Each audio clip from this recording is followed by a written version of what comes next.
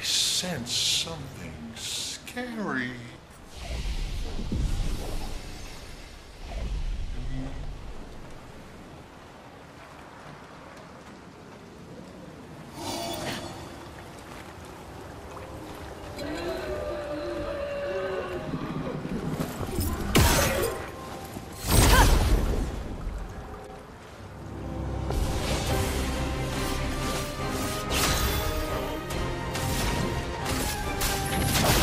Feel the burn!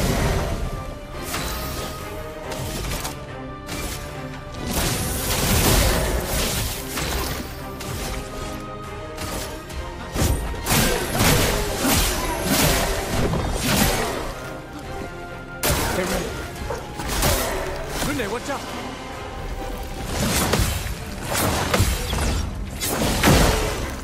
Please survive! I'm ready.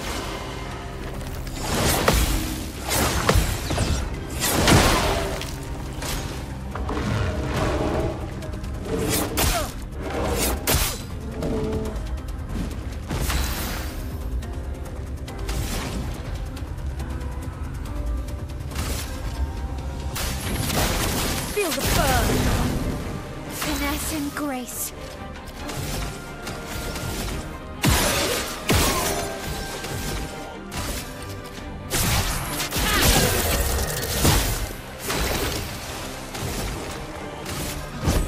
For those who come after.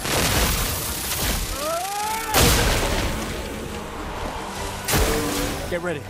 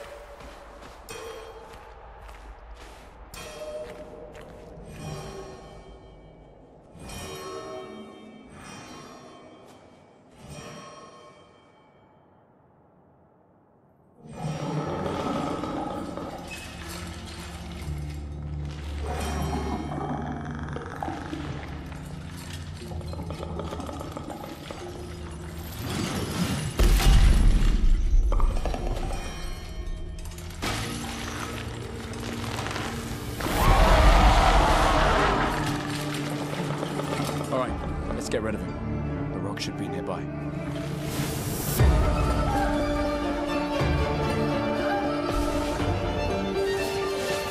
A storm is coming.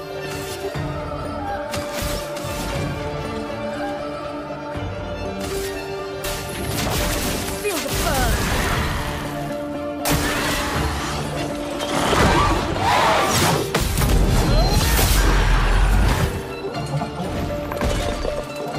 Brace yourself. I'm ready.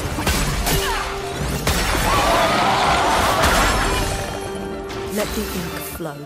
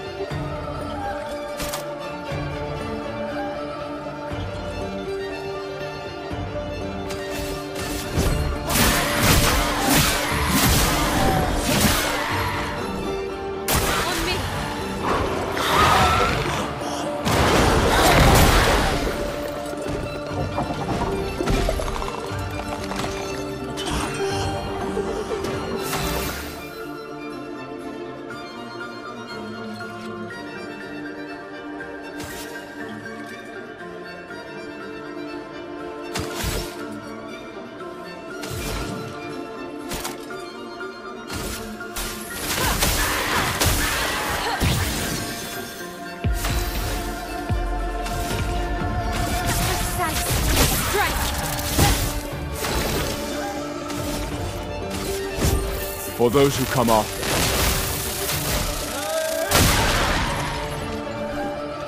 Lumi, watch out!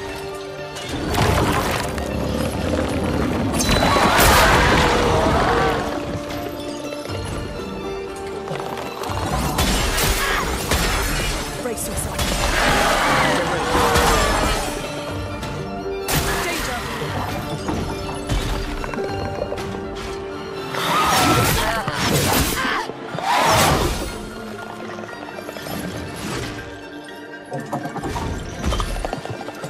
Ready to evade.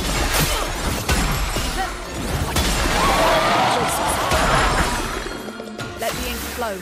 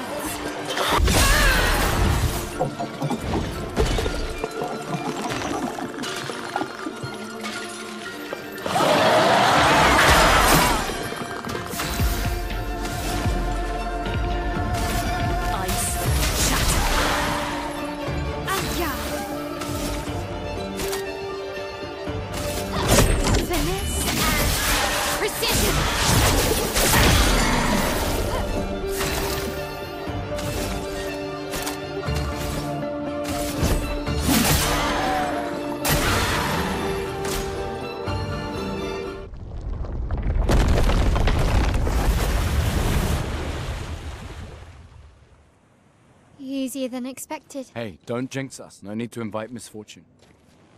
I don't see any stones. What's happening?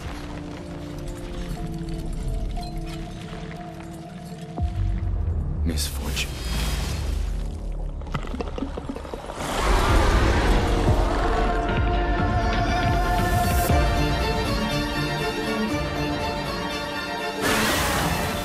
Okay.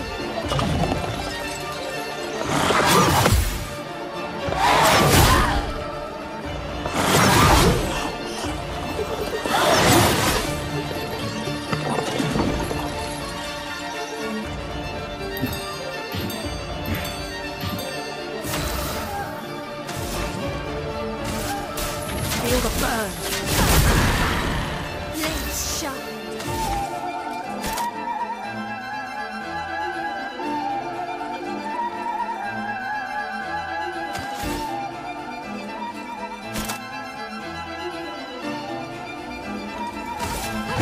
Finesse and precision.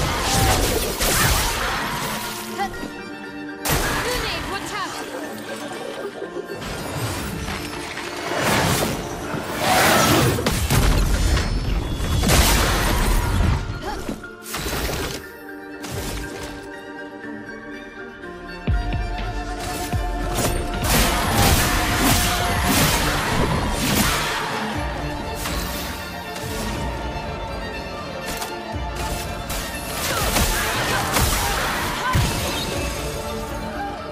Brace yourselves.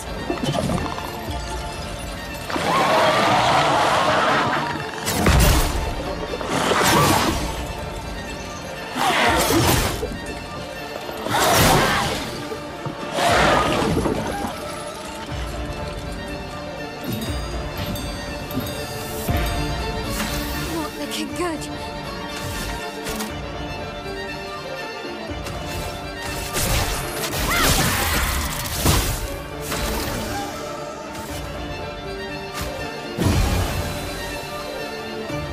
Lune, watch out!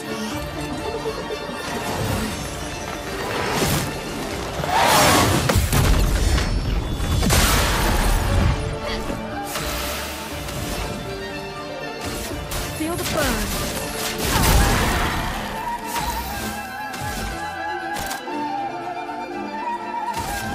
On fire. Harry it!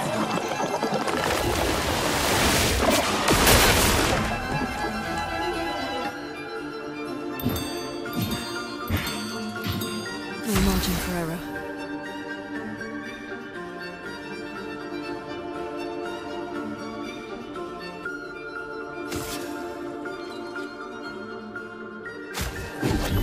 Let's finish this.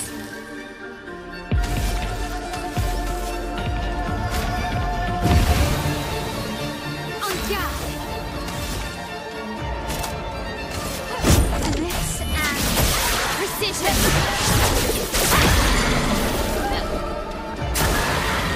No margin for error.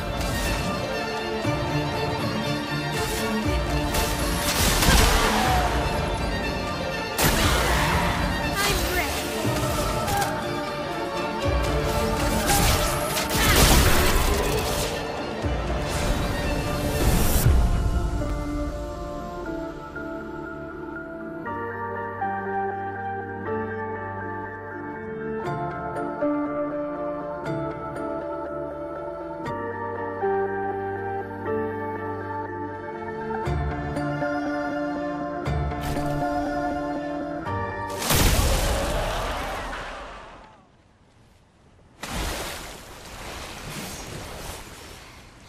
Is it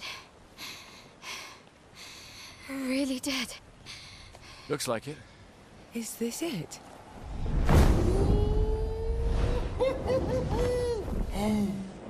Florrie. All right. Ready to sail like a snail.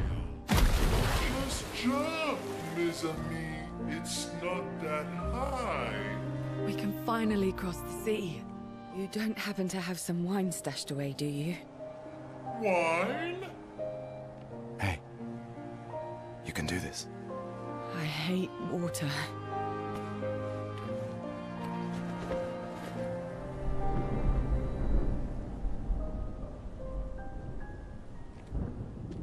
She doesn't seem that far now, does she?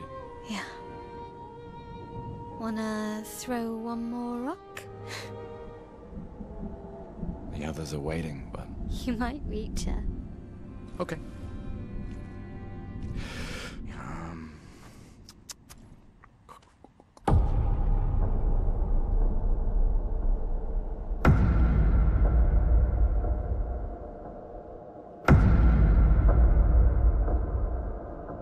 Ooh, what about that one?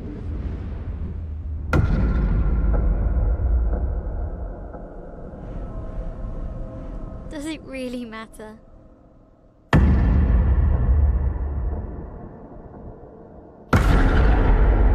Well, you know, like I always say, it's not about the rock. It's more about... Gustav.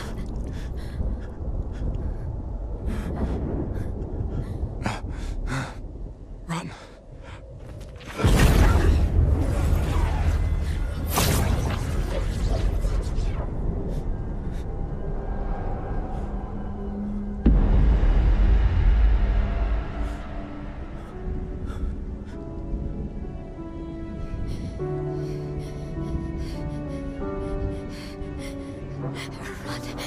Please run.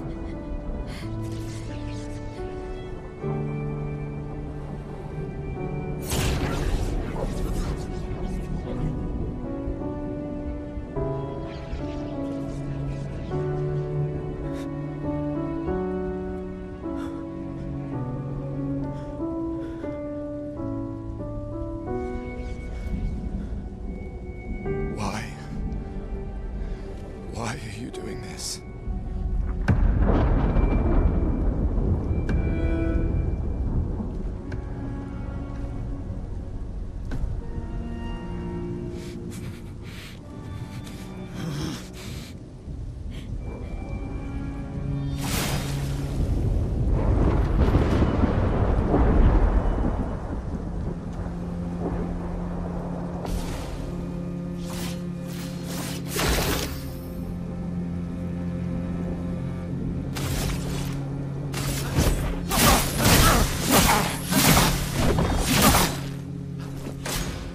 We've done nothing to you. We should be on the same side.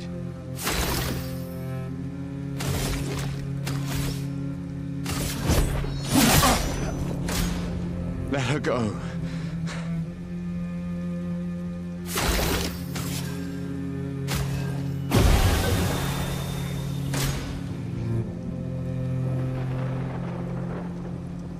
Something's going on up there.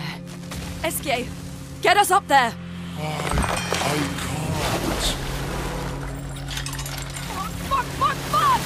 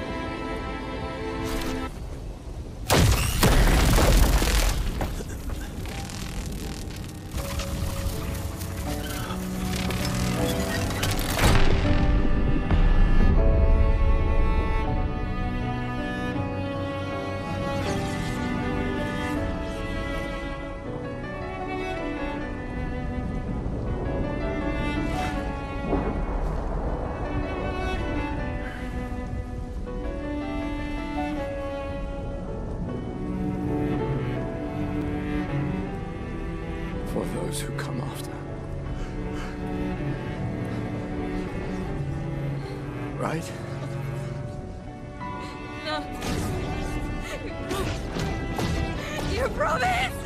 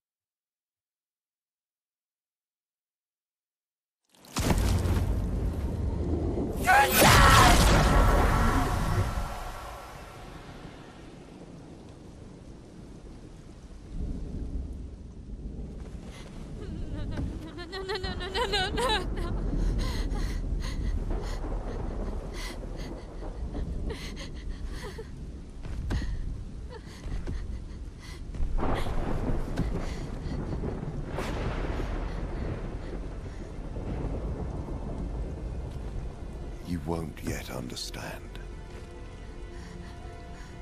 But this is a kindness, not a cruelty.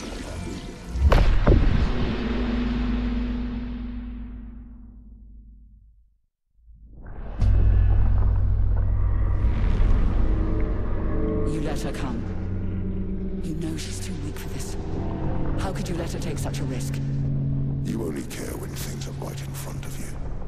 My sweet child, you were supposed to stay home. I told you not to worry. But since you're here now, just stay put. What are you saying? You must go home, now. This does not involve you. When this is over, we'll go home together. No!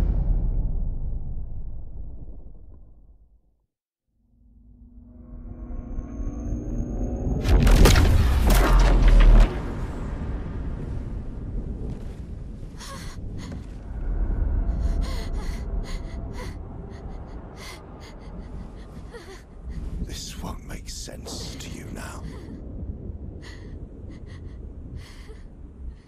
But we both want what's best for our families. I'm sorry you're caught in the middle, but I did try to warn you.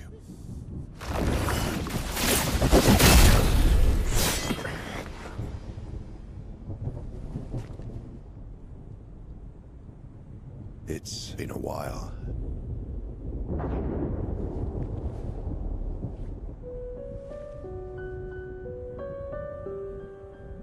Stay out of this. You chose to walk away. You don't get to come back now and interfere. You've lived more than a lifetime. It's time to let her go. A lifetime. A lifetime with my family torn apart. No. I want my family back. It's not your family. But she is.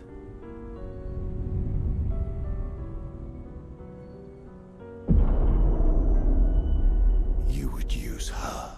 She chose to come. I didn't make the rules between you two.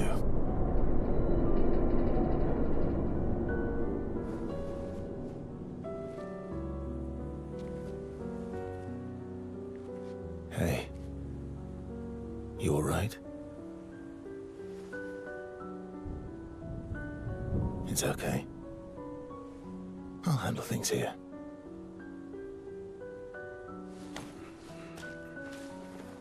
Get back to your friends.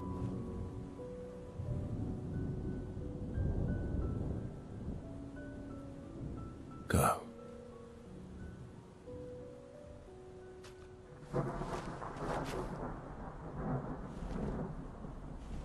So that's it. You've set us down this path. But are you ready for the consequences? She'll never paint again.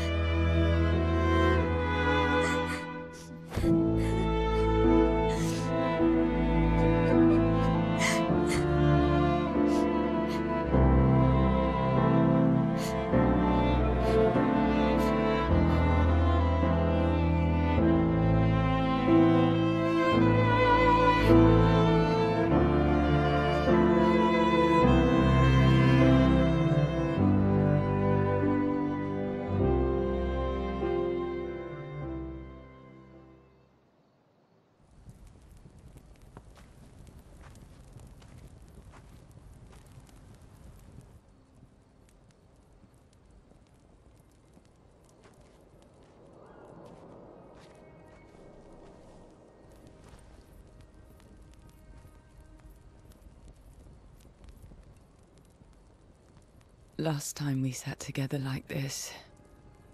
In Lumiere, mourning our parents. Seems like every time we're together, it's to grieve.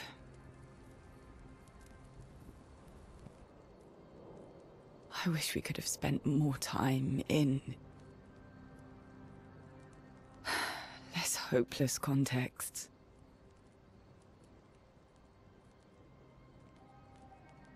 The plan doesn't change. We aim for the monolith. We keep heading north. With SKA's help, we can make it. But we lost the Lumina converter, so... It's okay, we can think about that later. All the backups were destroyed by that man, but Expedition 32 will bring more. Their chances will be better. We need to prepare them. I should update our journals. Hey. It's okay.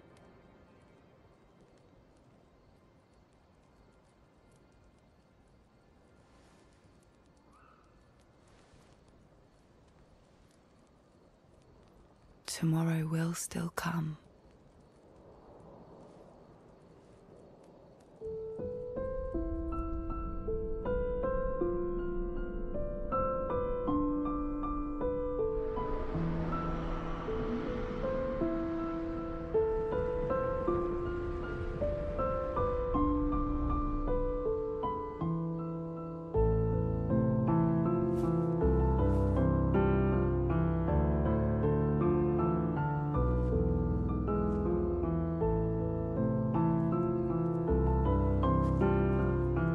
Ciel!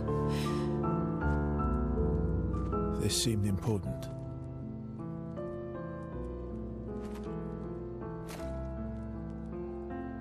If you want to reach the monolith, the best path is through the quarry up north. Who are you? And where did you get that expedition uniform?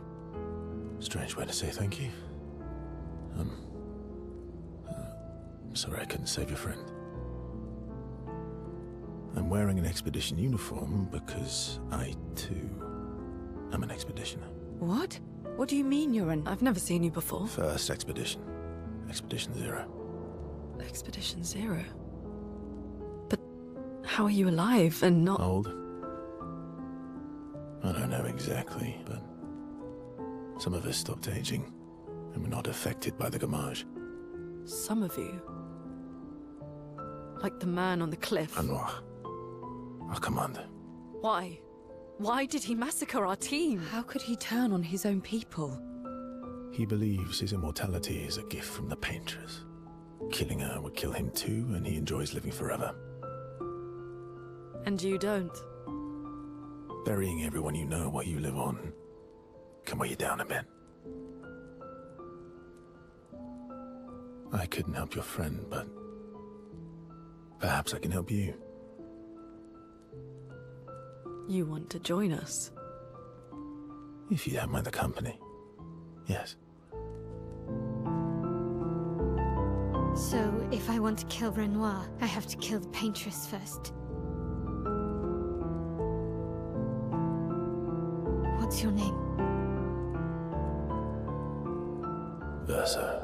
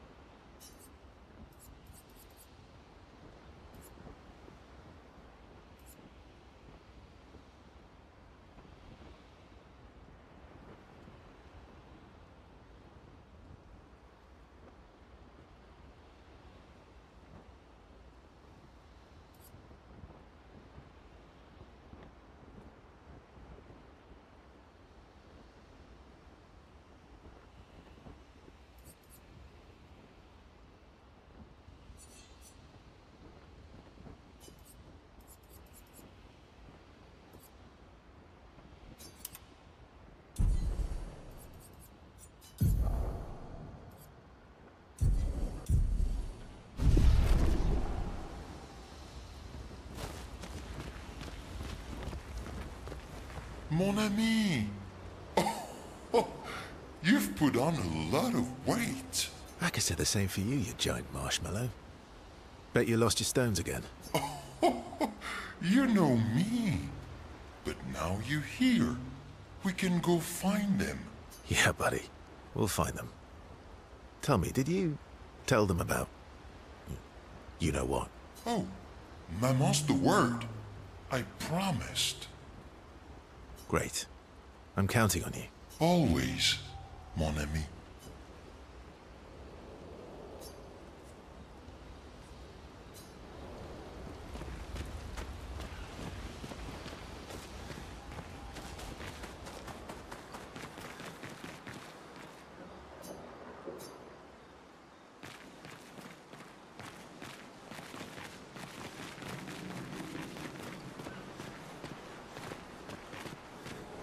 Expedition Zero left 67 years ago, which would make you... About 100. Yeah. Tell me about the fracture. I'm not gonna get much sleep tonight, am I? Mm-hmm. Expedition Zero... About 100. Tell me about the... I'm not gonna get... Mm-hmm.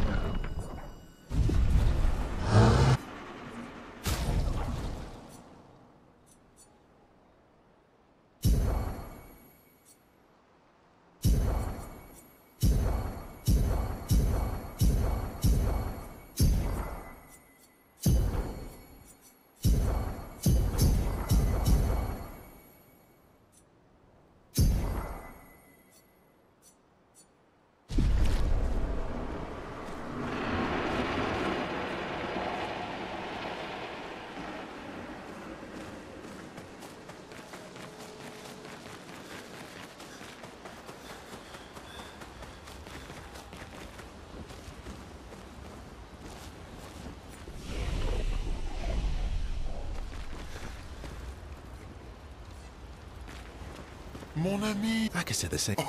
Yeah, buddy. Oh, Great. always.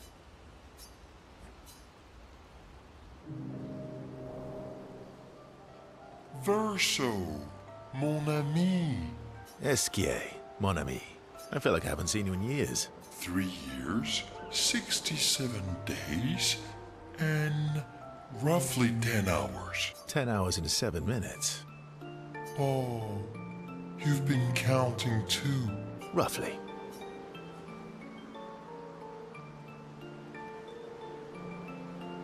What have you been up to? Oh, I have been perfecting the art of napping. Impressive. You must teach me his secrets. Mon ami, I wish I could, but napping cannot be taught. It can only be experienced. We must nap together. Sure. That sounds nice. Yes, yes, yes. So how did these expeditioners convince you to leave your cave? They're all so nice. Well, the super nice one died, but the others are cool too. You can make some friends too. It's been a long time since you made new human friends.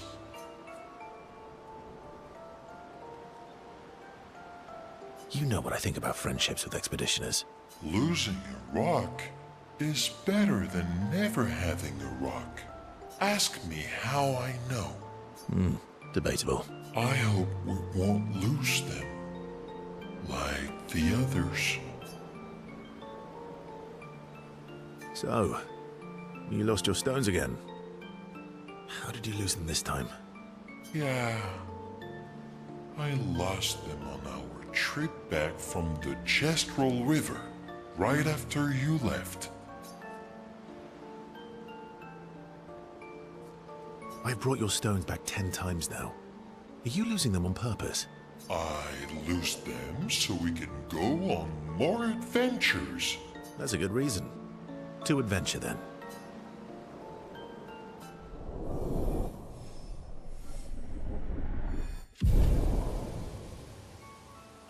To adventure!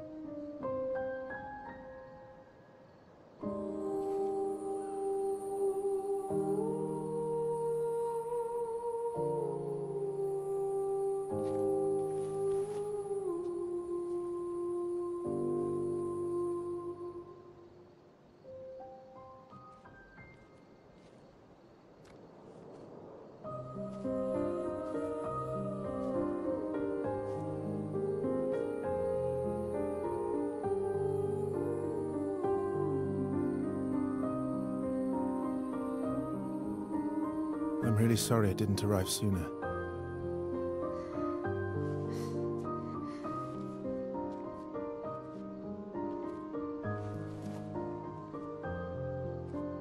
He was your brother? Something like that. Losing family is difficult. I know. I know what you're going to say. You want to offer your condolences. You want to say something comforting. But I don't need it. I've had enough condolences. I've lost so many families now. I just need...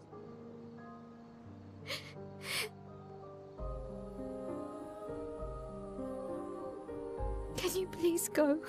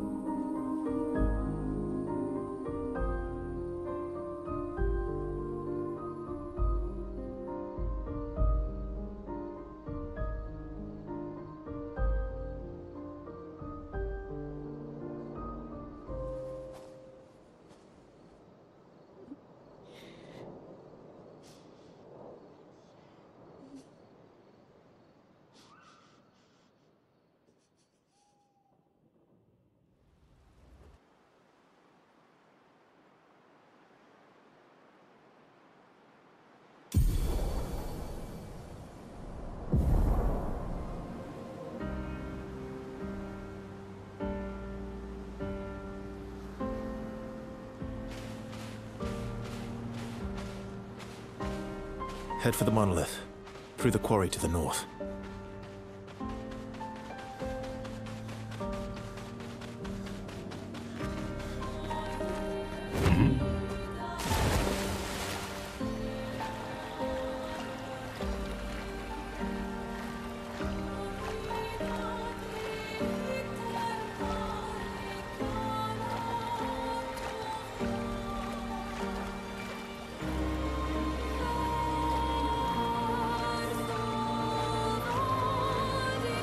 Everyone okay?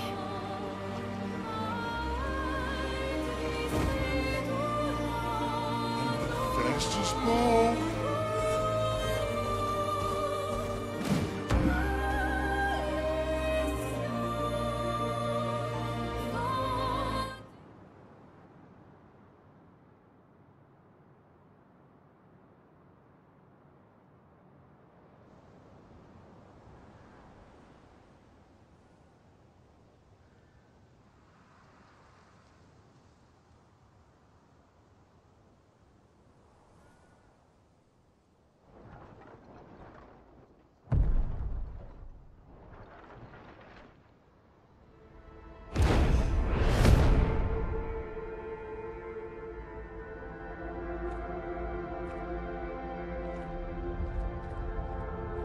You'll get used to them. We're going to see a lot more. If we hurry, we can cross before nightfall.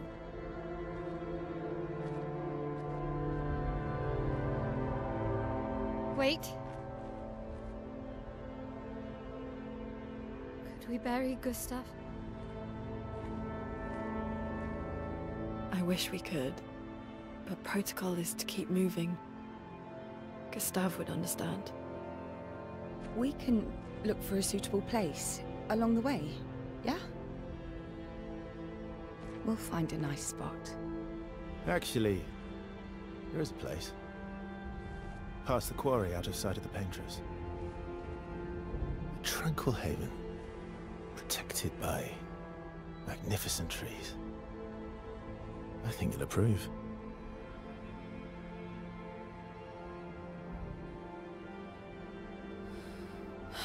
Lead the way.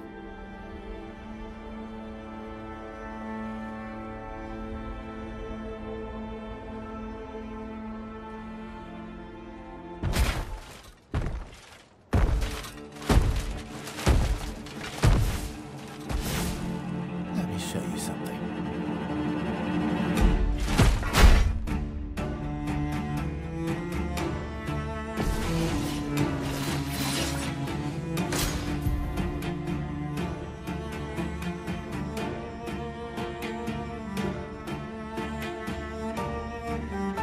Bring it on.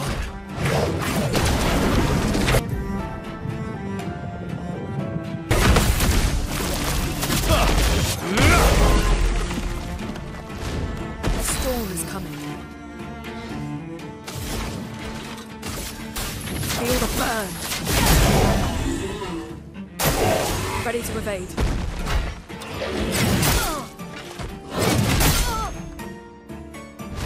A storm is coming.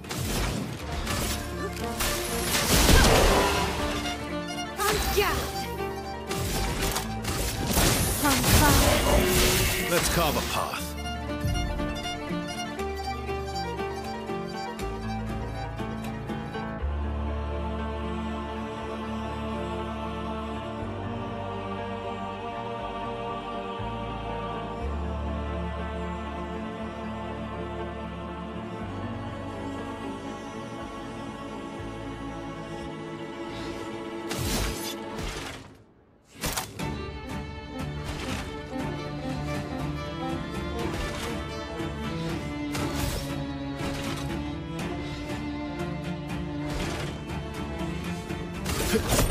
Here we go.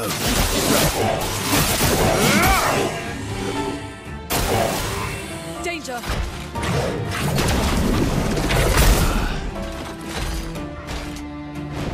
A storm is coming.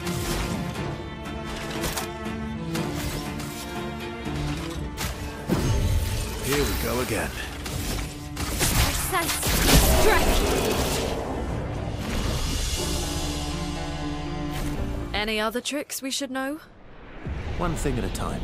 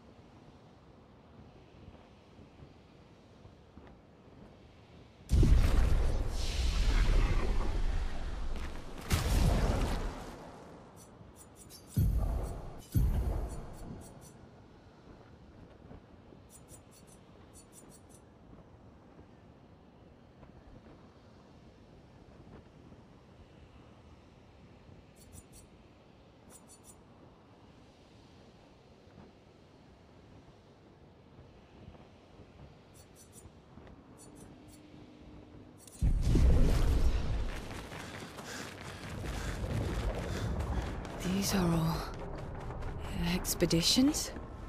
A single Nevron took out most of them. Is it still around? I've only seen it once, many years ago, so most likely not. Nice.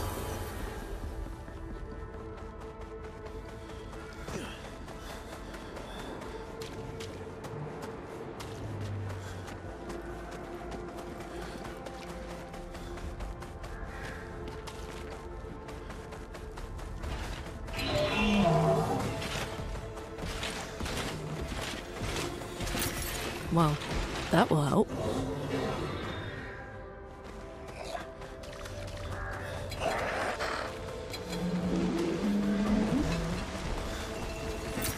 What have we here?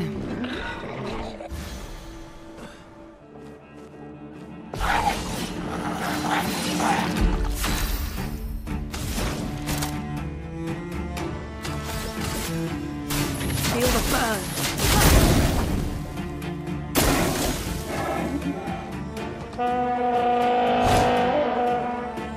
Watch out, Mael.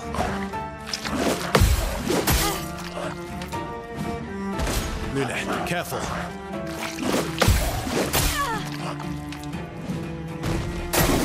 Careful, Verso.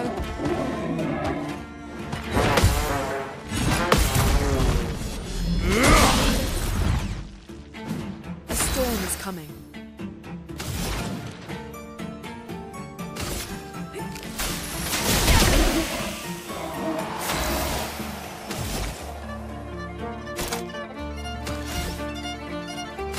Blade cut through the flames!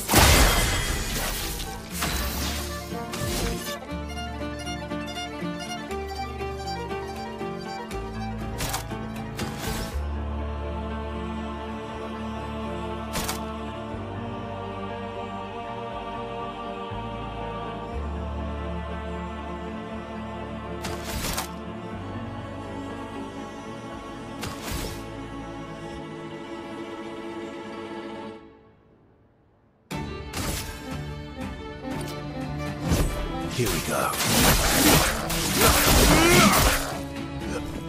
Let's dance.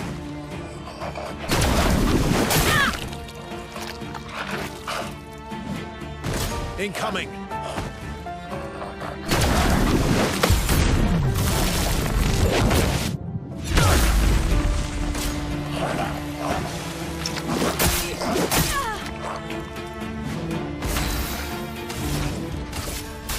Feel the burn.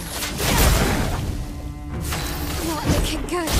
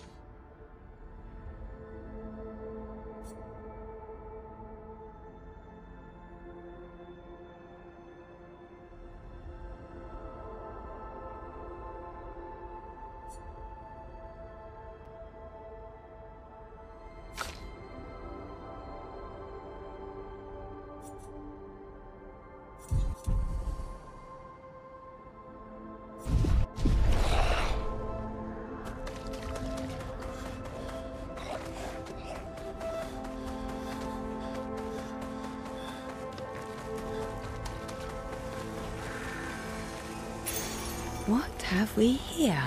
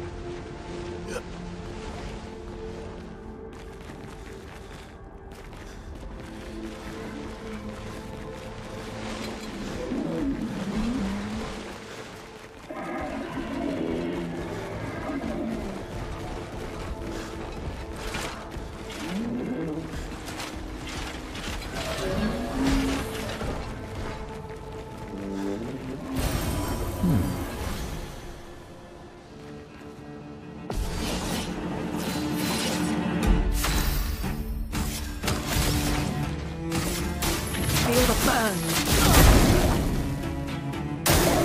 Lune, watch out!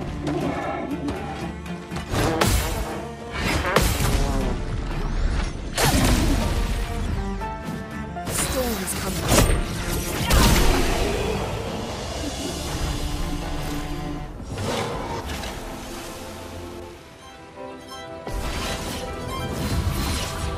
Let us stain them.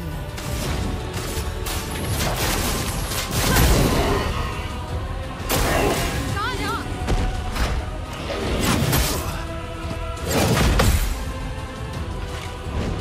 Let us stain them. Feel the burn.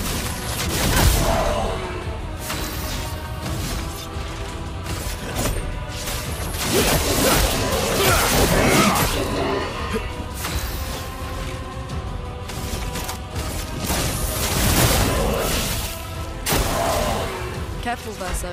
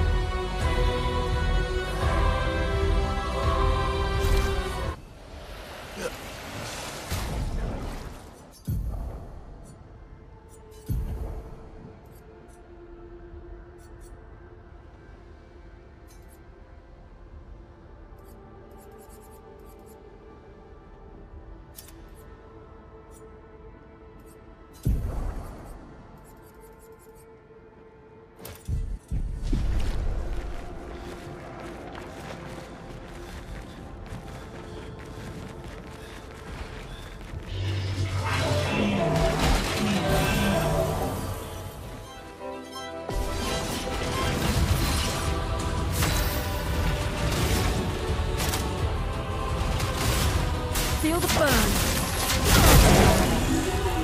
Incoming.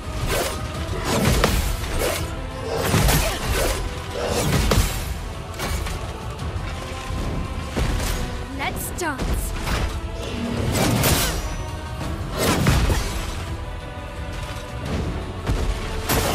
I'll do it.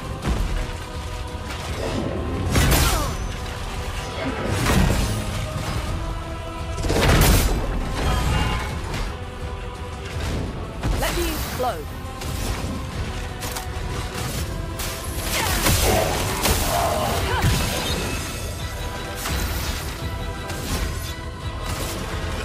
Here we go.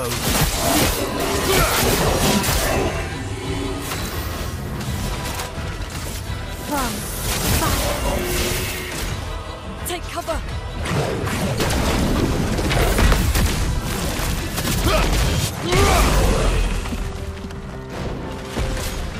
Please survive!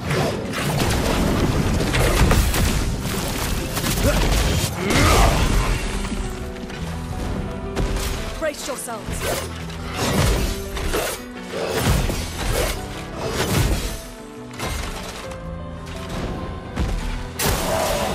Bring it on.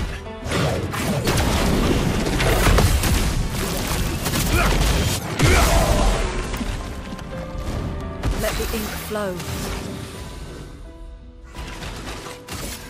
Ice shatter. Careful, Mael.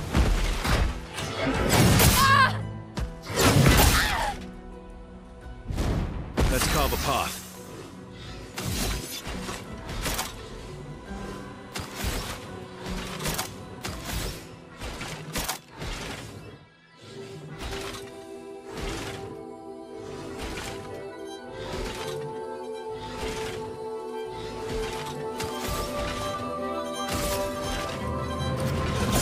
Here we go. I'm ready!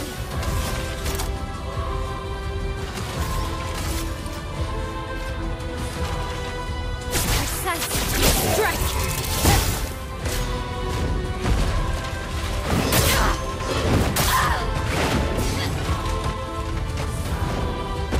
Guard up!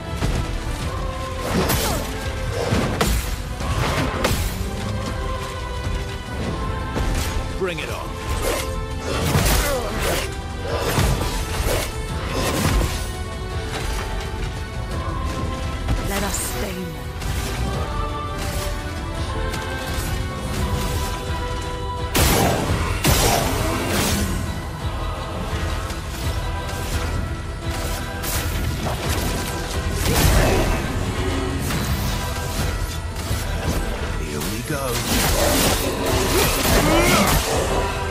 That's Wilson.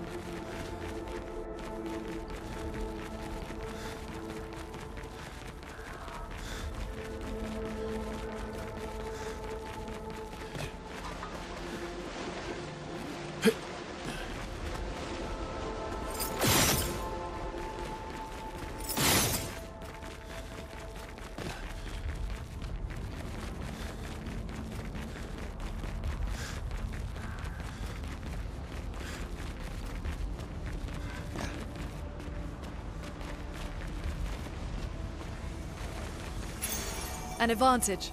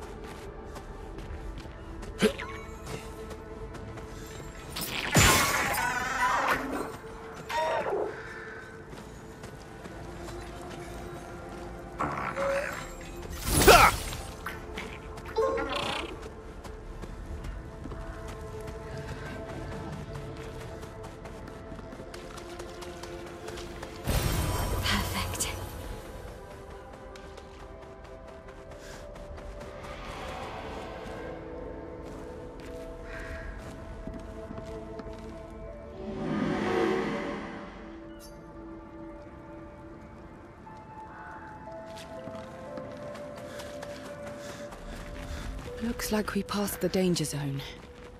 And no sign of your special Nevron. Oh, I guess we're lucky.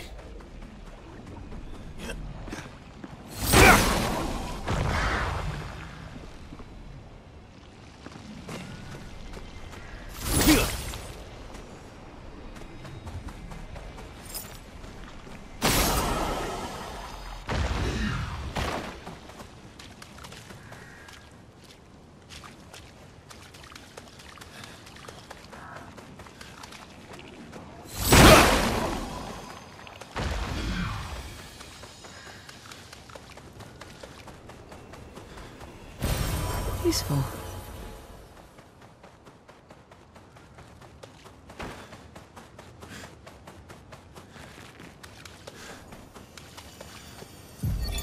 Expedition 57, Carla. These siege engines seemed much more powerful in Lumiere. But on this battlefield, next to all these broken bodies, staring at the true size of the monolith, I feel despair. I dare not show my true feelings. As commander, I cannot yield to fear, but I can't help but wonder, is pressing forward the correct course of action? Our lives are forfeit anyway, but is there perhaps a better way to spend such precious coin?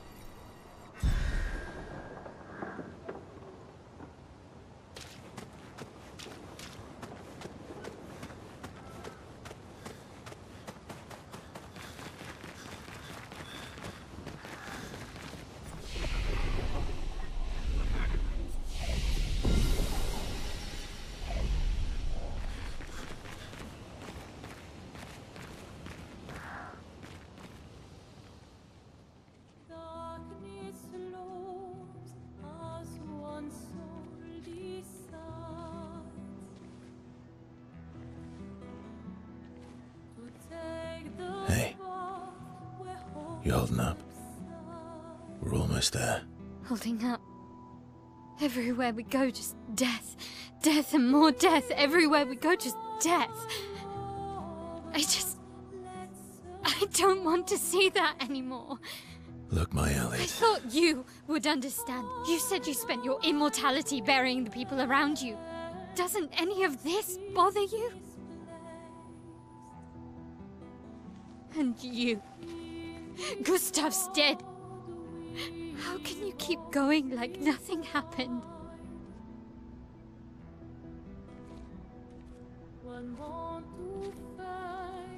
We need to continue. Why do Mael. You know what we must do. When one falls,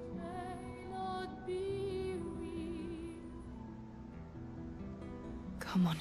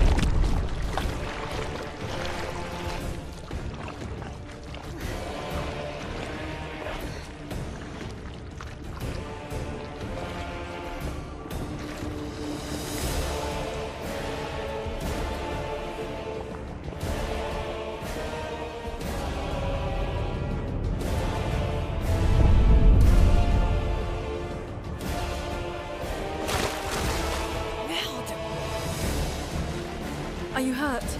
I'm fine.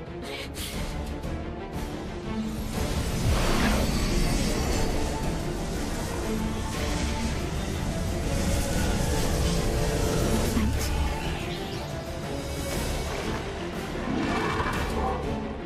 Ready?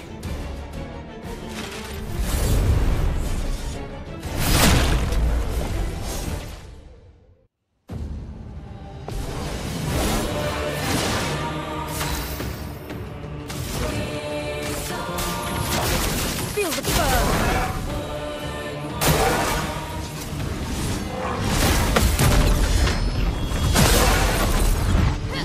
Let the ink flow.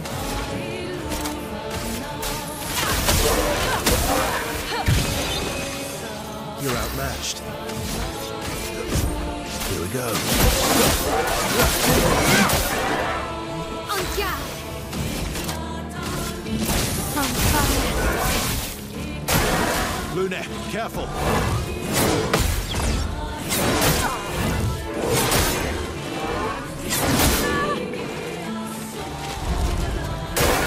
I'll do it.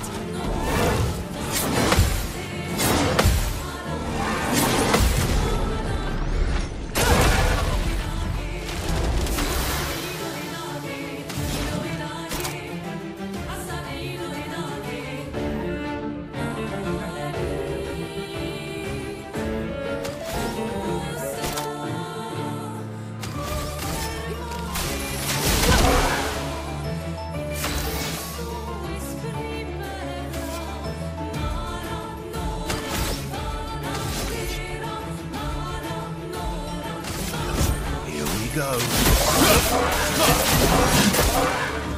Finesse and grace.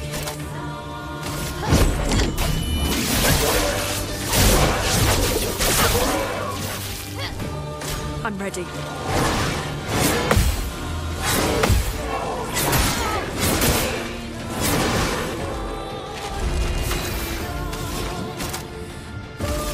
Wait in fear. Ready to strike.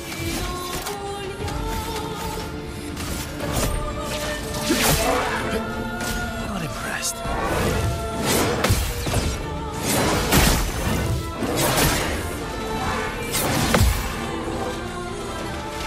On guard!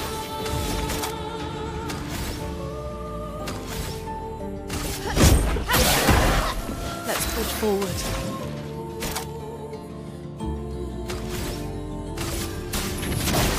Feel the burn! Careful, Mael.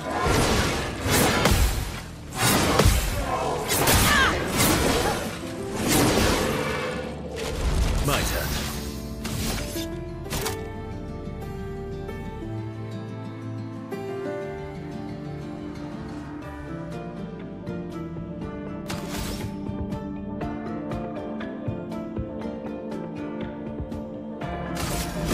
I'll use your fire.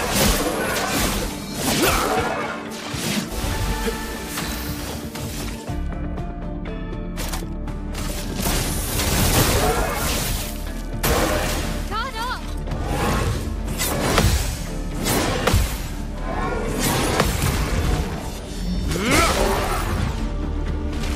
Chronos is flowing.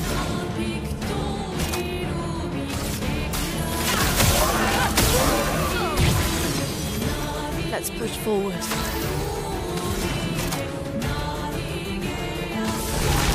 Waken to beard. Careful, Mael.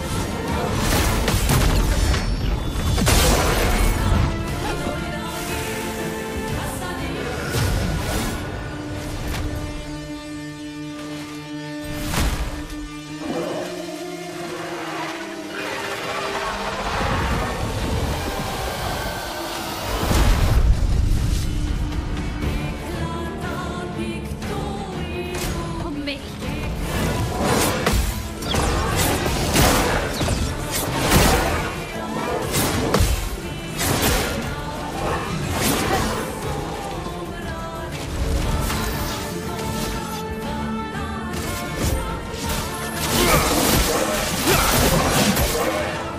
On guard!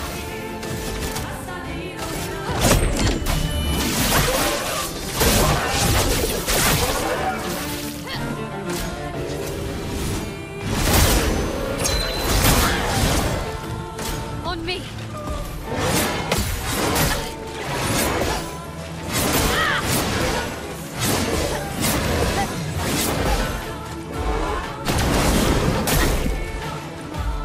I think I'll improvise.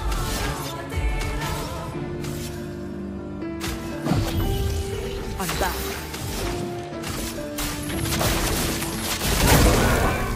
The dance begins. Bliss and precision.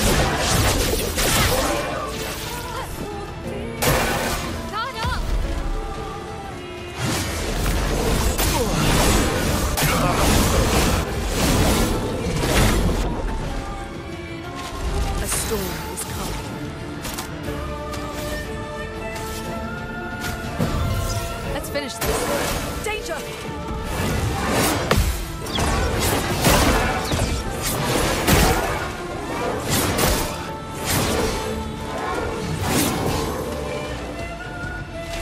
Let's spill some ink.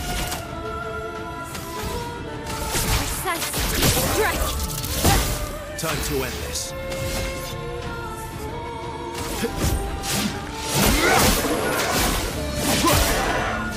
I would have lived.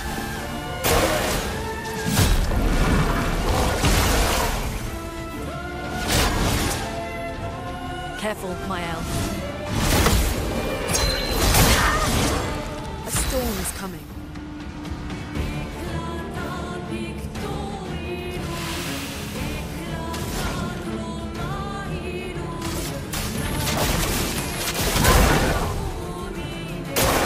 Brace yourselves.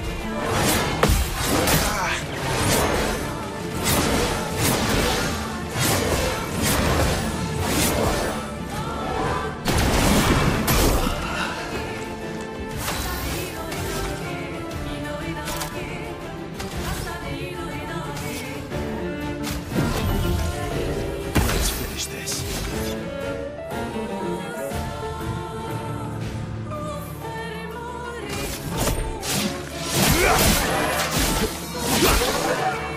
I would have lived.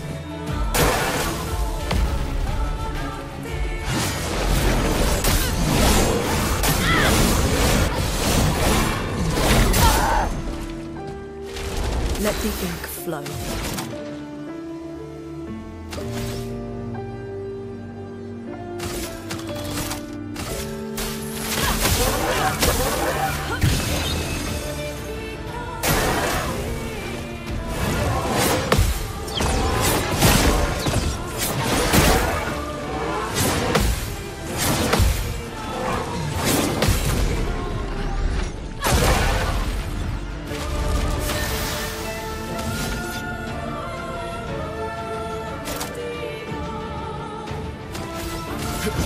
Here we go.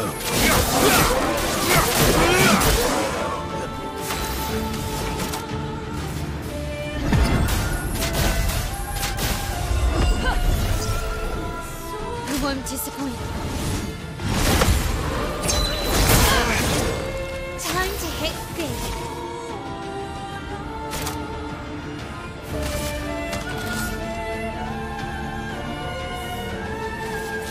Shields up! Lune, watch out!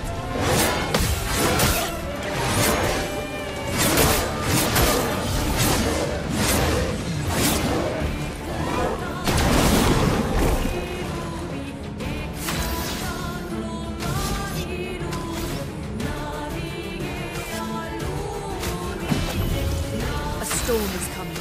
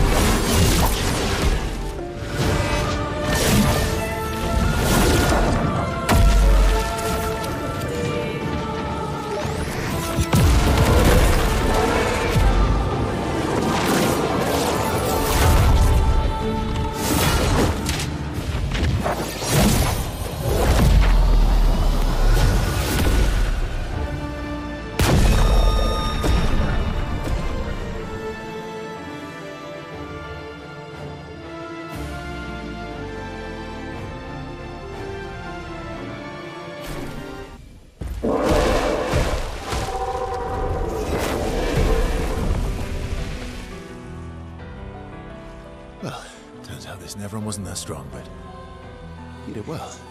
You learn fast.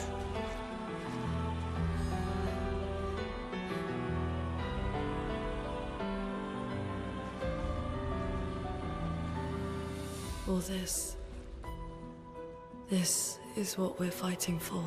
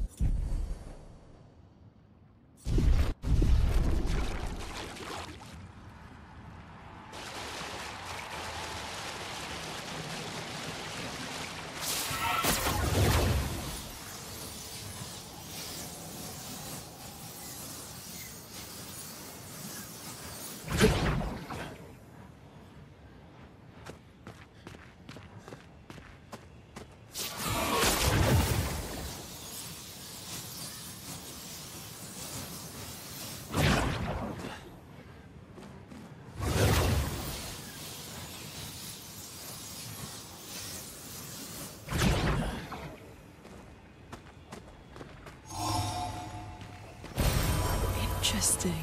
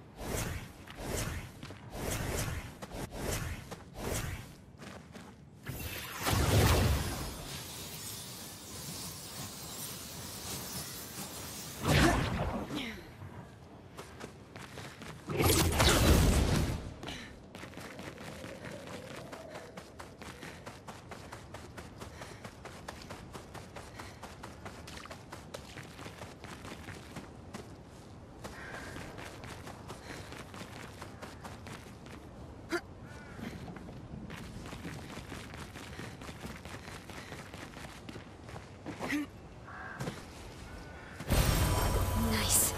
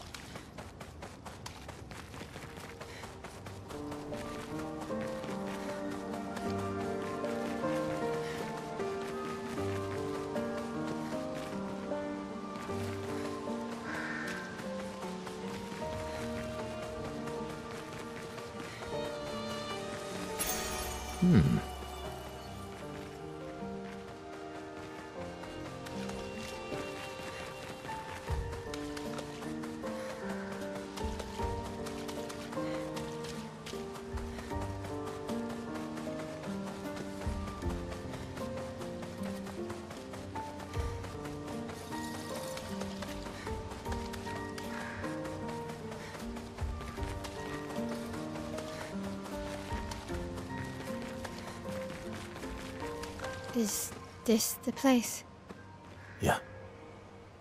We can bury your friend under this tree, if that's okay with you.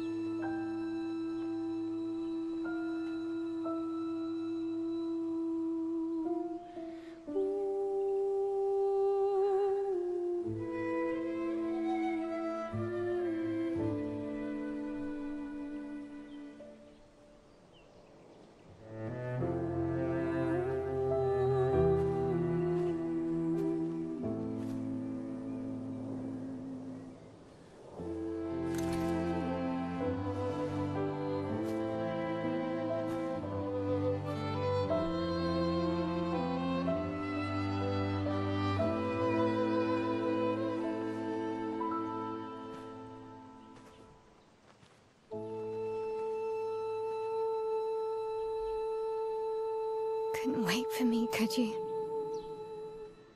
I wish we could. Rest easy, Gustav. I'll finish what you started. The Paintress, Renoir, they will pay. No more dome. Just open skies. I'll save them, Gustav. Emma, your apprentices, everyone. You can leave it to us. You were always there for me. I'll save them. Say hi to Soph for me, yeah? We could never tell if you were my brother or my father. But to me, you were both. Best brother and father I've ever had. When one falls, we continue. Thanks for being my family.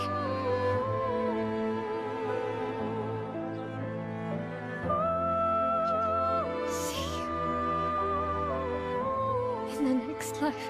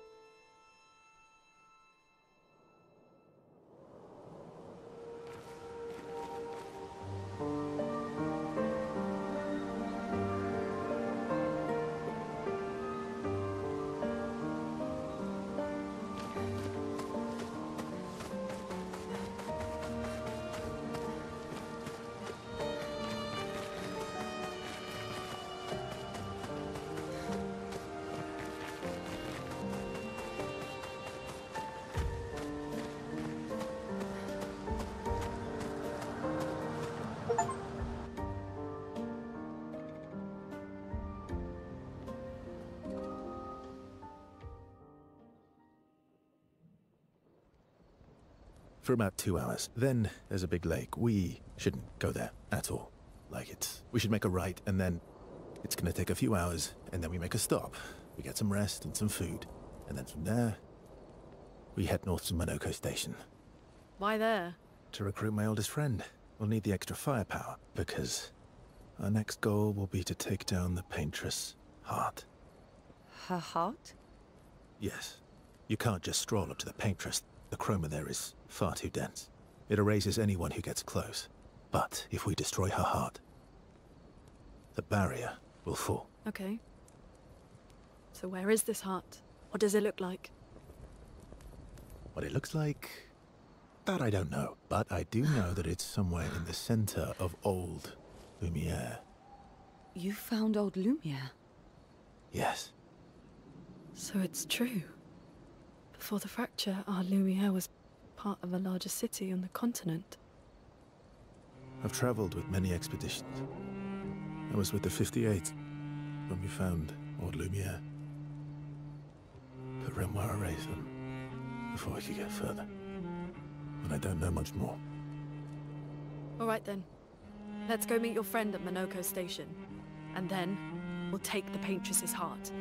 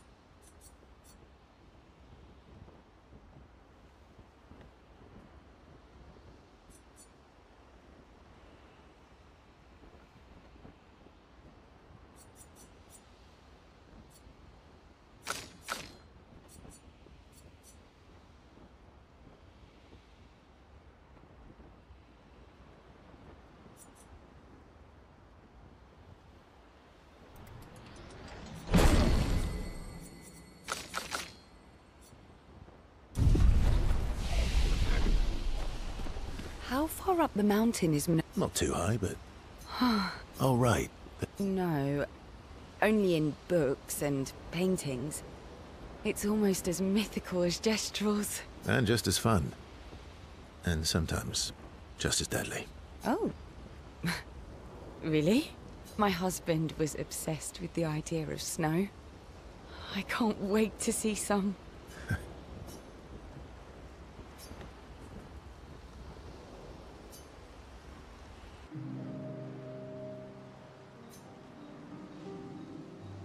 You seem less stressed than the others. Is that your conclusion? After your extensive observation of our team? Yes. There must be better uses of your time than analysing our stress levels. Well, it's important to understand your teammates. Says the mysterious stranger who has yet to share much about himself.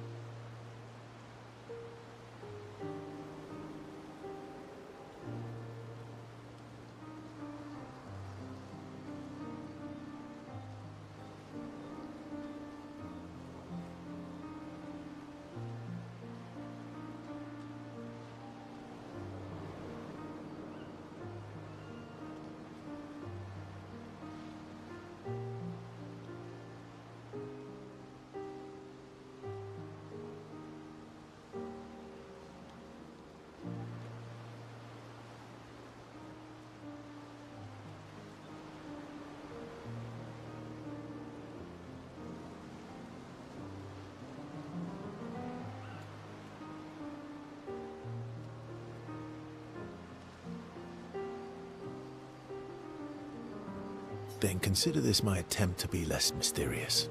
Oh, is that what this is? I'll trade you. A story for a story. Quite fair, I think. Well, there are stories, and then there are stories. You first, then. Something unusual, then? Strange wonders and mysteries? A bit impersonal, hmm? Not really how you get to know each other. I don't think that's worthy of a trade. No.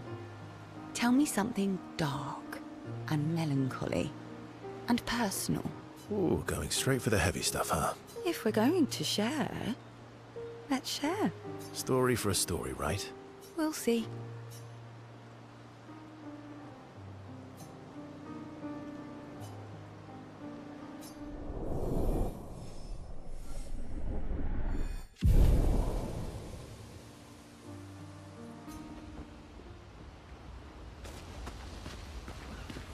You're old? Yes. Gustav would have... Why? Because we don't get to enjoy...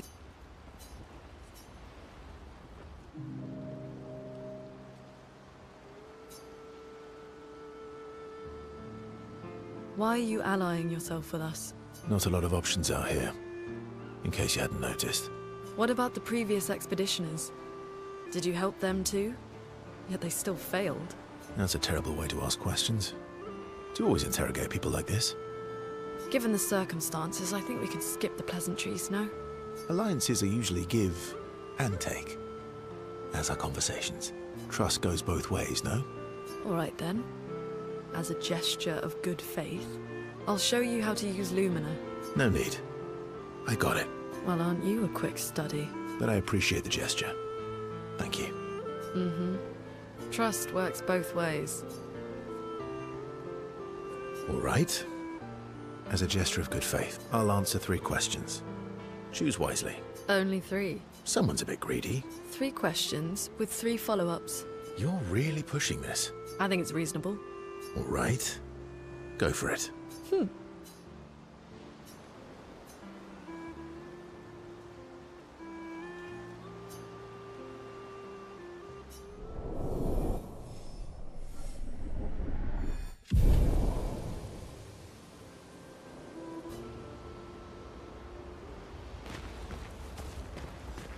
How come Minoko lives so far from the other Jestrels? Minoko's a searcher. They travel the land looking for Jestrels who went missing after the fracture. The lost Jestrels. Yeah. That and he, pissed off Golgra. That was... Yeah.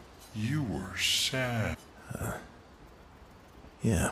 You were thinking of Julie. Well, not just her, but... yeah. Want a hug? Yeah. I do.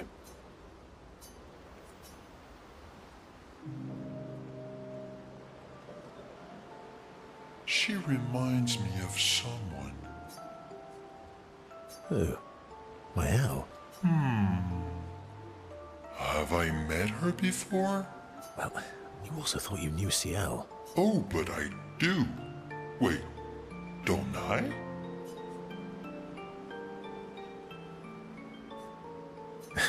Sometimes I feel like you know everyone.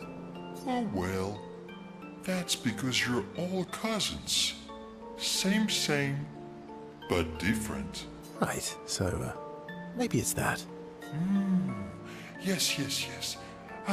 Just like Verso is Verso's cousin. Mael is Mael's cousin. Yes, that's it. You're so very wise. You know, that almost makes sense to me. It's okay if you don't understand, Verso. You're still wise to me.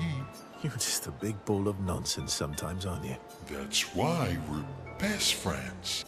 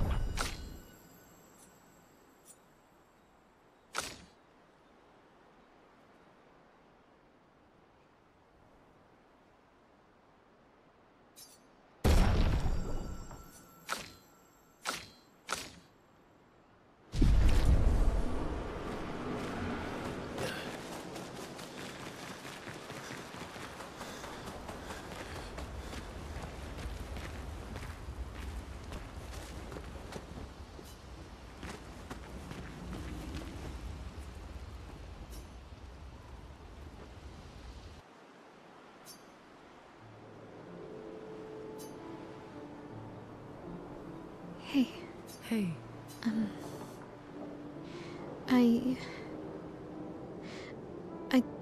I didn't mean... It's fine. I just...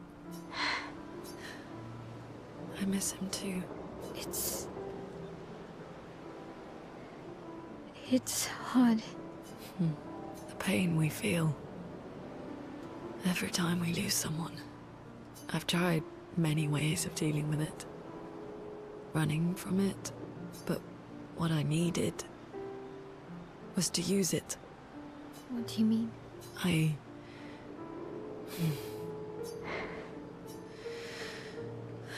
When I'm tired, when I feel hopeless, I use the pain. I use the fear. Monet. I can almost feel them beside me. Especially when I use Chroma. You feel... Yeah. I do. I'd like to feel him with me too. You have an affinity for Chroma too. Try it.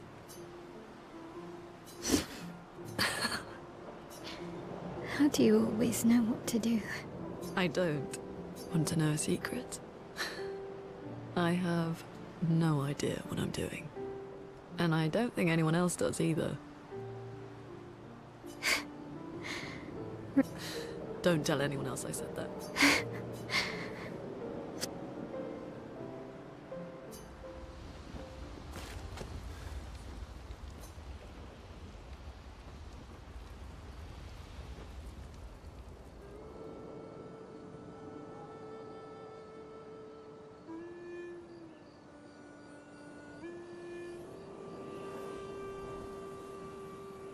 What are you working on? Contingency plans. If we fail, Expedition 32 will need every bit of information we have. Right, but how are you going to get it to them? I asked the Gestrals for help. Smart.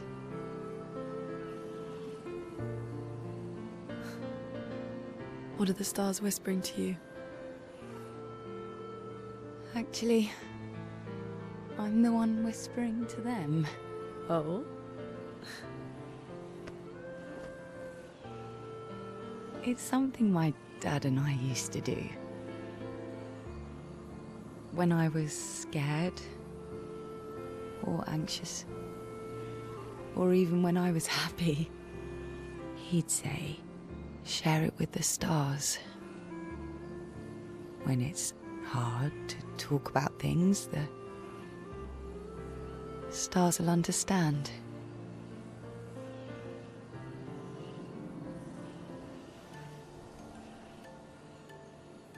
I like that.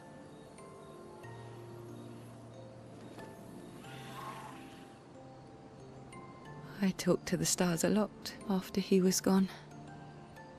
I remember the night we first met at the Crooked Tower. Right. After the Gommage. I was surprised to find you there. I thought I was the only one who knew about that room. I had to get away from the harbour. And those damn petals everywhere. So I climbed up.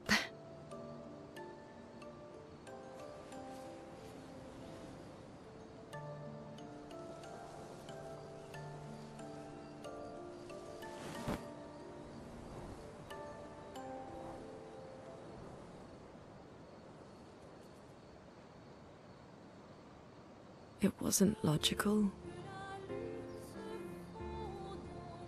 But part of me really believed my parents and their expedition had succeeded.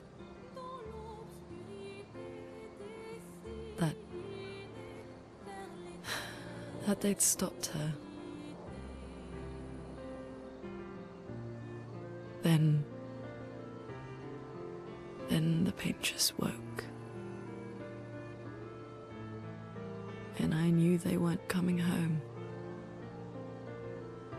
You know, it meant a lot to me. The comfort we shared that day. But you avoided me after. Why?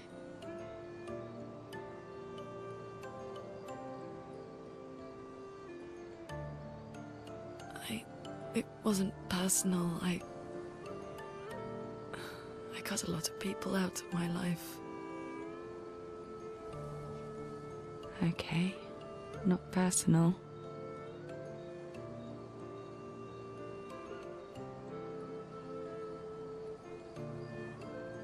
That day, I knew my parents had failed.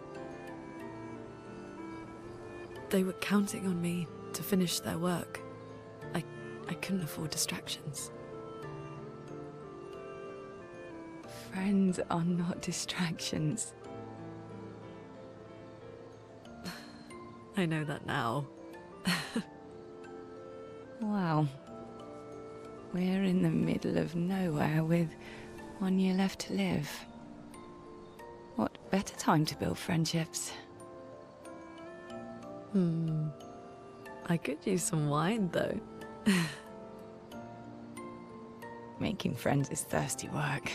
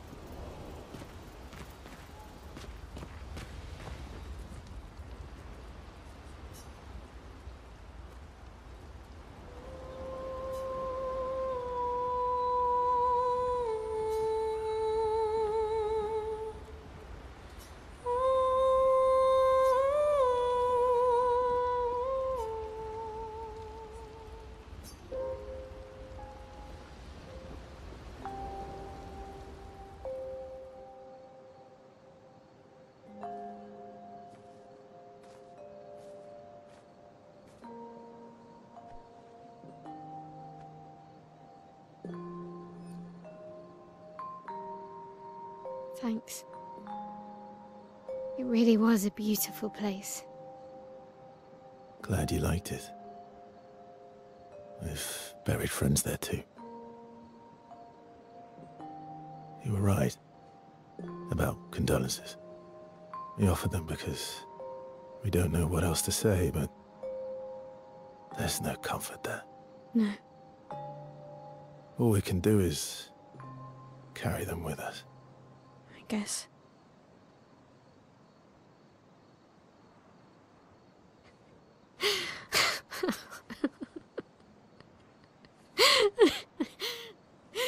Sorry. It's just we're Drowning in our own sadness. Hey, why did you join the expedition?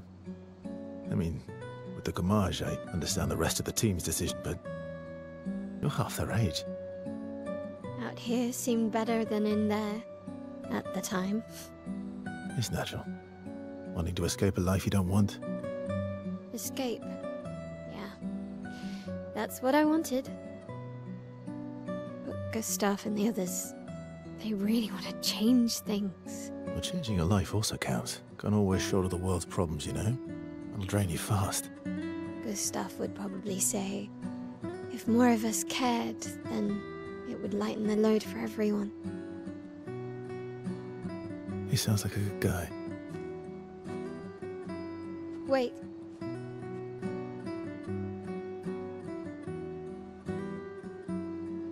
I kept Gustav's, so you can have mine.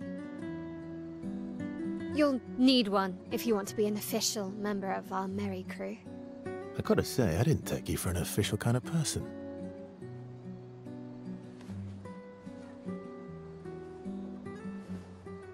Welcome to the disaster expedition. Thank you.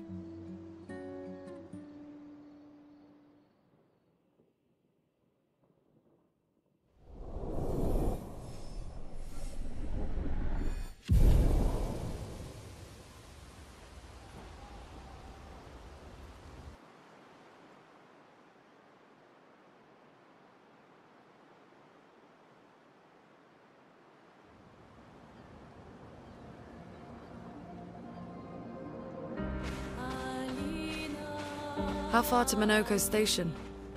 With SGA? Oh, should be quick.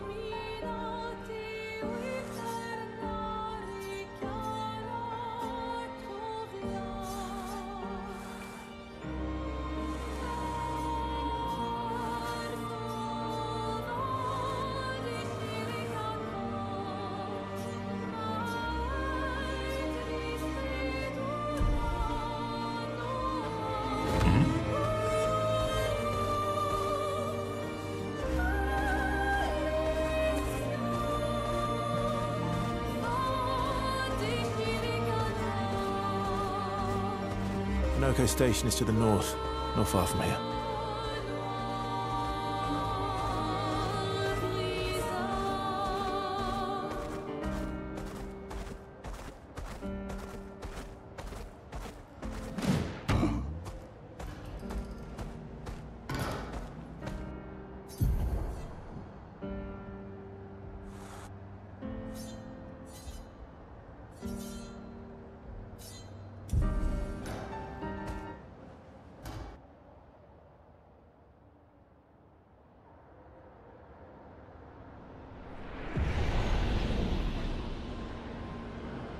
Follow the tracks.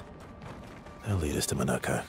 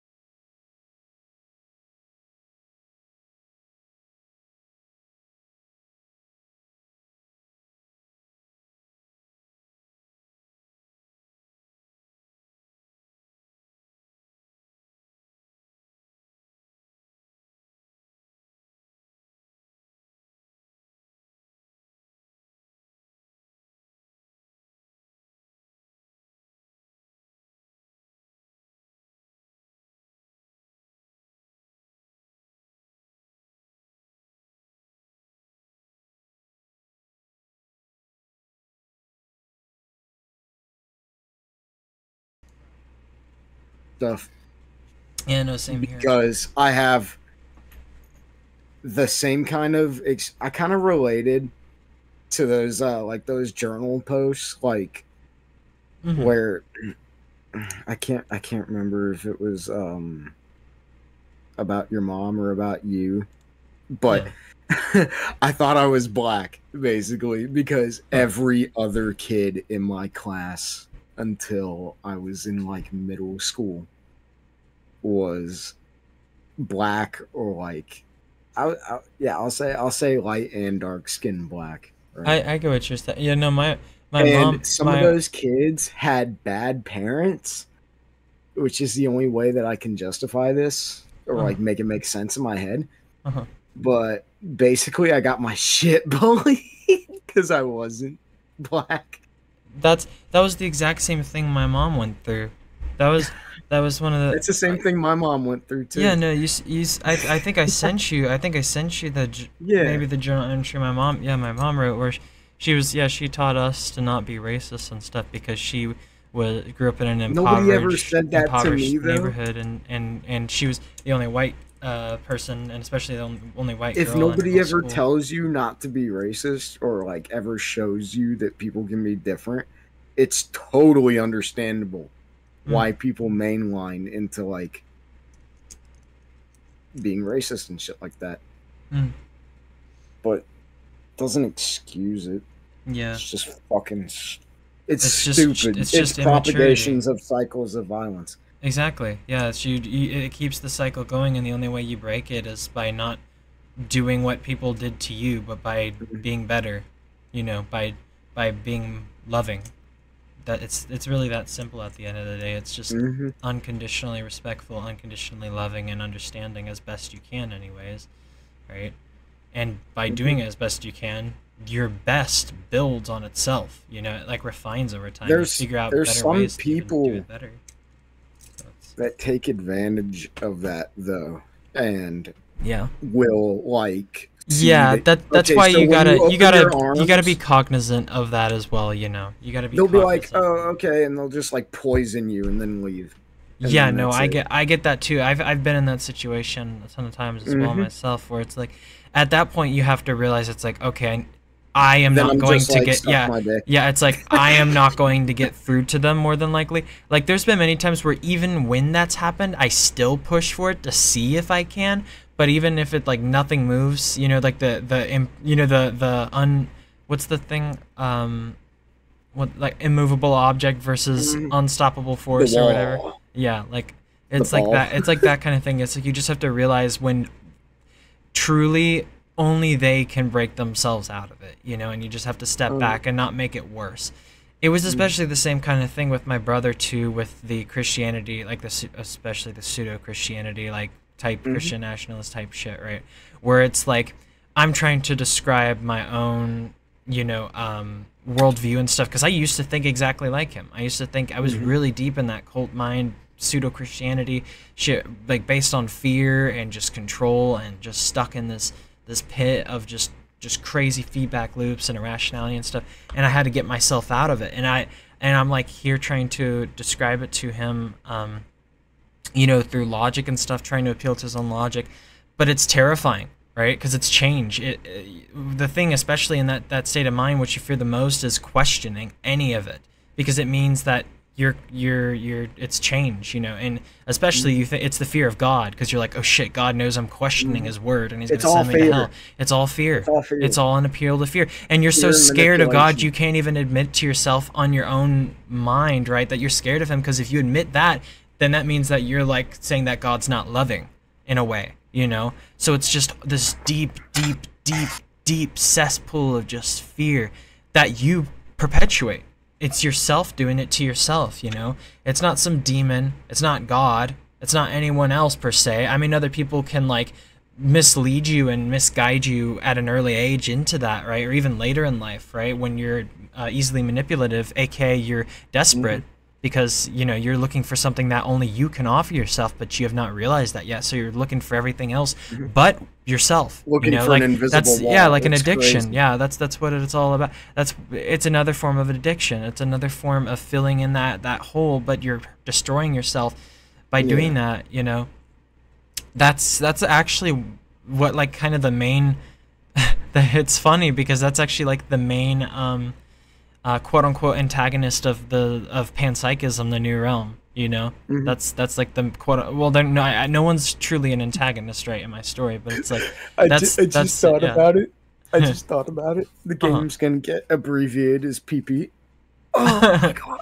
No, panpsychism's one word. It would just be PTNR. That's what it would be abbreviated as. Panpsychism, the New Realm. Or just P. Okay, make it PP. Make it PP, yeah, or PP, I guess. PPTNR. Funny. Yeah. PowerPoint. I still need to trademark that. I need to figure out how to do that still. That's cheap. You go to the U.S. Patent Office. Hold on. Wait, it's not patent. Hold on. Trade.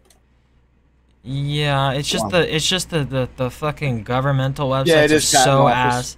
Oh yeah, USPTO. yeah. Can you send me that? Yeah, because I went somewhere else. I think Thomas sent me some other website, and it was like this government website. Hey, I never got the and it was- password. I never broke the password to the Blender note. Oh, Small. you never did? You're in a. It's not. They're not I got Blender those notes, by the way. It's my panpsychism notes. Oh, Yeah. I never broke them. So you know how I said it's 3 words, no spaces, capital first letter of each word, right? It's heaven is now. Sweet. Yeah, heaven is now. No spaces. Uppercase each first letter. That's what it is. Bruh. But yeah, no, I mean, a lot of those in the encrypted notes are like on the server now, but yeah, still. I have them there for, you know, in case I was like dead or something. It's like out on the Internet Archive at least, so there's something of it. I mean, I do that for like kind of everything I make, but you know, leave. It's kind of like Expedition 33. It's like for those that come after. For those who come after, or whatever. Yeah, this is epic. I'm enjoying watching it. I wish it wasn't so expensive. Yeah. I bought it on a whim because I'm like, I've only heard like fantastic things about it, so I'm like, fuck it. I don't ever play single player games, so I'm gonna just buy this one. Also, it's super similar to the Tales series, especially Tales of the Abyss, which is a super nostalgic game for me that I played on like the DS or like 3DS or whatever. I love, like, especially the map layout. Like, it's very akin to like old Tales games. Like, I love it. Where it's like this, you know, it's like all the locations are really small and stuff, and your characters will running around and stuff, and you can go to all these different areas, and then you click A, and then you're in the much larger scale area or whatever. But what I was saying earlier too, though, right, was that my dad, like, came in here, said that or whatever, closed the door, and like all the other times I would go up and I would still just go and do it, even though he told me not to do it, right? You know, where he's like, okay, don't even bother. Every other time I would always just go up and do it anyways, right? But this time I'm like, no. I'm like, okay, so he's gonna say I don't gotta do it. And he came back anyways. It was like, I thought you were coming. No, literally, that's that's what happened when I found that. Yeah, no, that's what. Yep. Yeah. That's why my attitude. That's why my attitude. When people are like, okay, then don't come. Then I'm like, okay, fine, come get me. Yeah, no, literally. That's why I stopped. That's why I stopped too, because it's just at the point where it's honestly just pathetic. It's just pathetic. It's really childish. It's really childish. Like I'm not gonna what's the word? Not appease it. What's the word? I'm not gonna enable it. That's what I'm trying to say. I'm not gonna play like 4D chess with my own dad's like emotions. Like, if he wants to tell me something, just say it directly to my face. I'm not gonna keep trying to read all the in between lines. I'm just like, I'm an adult, dude. I'm 22. Like, I don't like when I was a kid. Sure, I would do all that stuff, but it's like at the point now where it's just like, it's like, God, it's God, dude. Like, adult relationship, dude. You still treat me like I'm like 14 years old when I'm out here. Be dexterous in your social movements. You'll just parry shit like that. You know, just don't take it. I'm just done. It's really. I'm sorry for laughing. I was thinking about how people on Twitter like make their shit look all emo. Oh yeah. And be like, don't message me real ones, no. So. Yeah. But yeah, I was sorry. Yeah, that's all good. I was just saying though, it's just like what happened was he came back, but he didn't say a word. He just had like this super pissed off, stern face on him and stuff. Didn't say a word. Came in my room, walked over to the corner, stepped on and over all my shit on the ground or whatever, like over in that corner, and then grabbed my car keys and then just walked out the door, out of my room. And I just didn't say a word. I was just like, okay, like I just. What? What does that mean? What? That's. I think did you have to move your car? Yeah, that's why. I think that's why I grabbed it. But it might be. I was wondering if it might have been something else where he's like, okay, you're not taking your car anymore, even though it is my mom's car and it's in my name, right? I mean, like, to be fair, he does pay for the insurance of it and stuff. But it's like, I'm just like, bruh. Has your mood been down? Huh? You look like you've been feeling bad. Huh? I mean, how are you feeling? Are you okay? Yeah, no, I'm doing a lot better than I was doing before Friday. That's for sure. Friday was my fucking rejuvenation, because that's exactly what I was looking for. Was just an escape from that pit of just me stuck thinking about all the bullshit. And of course, only you can bring yourself out of that. So I'm like, I'm done. I'm tired of being tired. I'm gonna just go to this rave, even though it's scary to go by myself for the first time. How'd the rave you went to on Sunday go? I'd like to hear all about it. On Sunday? Oh, I think I already told you about that one. You told me like a little bit, and that was it. Like a sentence. Well, yeah, we did the silent disco, and then we danced at like the goth industrial rave. That was kind of it, though. It was really just typical club stuff. There wasn't any. Just dance. Yeah, I mean, like that's why I love going to them. Is just dancing. So it's like, for 5 hours straight, I'm just dancing and like fucking sweaty as shit. But but I was gonna say as well, I noticed from the difference between Friday and Sunday. Friday, I was dancing so hard and like I was like out of shape and stuff because I hadn't done like something strenuous like that in a long ass time, even though I wanted to get back into exercise and all that kind of stuff. So it's actually a really great thing I did. But what wound up happening was I was really out of shape, and I like. I would dance like so hard, and then I'd have to take like a 30-minute break. I was like so worn out. Sunday, right? I had one break in between Friday and then Sunday. Sunday, I took at most 3-minute breaks, and I would come back and I would still just dance just as hard. And I was like, holy shit, wait, I'm actually kind of building endurance. I'm building like stamina. So I'm like, fuck yeah. Because Friday I danced for 5 hours. Sunday I danced for 5 hours. The silent disco and also the industrial rave happens every Sunday. So it's like, goddamn, I can go there every single fucking Sunday if I want, and I can just get better and better.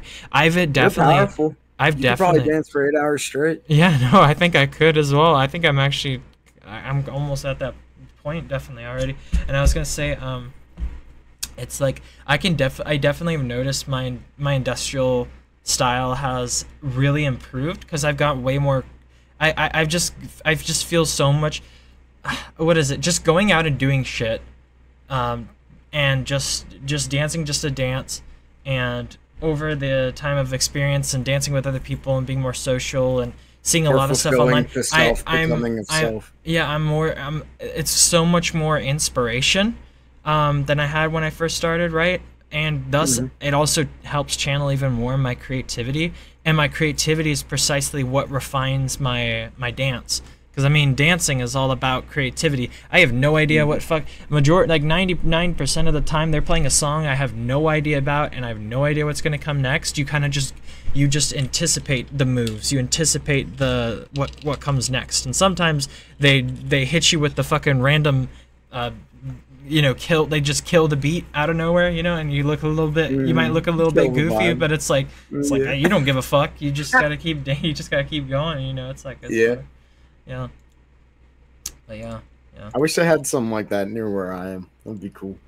Yeah. I fucking hate going out by myself anyways. Everybody's unfriendly as fuck around here. Yeah. I don't like talking to random people. That's fair. I mean, if you go to a goth, what I'm saying though is like if you go to a goth, freaking like rave or whatever, or a punk, yeah, that's like that's like one of the coolest goddamn places you can be on planet Earth probably, in terms of the social atmosphere, right? It's like like it is the most. It's just condensed. I went to yeah, it's condensed with just the most base people. That was really sick. Oh hell yeah, yeah no, it's just condensed with just super empathetic, lucid people, you know. Very like lucid. I need some fucking pants.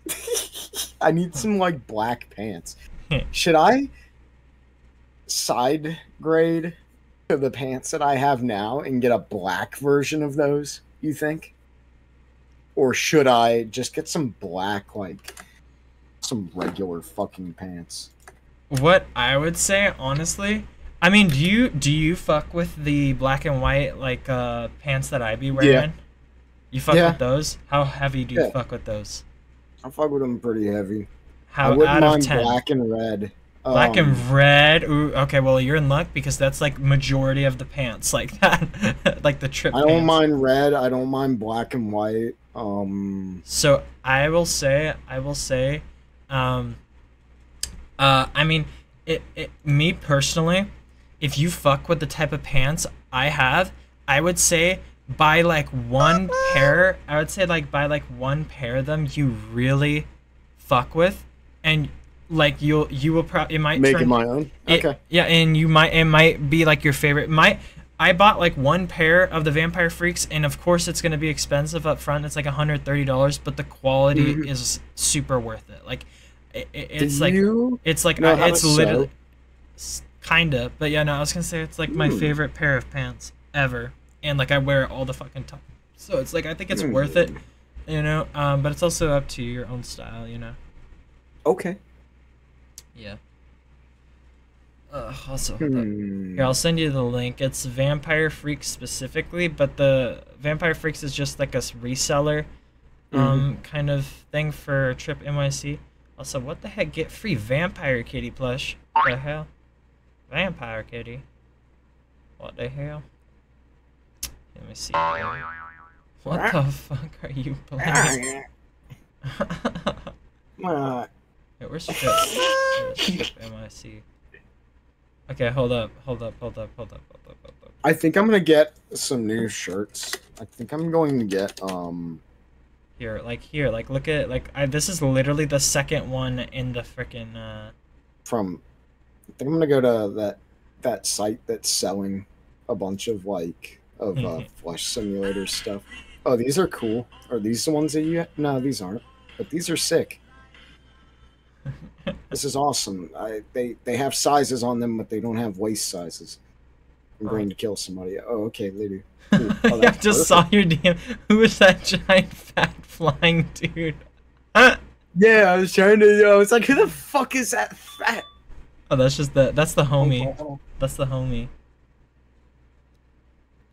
Of my whole life, na, na, na, na.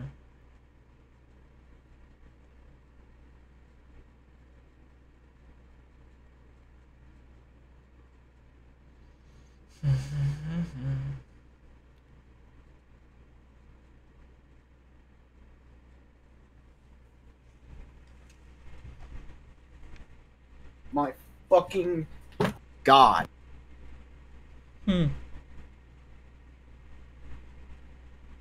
Huh.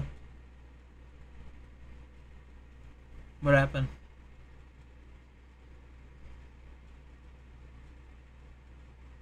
Hello?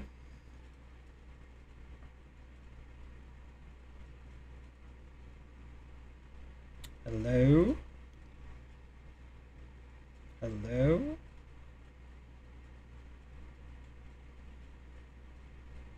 Chris?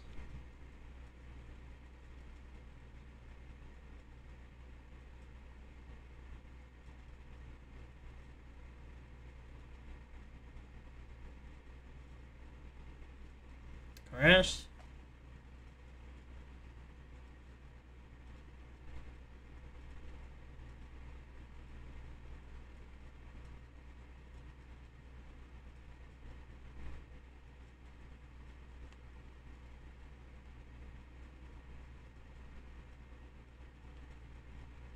Hello?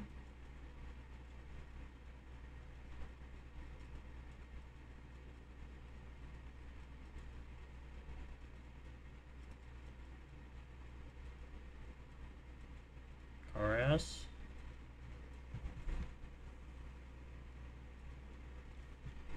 Hello?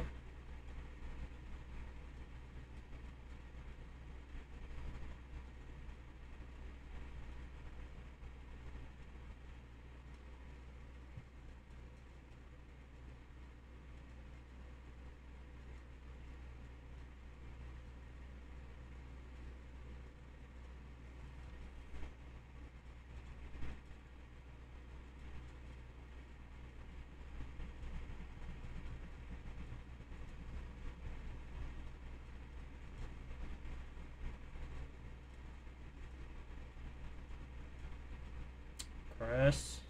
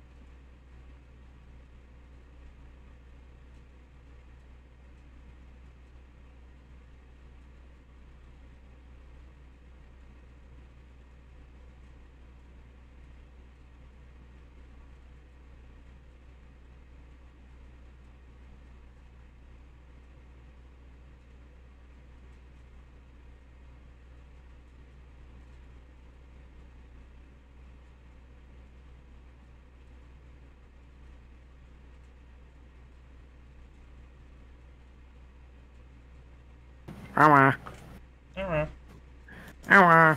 about you?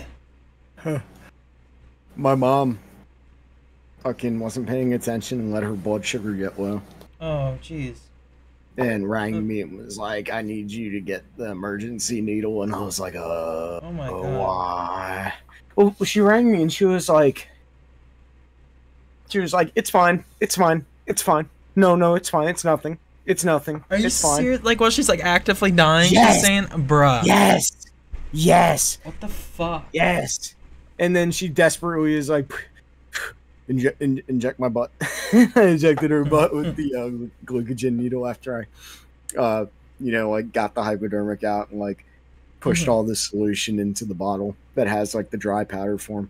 It's like this weird like saline mix or whatever the fuck that I guess activates the insulin. But yeah, she was. And I was like, "Come the fuck on!" I was like, "Just tell me." I was like, "She's like, well, I didn't want to be loud because her fucking boyfriend's sleeping in the room up here." And I'm like, "I don't care. Be loud about that, right?" Yeah. I'm like, I don't give a fuck if that dude that works twice my age, by the way, works construction, felon. This dude has worse prospects than me. I do not care if he gets mad. Yeah. And awoken in my house. Not my house, my mom's house, but, Yeah. The priorities are just stupid. Yeah, no, seriously. It gets me wondering if, like, my dad People would do just that don't too. fuck with Like, if that same thing happened. Like, it's just like... Maybe. I would hope not. I would hope it wouldn't be like that. I hate to be depressing, but people are kind of dumb sometimes about stuff like that. Wait, say that again? So I hate to be depressing, but people are kind of dumb sometimes about things like that. Yeah, no, for real. They're just it's like this it's like they don't have like their that joke I made priorities one straight. time. Yeah. It's like that joke I made one time with Ling. I think you were there, where he was like my wife for the bit. Like some people are like my life to not minorly inconvenience others. Or well, that was annoying. It's like the 5th time I've had to do that. Yeah, I was hold on, let me get my boots. Where's my other boot? What the fuck? Okay, so one time when I was I think I was 12, getting picked up from like some stupid little fucking Bible camp thing that we did for like no reason at my school. Right? She fucking passed out in the middle of driving because her sugar was too low. And I had to put my foot on the brake and get over. Holy shit. But I was too young, so I didn't get it, so I drove us all the way back home. Oh my god. Nobody pulled us over. Oh my gosh.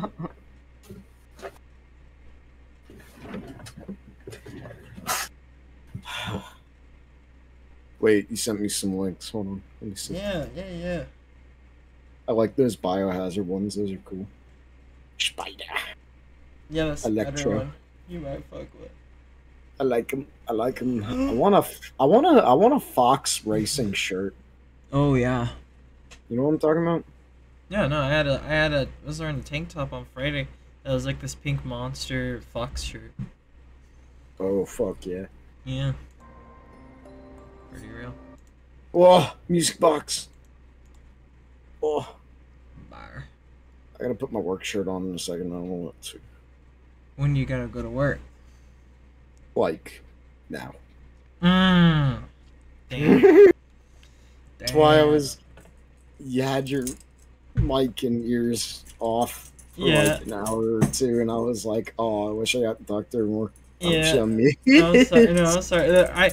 I do that intentionally just only when I play like single player stuff, because I'm trying to be fully enjoying immersed. the game. Yeah, I get it. I was like, I kind of do the same thing sometimes. Yeah.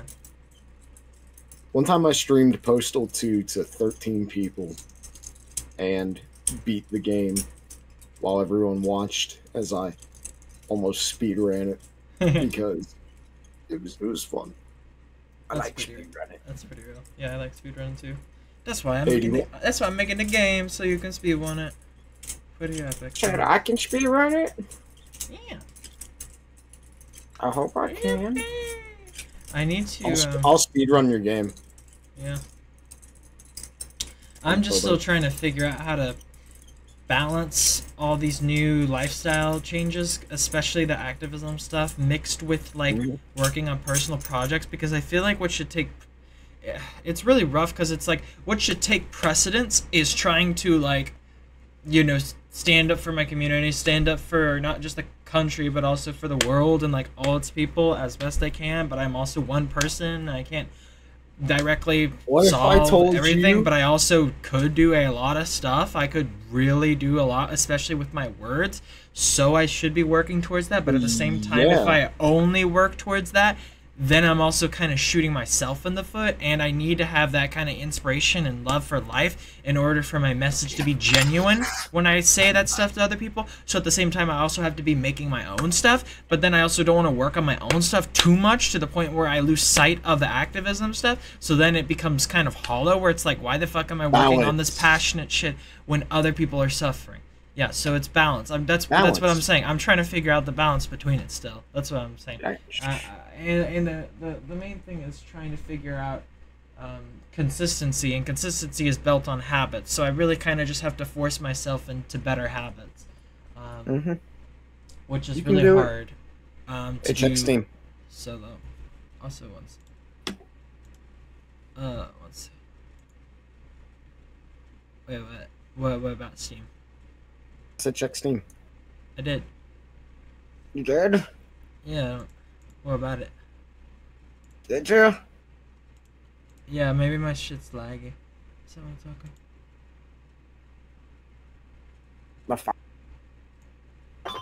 Oh.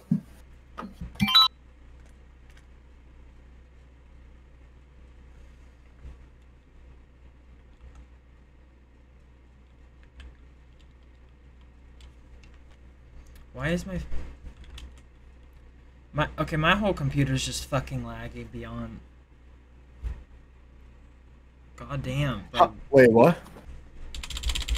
Okay, well, what if there's something on Steam? I can barely even click on anything on my computer because for some reason this game takes up my entire resources.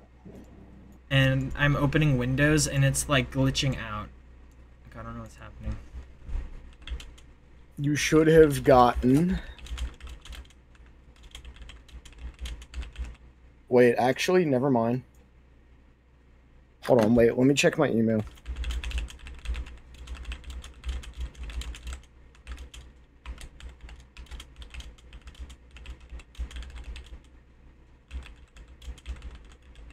Yeah, you should have gotten. Just whenever you restart your Steam and see it, just install it. It'll be epic. Trust me. Yeah. I guess I gotta... Oh no, where are my earbuds? It sucks. Aww. Fuck. Fuck.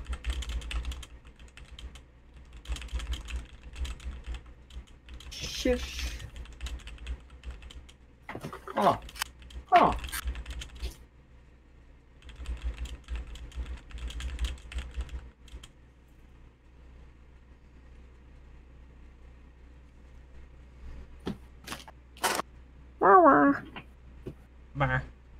Bar. Hold on, computer is so laggy. Oh my god, dude. Why does this game suck all my resources like dry? Oh my god. It's unoptimized. I'll be right back. 1 sec.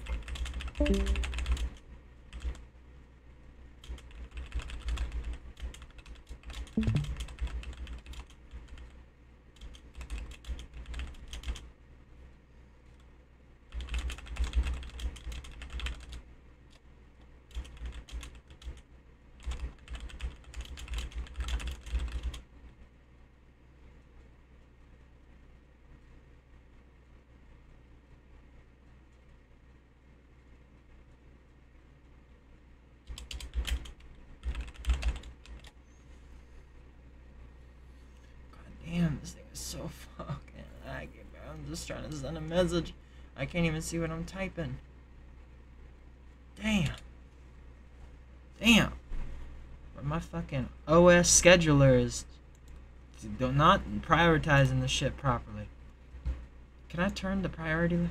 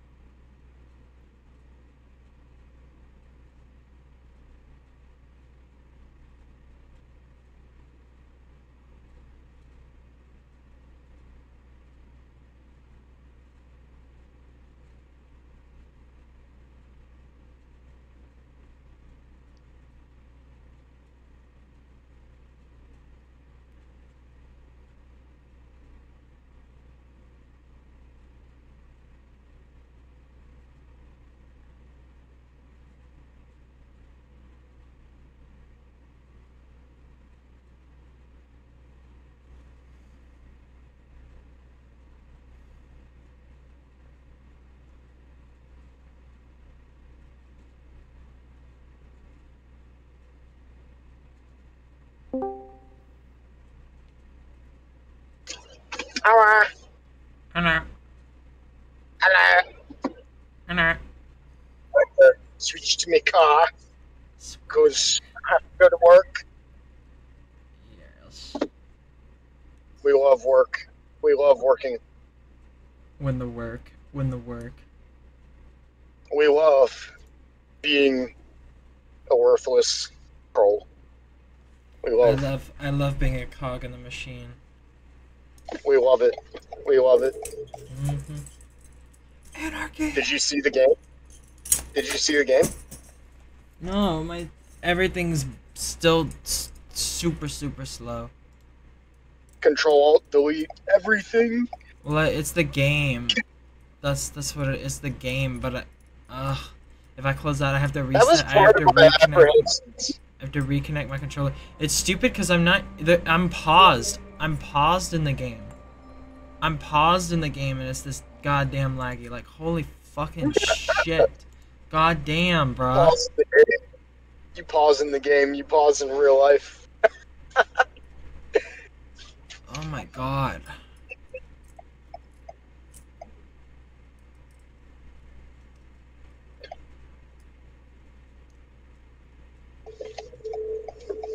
Meow.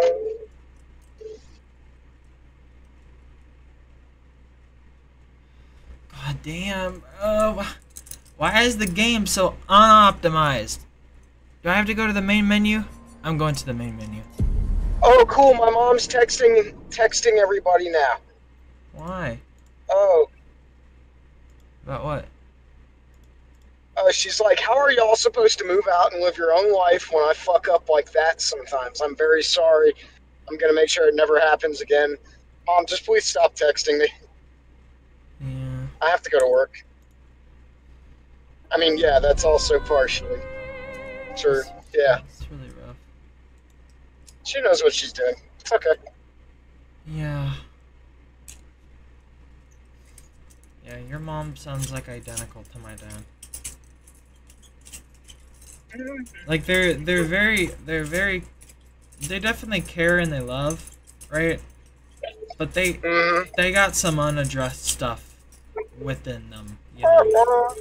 They got some unaddressed, like, bad habits and toxic behaviors. So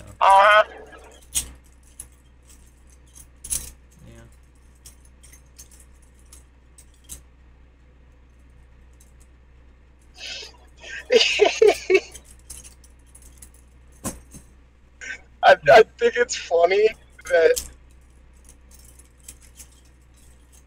I think it's funny that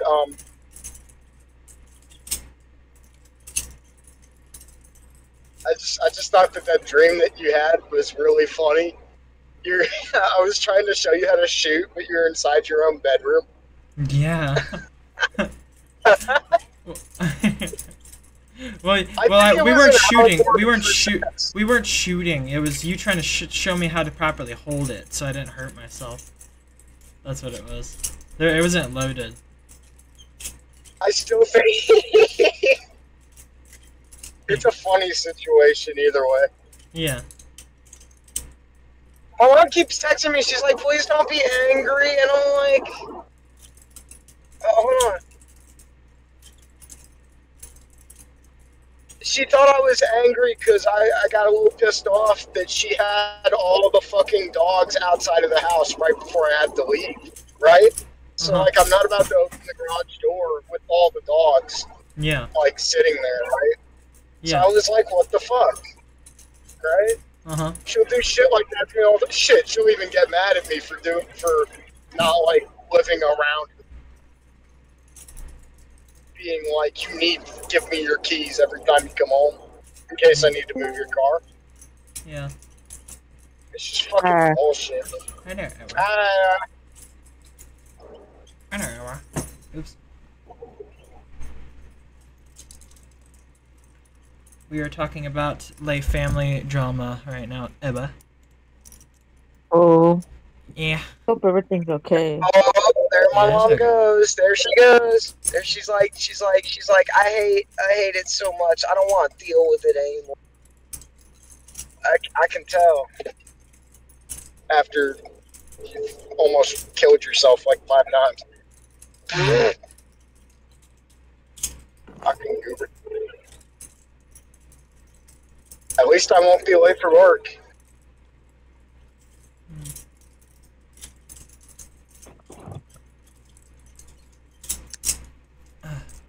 Let me see if Steam finally... Yeah, no, it's still not. Oh my gosh, it's so... I think you should task manager kill everything. What's the game? It's not everything. And if I killed everything, it would kill Discord too. You know? Kill the game. Okay, wait, no, I see before it gets... Who the heck is... Bro, random ass MFs just be commenting on my profile. It's the weirdest shit ever. They'd be like, superb game sense. I'm like, homie, I never played a damn game with you before. I'm like, who the hell is this, bro?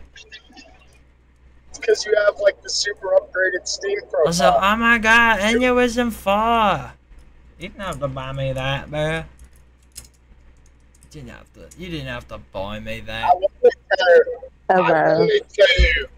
I wanted to, and you better fucking play it. Alright, I will.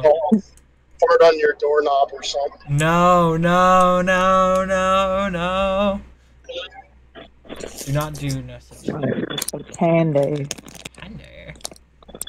Also, thank you, Chris. That's really epic. I have accepted the funny. I'm excited for my birthday in 2 weeks. Yes! I don't know what I'm gonna do. Birthday. When your birthday? The 13th. Yeah. I think I'm gonna hang out with Tanner on Thursday. Yeah, it's a Friday. I'm excited. I think it's gonna be boring and lonely. Happy early birthday. Thank you.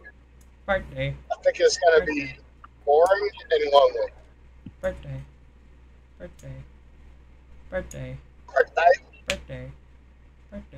Oops. Birthday.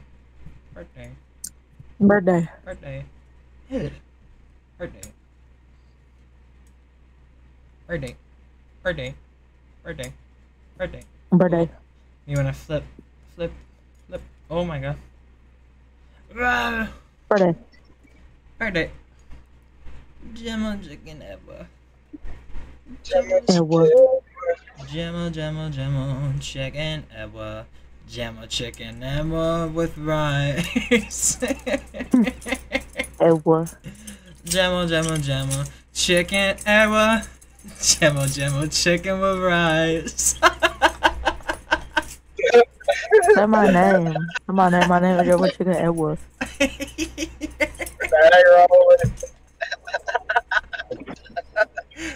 Jamo chicken Ezra. Chicken Jamo chicken. It's so stupid. Oh What is Bar? There was some oh my god, Bar? What the hell? Bar is rich, bro. They got that whole coin to themselves. God damn. Okay, Bar. I got so much money. That's probably at least like 200 bar bucks. Yeah, that's like at least 200 bar bucks in Bar World. Like that's crazy. 200 bar bucks. Like imagine if some like giant just handed you a coin the size of your body. Like you would be freaking rich. You'd be like, damn. Like, hell yeah. You'd be like, I got money. It's like, wow, money. What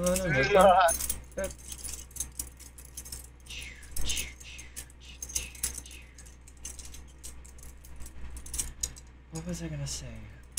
Oh yeah, there was. Hey, you wanna play tomorrow? Huh? You wanna play more Elden Ring today?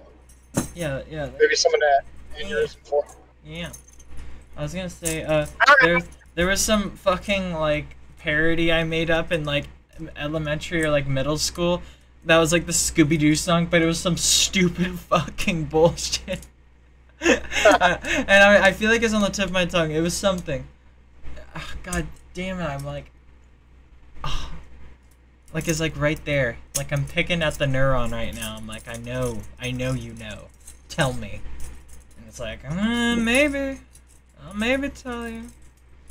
So okay. Jamo chicken. Jamo chicken with rice. I caught you it. Oops. Try again this time, Sam. I caught your ass.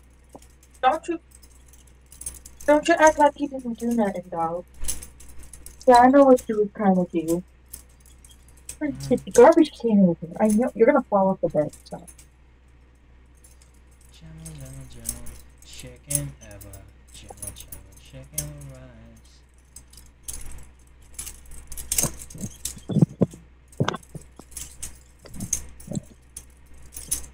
Jamo chicken Ewa. What's happening around Tokyo City? Ewa. Playground and Sunday. I love that song. I love that song. With the back grenade, got to the guy pissed and began to attack, but didn't expect to be blocked by Shaq. But it opened up a can of Shaq food.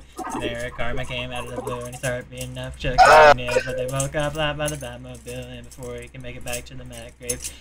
Batcave, Abraham Lincoln popped out of his grave, pulled an AK-47 from out of his side, blew Batman away, went around the time, he ran out of boots, and he ran away because Optimus Prime came to save the day.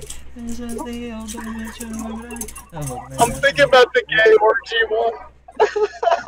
Oh no. This shit's stuck in my head. Oh no. Yeah, I don't know the lyrics. I don't know the lyrics to that one, but I get it. I get it though. Like I know. It's funny because for you it's like you only know like the gay version of like that song. For me, the only version of the lyrics I have memorized for like the Dream song is the gay version as well. So like I kind of just.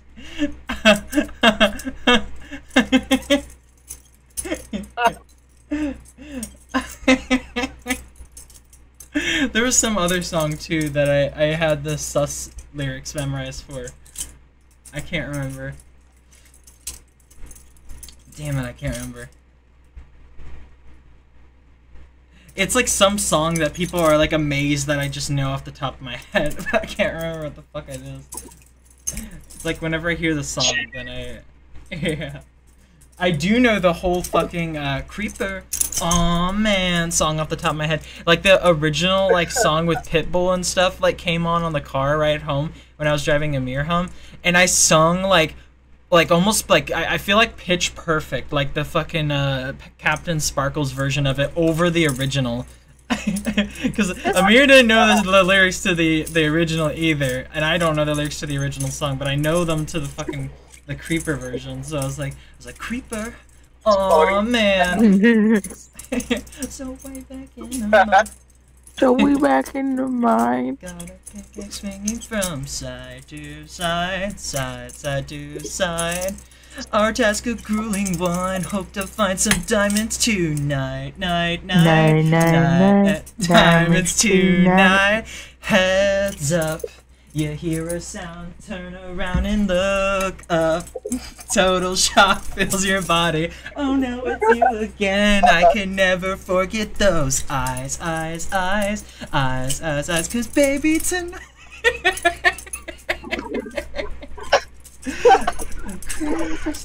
Oh, I remember that song now. I remember now. Yeah, absolute banger. Oh shit. I'm getting crazier with the knife. Like flips.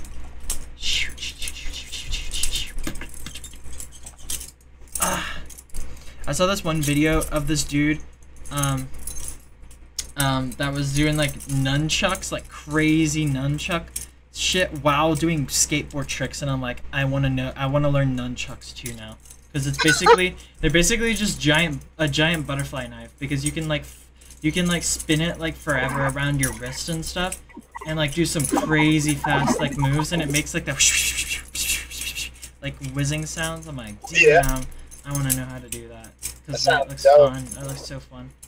I can spin like my butterfly knife around like my fingers like forever, and I only drop it like 0.1% of the time now, which was one of the times I just dropped it just now.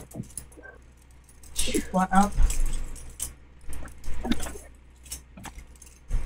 Baby tonight, the creeper's trying to steal us, yeah. Also, damn, I need to get some water, bruh. I need to get some water. You don't have to take that with you.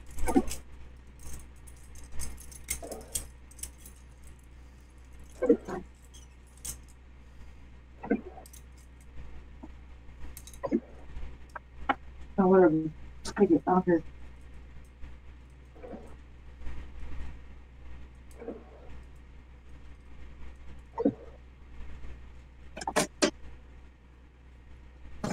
Ewa. Come on, Ewa. But yeah, so Chris, one of the other things I wanted to mention as well, because we were talking about our parents and like how similar they are and stuff. One of the things that sometimes I just think about, right? It's like my dad's getting old, right? He's like over 60, and it's like at any second he could die, right? And that's how it happened with my mom. Like I didn't get to say goodbye to her. She was just dead. Like one day when I woke up, and then it was just like my dad was like, "I'm gonna tell you probably the worst thing you're ever gonna hear," you know, like it was like that. It was just like boom. Okay, she's dead now. I didn't get to say anything. And I feel like it's probably going to be the same kind of... I mean, that's how it typically goes with people when they die, you know? It's like... It's not guaranteed at all. They make it to their deathbed, and you get to say goodbye and then watch them go, you know? I mean, I'm very happy I got to do that for my dog, at least my most recent dog anyways. I was like the last person he saw, and I was with him the entire time as he was passing over. And I like was like speaking to him the whole time and everything and stuff, you know. I'm like, oh yeah, where you going? You're gonna be able to run again. You're gonna be able to do everything. This isn't the end. It's just a change, you know. All that kind of stuff, you know. But I don't feel like the way I anticipate it. I don't feel like I'm going to be able to be there when my dad dies. That's just the way my brain works. It's like when I was younger, I was always like a pessimist in the sense where I was like, okay, I don't know if you've seen this. I think it was Spider-Man 2 or 3. I think it was the third movie, like the one with fucking Tom Holland. But the one thing, fuck, what's her name? It starts with a Z. Zendaya. The one thing that Zendaya said, like in that movie, that I was like, holy shit, that's like me in a nutshell. At the time of when I watched, anyways, was like, if you expect the worst, then you won't be disappointed. But at the same time, if you expect the worst, then you're also constantly shitting yourself down and, you know, like kind of making life work. So the way you're mentally priming yourself. Yeah. and it's very true, but at the same time, there's a tweak to that, right? There's a refine to what, like back then, like years ago, especially during high school and stuff, and when a lot of bad shit was happening in my life, it was like, I'm just gonna expect the worst possible thing, and it's like, yeah, but the way it was back then, it was unrefined. The way it is now, it's kind of the same thing, but it's an optimistic kind of, it's realistic. That's like how it's shifted. It's realistic now. How I view life. Where sometimes you'll be pleasantly surprised. I mean, yeah, exactly. It's like it's not like expecting or thinking you're gonna get any one way. It's by realizing what can happen. It's by realizing that the best can happen or the worst can happen. And you don't know till you're there, so you might as well go in and try for the best, but know that even if you hit the worst, it's like, hey, I already knew that this was a possible thing that could happen, and now I can deal with it because I'm here in the moment. So it's being realistic, you know. So it's not just constantly setting yourself up for failure. It's like, I can do literally, I can push for my wildest dreams ever, and they'll only happen if I push for them. And it's better than not pushing for them at all, because if I never push for them, then no one's gonna make them happen. You know, no one knows what my dreams are specifically other than me, right? But at the same time, it's like the way you conquer fear is by facing the worst case scenario. So that's the optimism and pessimism, is where it's like, okay, this is what can totally happen, and how am I gonna deal with it if it happens? I don't have to know fully how I'm gonna deal with it, but can I accept that, like, ahead of time, that this might happen? And if you can, then you're fearless. That's the truth. It's like, if you can think of the worst possible thing you can think of, like anything that may happen in the future, right? And like whatever may happen to other people or whatever may happen to you and stuff, and you can still see the good in it, then you are like actually just, yeah, you know, you're free. Fear is the mind killer. It's like, once you let go of fear, you also let go of hate, and you eventually let go of your ego, and you eventually let go of your selfishness and your narcissism and all these other things, right? It's by facing the thing you're scared of the most, and you realize the thing that you're scared of the most of was kind of yourself the whole time. It was you doing it to yourself. It was you bringing it upon yourself, you know. But yeah, what I was gonna say though is, so I was talking about like my dad and stuff, and he's getting old and stuff. And at any time he could die, right? Much like how anyone could die at any second, right? And nothing's guaranteed other than the present moment. That's why you got to live the present moment to the fullest, and that's what life's all about, right? Everything only ever happens in the now, and we face it in the now all the time. So it's like, yeah. But being the realistic kind of side, like I was speaking of, right? It's like, my dad could absolutely die tonight, for all I know. He could die. He could have just died, for all I know. He could go and, because he's going on this trip for a week with all my extended family or whatever, and his girlfriend and stuff, right? And they could die in the plane crash. They could die in the car crash. They could die whatever, like infinite number of ways, right?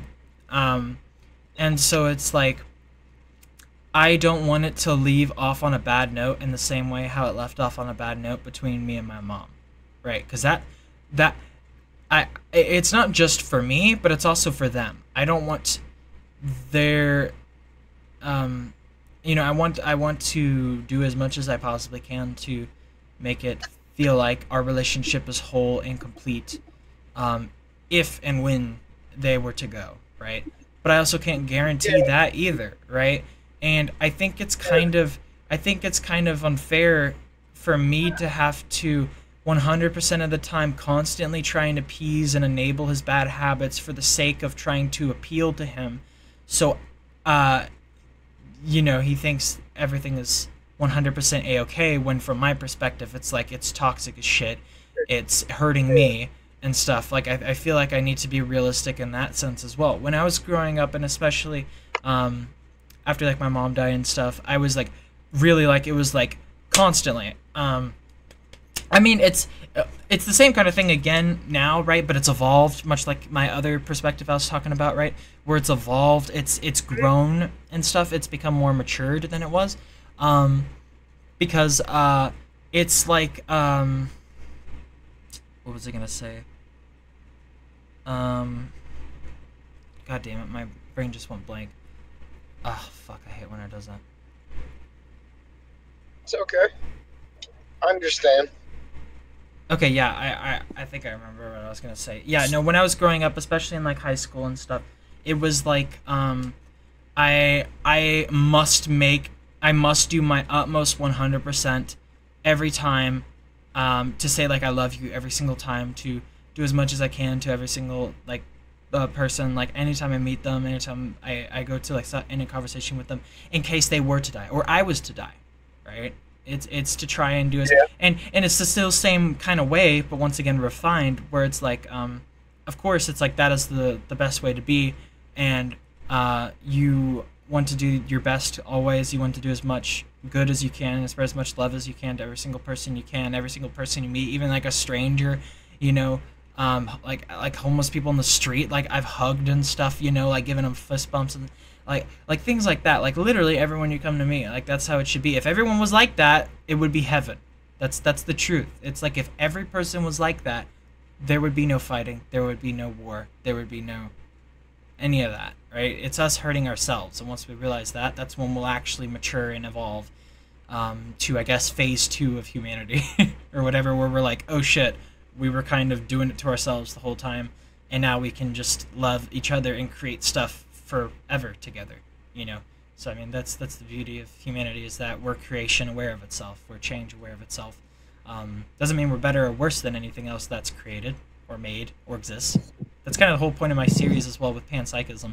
It's like everything's its own center, everything's beautiful, and everything is immortal in its moments even after it's gone, because it's never truly gone, it's just changed. Also, bruh, god freaking dang it, why is my light doing that? Weird. I don't think I ever found my earbuds. Aw. I was gonna say as well though. Fuck. I was gonna say as well though.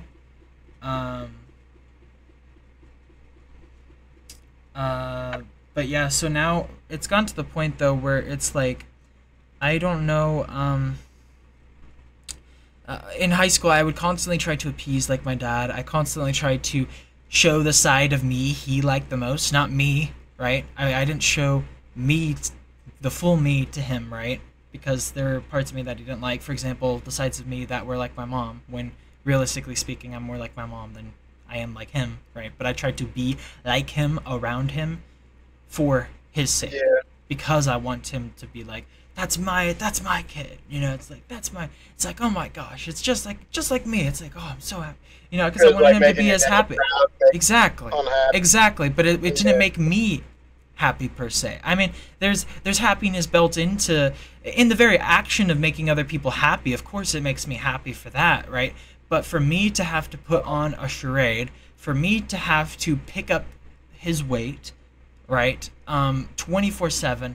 Anytime, and enable his immature kind of habits, like what I was telling you about earlier, what he did today, right? Where he'll be like, okay, come up and do this. And then I'm like, okay, yeah, sure thing. And then he immediately was like, oh, just forget it. And this self-pity, this just the self-pity they just do, where it's just like, it's so childish. I can understand it, right? But it's so toxic. It's so childish just to constantly look for like reasons to just self-pity yourself and like make people feel bad for you and stuff. It's like, dude, I said I'm gonna come up and do it. You asked me if I could come up and do it. Don't immediately just flip the switch like I am trying to fuck you over, right? That's just selfish, toxic behavior. Also, yeah. Okay, I'll be back in about 5 minutes. I gotta go start my truck up. I'm at work. I gotta everything, so I'll be back shortly. All right. All right, sounds good. I'm gonna fix my light really quickly. You know what's really crazy? Oh, okay. All right. You know what? Hello. You know what's really freaking weird, Ezra? Yeah. It might just be superstition. You know when what I was just talking about, where I'm like, nothing really ends or whatever, it just changes. You know, after I said that, right? As soon as I said that, my light started freaking out, and now it's like blinking green. Ever since. Whoa. Might just be super. That's some spirit work right there. Yeah, no, seriously. Hello. If there are any spirits in the room, you are awesome. Okay, what I'm never gonna end like that in our house, because our house is blessed, so it's not allowed to do that. Well, the thing is I don't think. But when I'm outside, I see a lot of crazy shit. For me, the way I view it, right? I view material reality and the experience itself we're going through. This isn't. I think it's really foolish in a sense. We think things are concrete when everything is fluid. This is a spiritual experience. Life is a spiritual experience. Everything is it's not that everything has a spirit, it's that everything is a spirit by being anything, right? It's like that already is beyond words, right?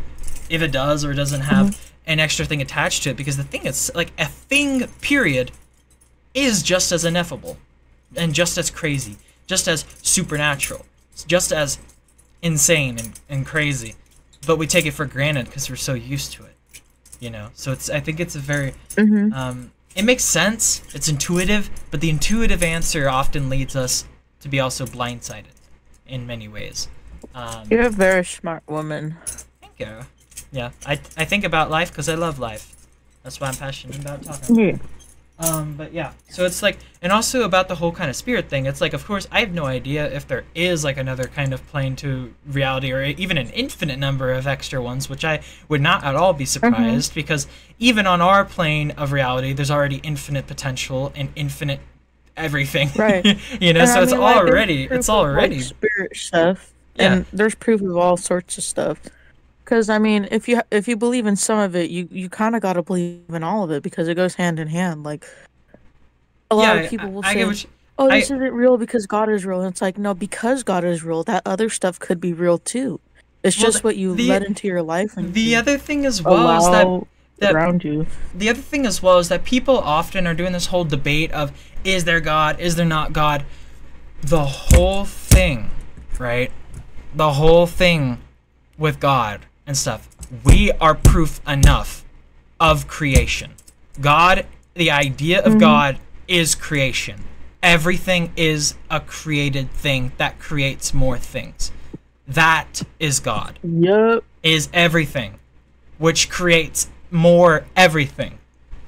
It is direct proof. People, have you ever heard of this quote before? And tell me if you haven't as well. But I searched for God and found only myself. I searched for myself and found only God. I've heard of it. Yeah, and it's true. You know, it's just like because I mean, I could go down. I can and I have and I will talk about it for hours and hours and hours on end. I'm trying to keep myself from like going down that rabbit hole because that's not the point I'm trying to make here. But I could go into full detail to describe that quote and why. You know, and all that stuff, but we as people think in dichotomies. And what I mean by dichotomy, do you know what that word means by chance? No. Okay, that's fine. So basically a dichotomy is basically, it's either black or white. It's yes or no. It's this or that. No in between. Yeah, that makes sense. That's what a dichotomy is, like die as in, you know, two, right? So it's like, so it's like a dichotomy where it's like, yeah, you pick between this or that, no in between. We think in dichotomies. Our whole language is based around dichotomies, like one and its opposite, one and its contrast, right? And we think in light and dark, but it's the dance between the two. We live in a reality of both. We couldn't even have a dichotomy if there wasn't the existence of both at the same time, and the spectrum in between. I mean, that's kind of the whole thing as well with like non-binary and like all that kind of stuff, you know. So I mean, the very construct of gender is a false dichotomy we constructed, where it's like it's male and female when it's not. It's a dance of color. It's not black or white. It's both. It's all the colors. Dance of color is such a very nice way to put it. Exactly. It's a serenade. It's a serenade of different colors dancing together. That's exactly what life is. That's what everything is. And people think in the reason why people think in these dualistic, in these dichotomies is because it's simple, it's intuitive. But once again, the most intuitive thing is not necessarily, it leaves you blindsided. Your first guess is not the best guess, right? Your first guess as to what something is is not going to be your best. Maybe sometimes it might be a really good guess, but a lot of times when you're guessing and you have no idea about the thing at all, you're not going to probably be right on your first guess, right? So that's why you work to refine it. You don't tell reality what it is. You learn from reality to tell it tells you what it is, right? That's what science is. That's what philosophy is. That's what all these things. Science is basically another thing as well. Is in the traditional sense, philosophy is, or science is not per se philosophy, but the way I view it, right? Because the literal word philosophy itself means the love of wisdom. That's what the original word means. Back in like Greek times and stuff, like the literal structure of the word itself, when you break it down, means love of wisdom. And science, the entirety of science, including like all of math and logic and critical thinking, is wisdom. It's by learning from reality, which includes yourself. You learn from yourself, you learn from others, you learn from looking at things, you learn from experimenting, you learn by guessing, aka the hypotheses, right? And then you analyze that guess. That's how critical thought works. And it's incredible. So it's like we're able to grow through that. We're able to build. We're able to build on what we have in the moment, in the next moment. And then in the next moment after that, we built on the moment what came before. It all happens in the now. And so it's like everything building on itself. Everything creates more of itself. But yeah. Hello. You're very wise, actually, and thank you for sharing that. Yes, of course. Because I feel like I always learn something when you talk about that stuff. Yeah. It's my honor. It is my pleasure. It is another quote as well that I love to say. And at the time when I discovered it, I didn't really know of its truth, and I questioned it a lot and stuff, right? Because I was like, you know, this was back in 2022, but since then I've come to realize the truth of the quote as well. But it's, happiness is only real when shared. Aww. Happiness is only real I don't when agree. I don't agree. That's not real. I'm sorry. I mean, it's true that happiness is doubled when you share it, yeah. But I don't agree. Well, the thing is, it's like, that's why I question it so much in 2022, right? But if it's about how you define that kind of stuff, right? It's kind of how you define specifically what kind of happiness at the same time as well, you know? So it's like, happiness is only real when shared. And so it's like, is happiness true happiness? Well, that's the thing, is that happiness can be greedy. Happiness can be selfish. You can be happy out of hurting others. But the way I view the quote and what it means by happiness is like love. Is like genuine love. And that's by giving. Love is only real when you give it to someone else. That's how I view the quote, right? You can interpret it in an infinite number of ways. That's why I question it. That's why I preceded me saying that with saying I was questioning it a lot when I first heard the quote, right? But it's about how you shift your interpretation of it. Happiness, again, can be selfish. You can be happy out of hurting others. But true happiness is love.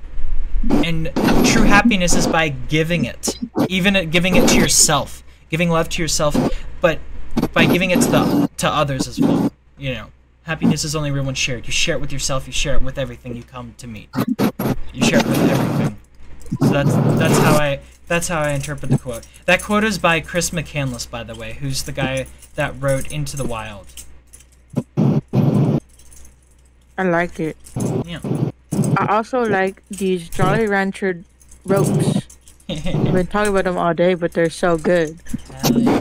I'm so disappointed because I haven't been able to hear half of anything that you say because I don't have my earbuds today. And honestly, I'm genuinely feeling pretty depressed.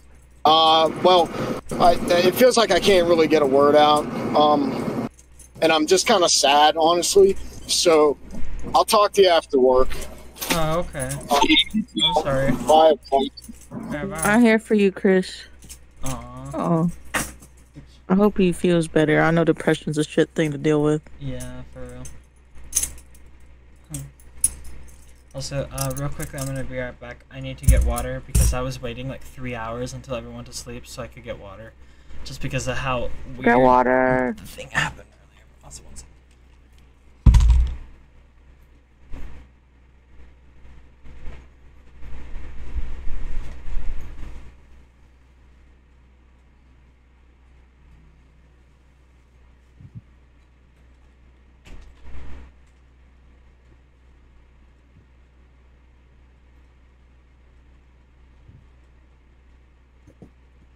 Wow.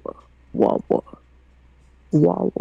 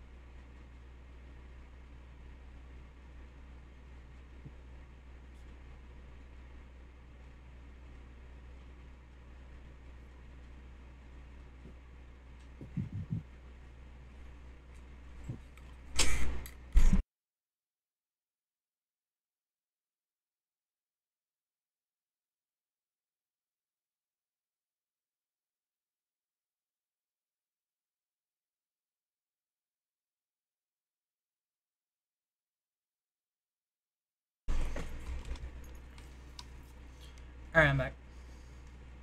Hello. Hey there.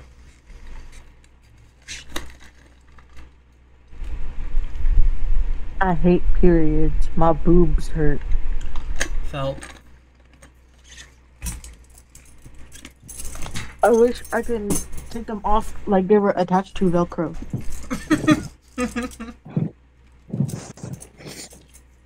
Real. Damn.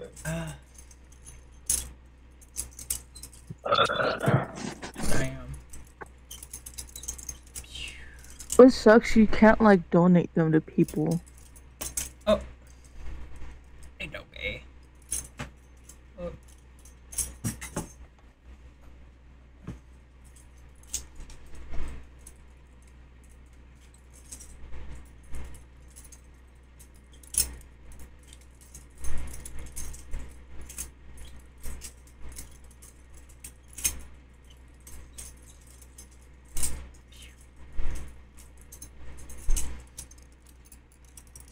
Ugh.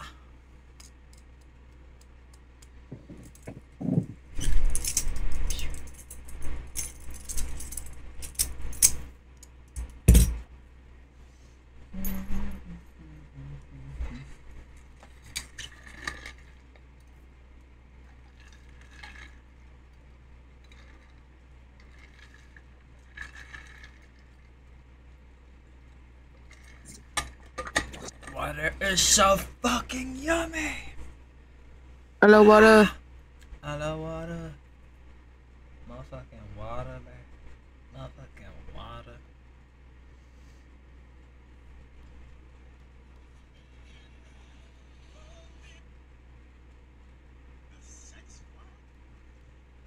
The fuck?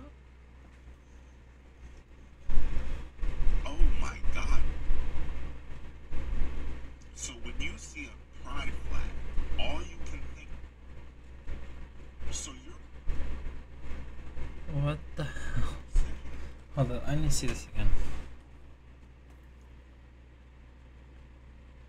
Had to go see for myself if Target was still celebrating the sex flag in June or not.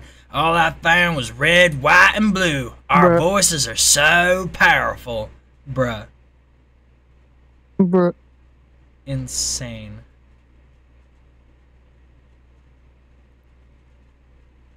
God damn. We fell asleep in the carport, the heated carport. They came in, woke us up, and locked us up.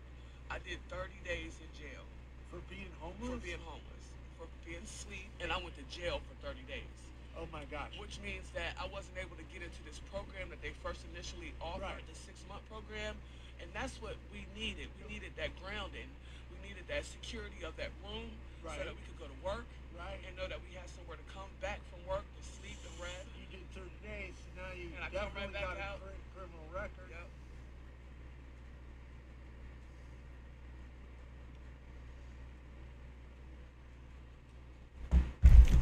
Oh shit.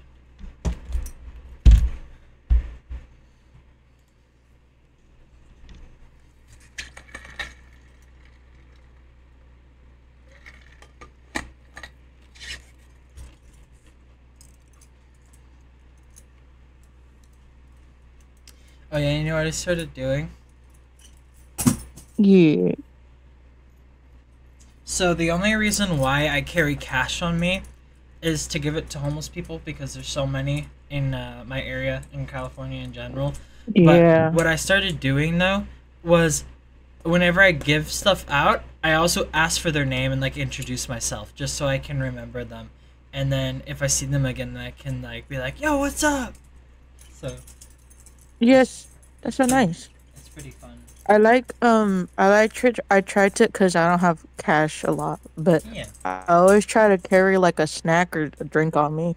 Hell yeah. So if I have an extra one, I could give it to someone who needs it. Fuck yeah. Yeah, that's awesome. Cause even just a snack helps boost anything, energy, mood. Yeah, that's awesome.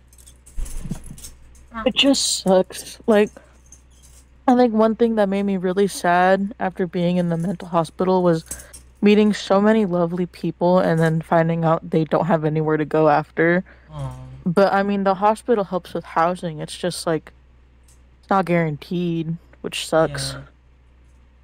Yeah, no, that's really rough. That's why. That's why it's when a lot of people will blame the person for the addiction. Smarter people will blame like the education system or the health systems or whatever, you know, for like something in that situation. And even wiser people will blame the whole damn motherfucking system, because that's really the problem at the root cause, you know. It's that our system prioritizes bullshit artificial currency over people. Yeah. That's the truth. We And it's value like, we put a price People tag will on judge people going into the hospital. and it's horrible. But I don't get it, because if they're there, they're trying to get better. So why are we being assholes to people that are Exactly. trying to get better? And even if they're not trying to get better, we still need to have compassion for them. Exactly. Because and the issue addiction is not an easy thing to deal with. Exactly. And like Nobody ever wants that. Yeah, and I think another root cause as well is because of how our system is set up, and especially the education system and all that kind of stuff, and also things that are rooted in decades before and all that kind of stuff, not to mention like systematic like racism and misogyny and all that stuff that traces back centuries at this point, right? It's the education system. It's what they're taught growing up. And if you get shithole teachers, which a lot of people do, because they don't get proper funding, because their system is flawed, Yeah, and they get handed also, a freaking packet, yo. yeah, a freaking packet, yo. But it's also like their parents, right? When, because when you are, for example, born into a more impoverished kind of area, or not even you don't even have to be in an impoverished area. If you're born into just a shitty household in general with shitty parents, doesn't matter how much money you get, right? Your parents, their habits translate over to you. unless if you step up above their maturity level and realize that they're acting immature, which is not that common, unfortunately. It's not as common as I would hope it to be, right?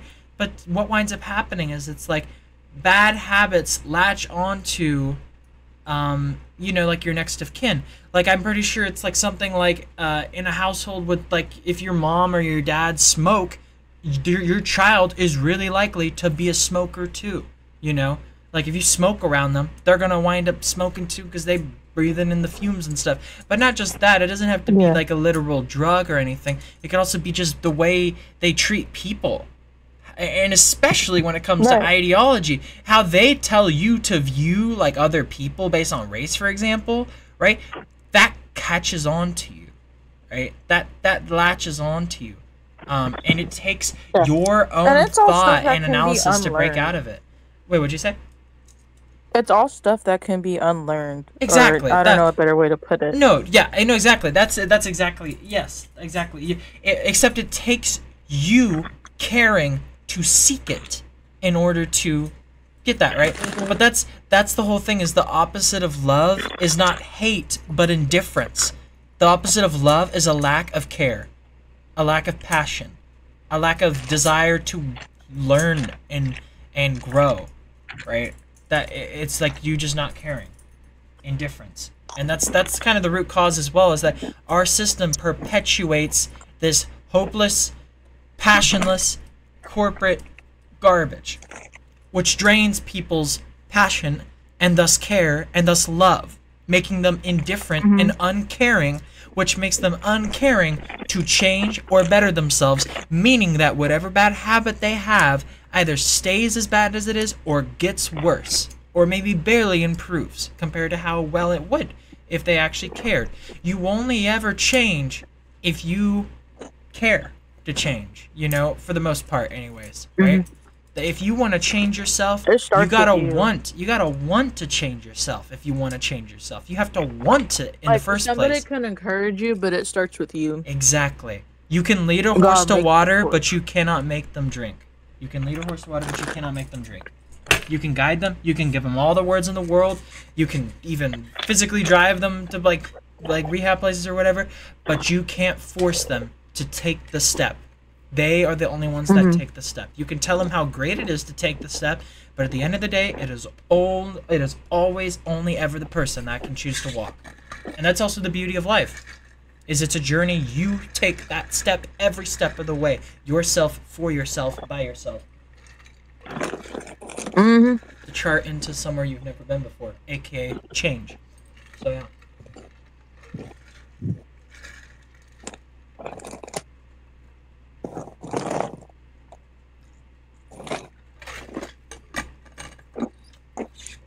I love jalapeno cheese Cheetos. Real. Motherfucking Cheeto bar. June 3.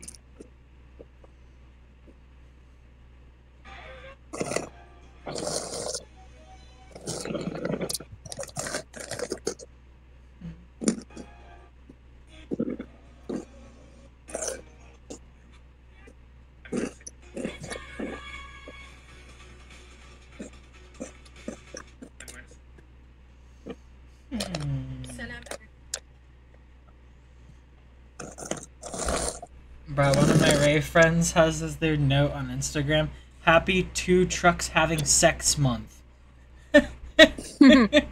That's like a Lemon Demon song, I think. Lemon Demon.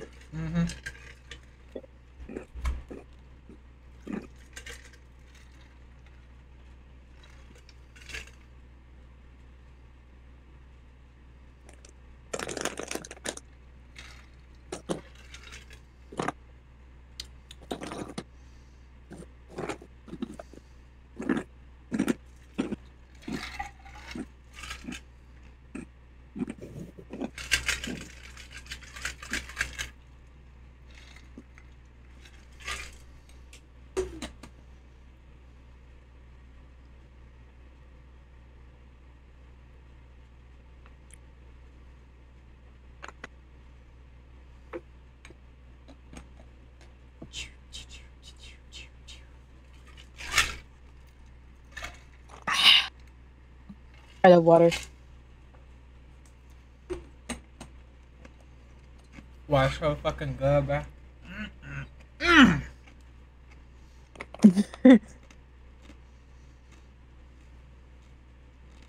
Wow. Mm-hmm.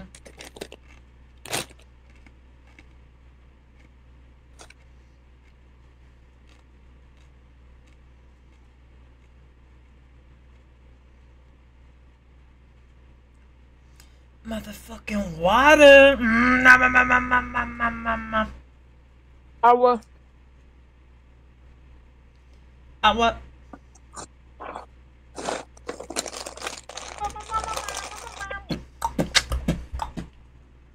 Damn. I'm about to do a social experiment on any potential funnies in the room. If you can hear me start blinking green. It did not blink.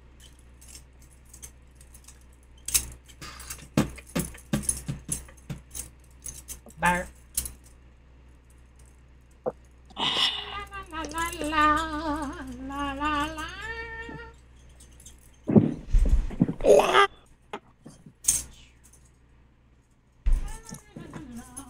I forgot I got fucking pizza. Oops. My fucking headphone. Ashley, do you want to play Monster Prom sometime? Okay. Also, where the bruh? What the frick is my headphones doing? Stop! This is so tangled. Bro, what the? Oh my god. Headphone. Headphone. It's like a video of graffiti of a penis on a wall, but there's some kid going, headphones. Headphones. Headphones. That's me as fuck. But it's not headphones. Nobody tell him. Headphones. Also, I'm gonna be right back. I'm gonna put this in the microwave. Okay.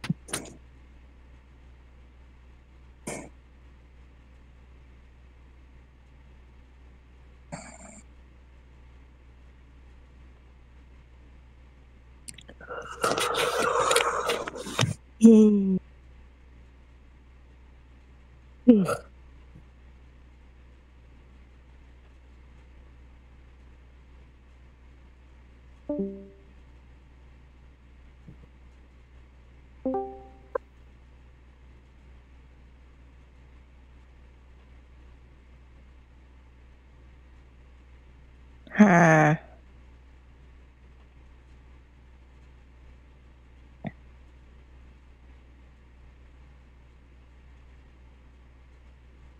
Hello.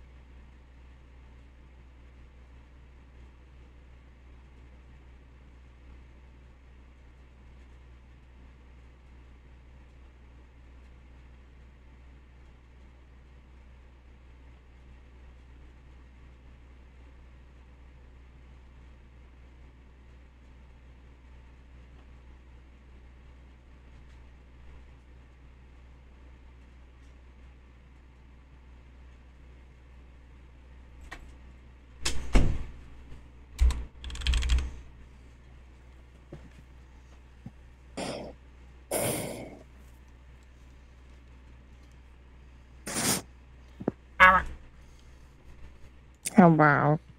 I know. I got motherfucking pizza. Pizza. What the heck?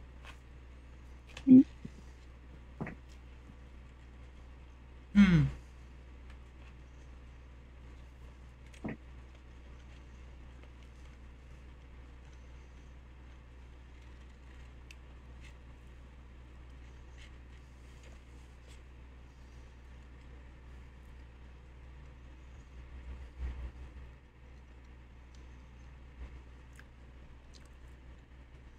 What are you doing right now?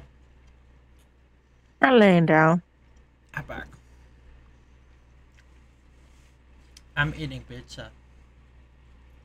I'm a pizza. What's your favorite pizza?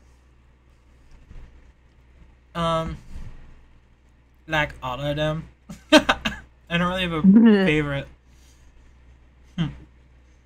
If you come here to Arizona, I gotta take you to my favorite pizza place because they have this thing called a Kona pizza, and it's like a chicken teriyaki pizza with lots of mozzarella and pineapple on it. That sounds good as fuck. It's really yummy. They got good crust and ranch too. I love that. I especially I fucking love ranch a dressing. good crust. God dang it. Yeah, no, and especially the crusted shit as well. Like the Good stuffed crust and a good ranch. Just why I'm fat, bro. I love pizza. I love pizza too. Damn. I especially love ranch though. I'll fucking eat ranch with anything. Like a good ranch, like a good creamy ranch, not like a poopy ranch. Yeah, no, I agree. I know exactly what you mean. There's like ass ranch, and then there's that fucking ranch, you know? Yup. So, yep. We be eating like we got free healthcare.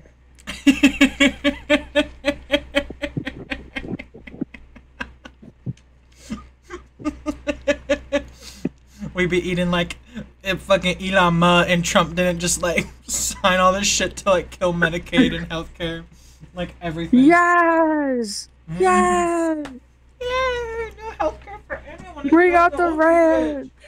I'm taking a bath in the ranch bucket. I'll bet you someone's done that before, like taking a bath in ranch. Probably. I know that coochie stink.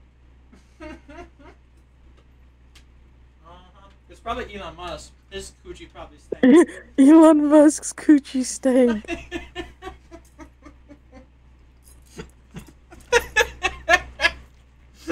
He and Trump's. They took a bath together.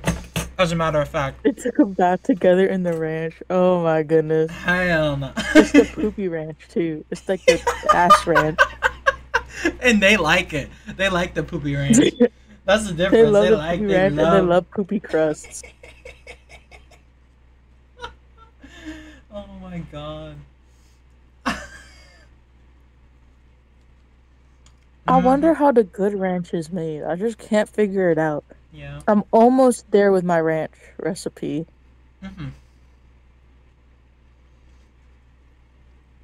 Yeah, if you figure it out, please let me know. I got you, girl.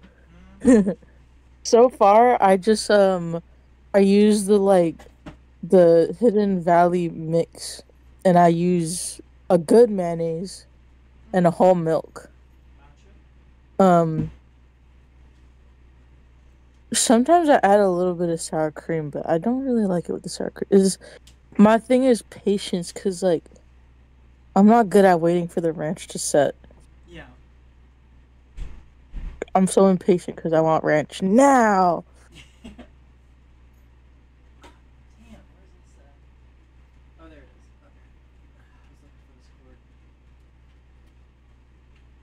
I've never made my own ranch before. That sounds interesting. Making your own ranch. How do you typically make your own ranch? Oh, my mic. Ranch is the ultimate power. Hello? Hello. Okay, there you go. My mic was being weird, I think. I was saying, how do you normally make your ranch? Oh. Sometimes I'm really lazy, so I use a packet. But, like, I use mayonnaise instead of sour cream. I wonder if I add, like, an egg. If it'll emulsify it a bit more, but I'll have to try that later. I also don't want salmonella, but yeah, I'll figure it out. Indeed. Because I know eggs is used in mayonnaise, so. True, yeah.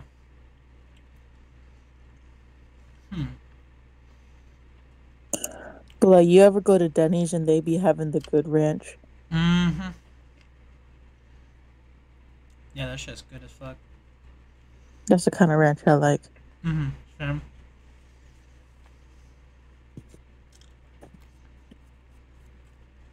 We'd be like Plankton trying to get the secret formula, but only for the ranch. Straight up. You're right. That's what I need. Oh gosh.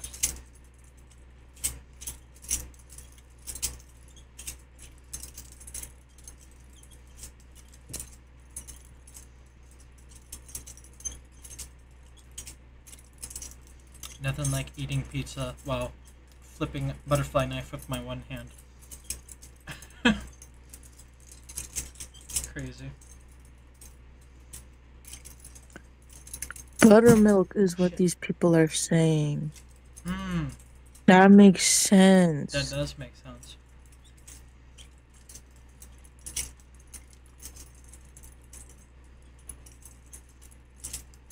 Buttermilk makes... Maybe that's the answer. And maybe a little heavy cream. True. I'll experiment and I'll report back to you with my findings. Alright, sounds good. Let's do it. Oh, shit. You're like a researcher at like Area Zero, but like for the ranch.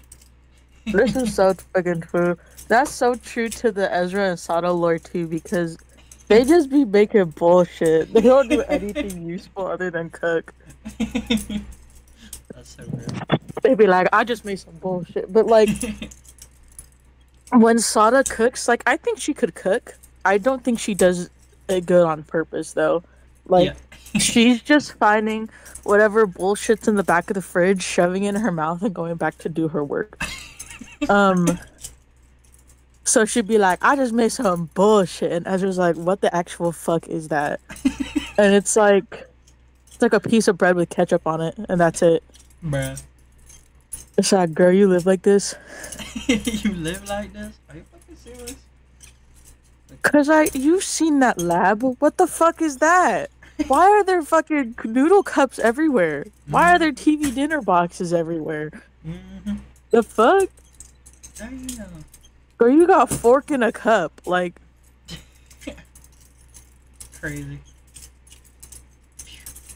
She's so silly. I can't believe they killed her. Literally. That's how it was for me, but with, like, motherfucking Rivali. They killed him too, bruh. Bruh. I was like, no, they killed Bart. I was like, why'd they kill motherfucking Bart? Are you serious? Why they killing our favorite characters? Except I ain't, I think I told you already, like, someone kind of high-key ruined Rivali for me, like, 2021. And then I'm like, now when I think of Rivali, I think of this person, so I'm not gonna, that's kind of what it's like. We got to explode things. Real. Explode. Who's your favorite character now? I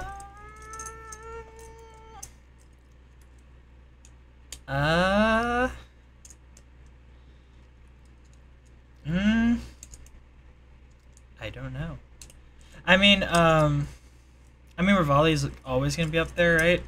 Falco's another one. Decidueye's another one. Freaking Raster from Rivals of Aether or whatever the fuck. Like, any Byre character I immediately like a lot. Including Octavia, and then also Luna, even though I don't even... They probably suck as written characters, because I ain't even seen the shit, right? But I'm like, I like how they look. Like, that's me. I'll tell you, so it's like, oops. The character with the best writing is probably Octavia. And when I tell you this, I'm gonna tell it to you and hold your hand.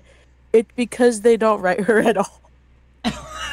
They just don't do shit with any of the female characters. Bruh. There's some bullshit. Her dad is on another level of bullshit. We should watch it together. That's like my evil autism show. It's like my evil. It's my evil special interest, because it's like, why does it suck so bad, and why can't I stop watching it? All right, yeah, let's watch it sometime then.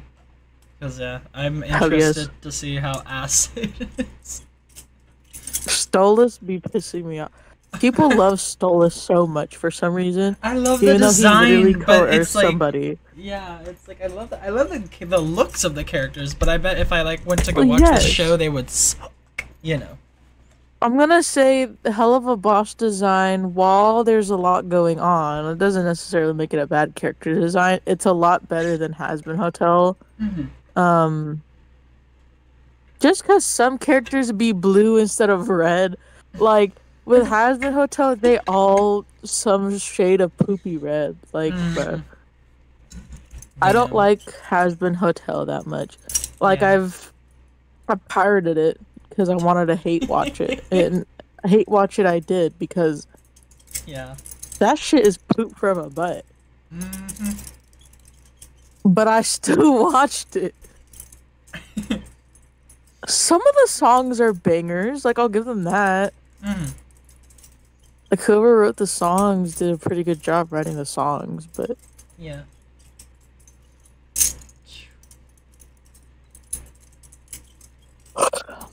I know both of them are going to Amazon. Vizipot sold out to Papa Amazon. Damn, Jeff Bezos. Freaking Beef Mr. Jesus. Jeff Bezos. Yeah. What the hell? Amazon. Crazy. I don't know how Vizipop can be like... I think the last time I checked she was a lesbian. I don't know how she can be sapphic and then make her sapphic characters so badly written. Like, bruh. Yeah. Rip. Lame. Lesbians can't have shit. Real.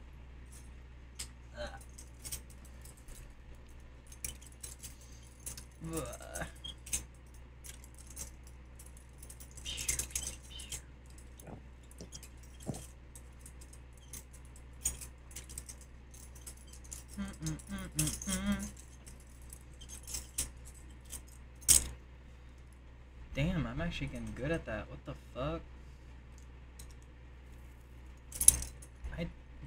Hand-eye coordination, I guess. Holy shit. For context, I'd be spinning it and catching it, like in the air. I go like, and I just. Wait, what are you doing? And then like I swap it to the other hand. Oh my gosh. Butterfly knife. Whoa. Yeah, except it's not a real one. It's not sharp. It's not sharp. It's just for tricks. That's good. Yeah. Real ones are illegal as fuck. At least street illegal. Right? You can have one at your house, but that's kind of it. But yeah. I would not want a real one anyways, because I'd be scared I'd cut myself. Yeah, that's fair. I have a real folding knife I keep on me, because it's legal to carry in your pocket in California in the folded position, and that's just for self-defense. So. Yeah, I wish I could carry a self-defense weapon, but I work at a school, so I'm not allowed to do that. Well, actually, I will say, there are exceptions in a sense where, of course, you can't take any knife or any gun to like probably any school, any college campus, right? For obvious reasons. However, for my specific college campus, anyways, they allow you to bring pepper spray. So I was able to keep that. I wonder if they'd let me bring pepper spray. That's what I'm saying. That's what I'm saying. You should see if they let you take pepper spray. Yeah, because I mean, we live in a really bad area. Therefore, because I live right down the street from my school that I work at. Yeah. It's a really bad part of town. Yeah.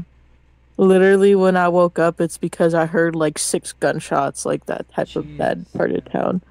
Yeah, no. Yeah, no. In that case, there are constant like helicopters, and like I'd like something to defend myself if I did have to walk home, or let's say if someone did come onto our campus and try to hurt the students. I want something. Literally. Because the fuck am I supposed to do, bro? Yeah, no, straight up. And the thing is as well is that the pepper spray I have, Chris recommended it to me because he has the same himself, and it's like military grade, and it was only like $20, and they like ship it out and stuff. And it's pretty dope.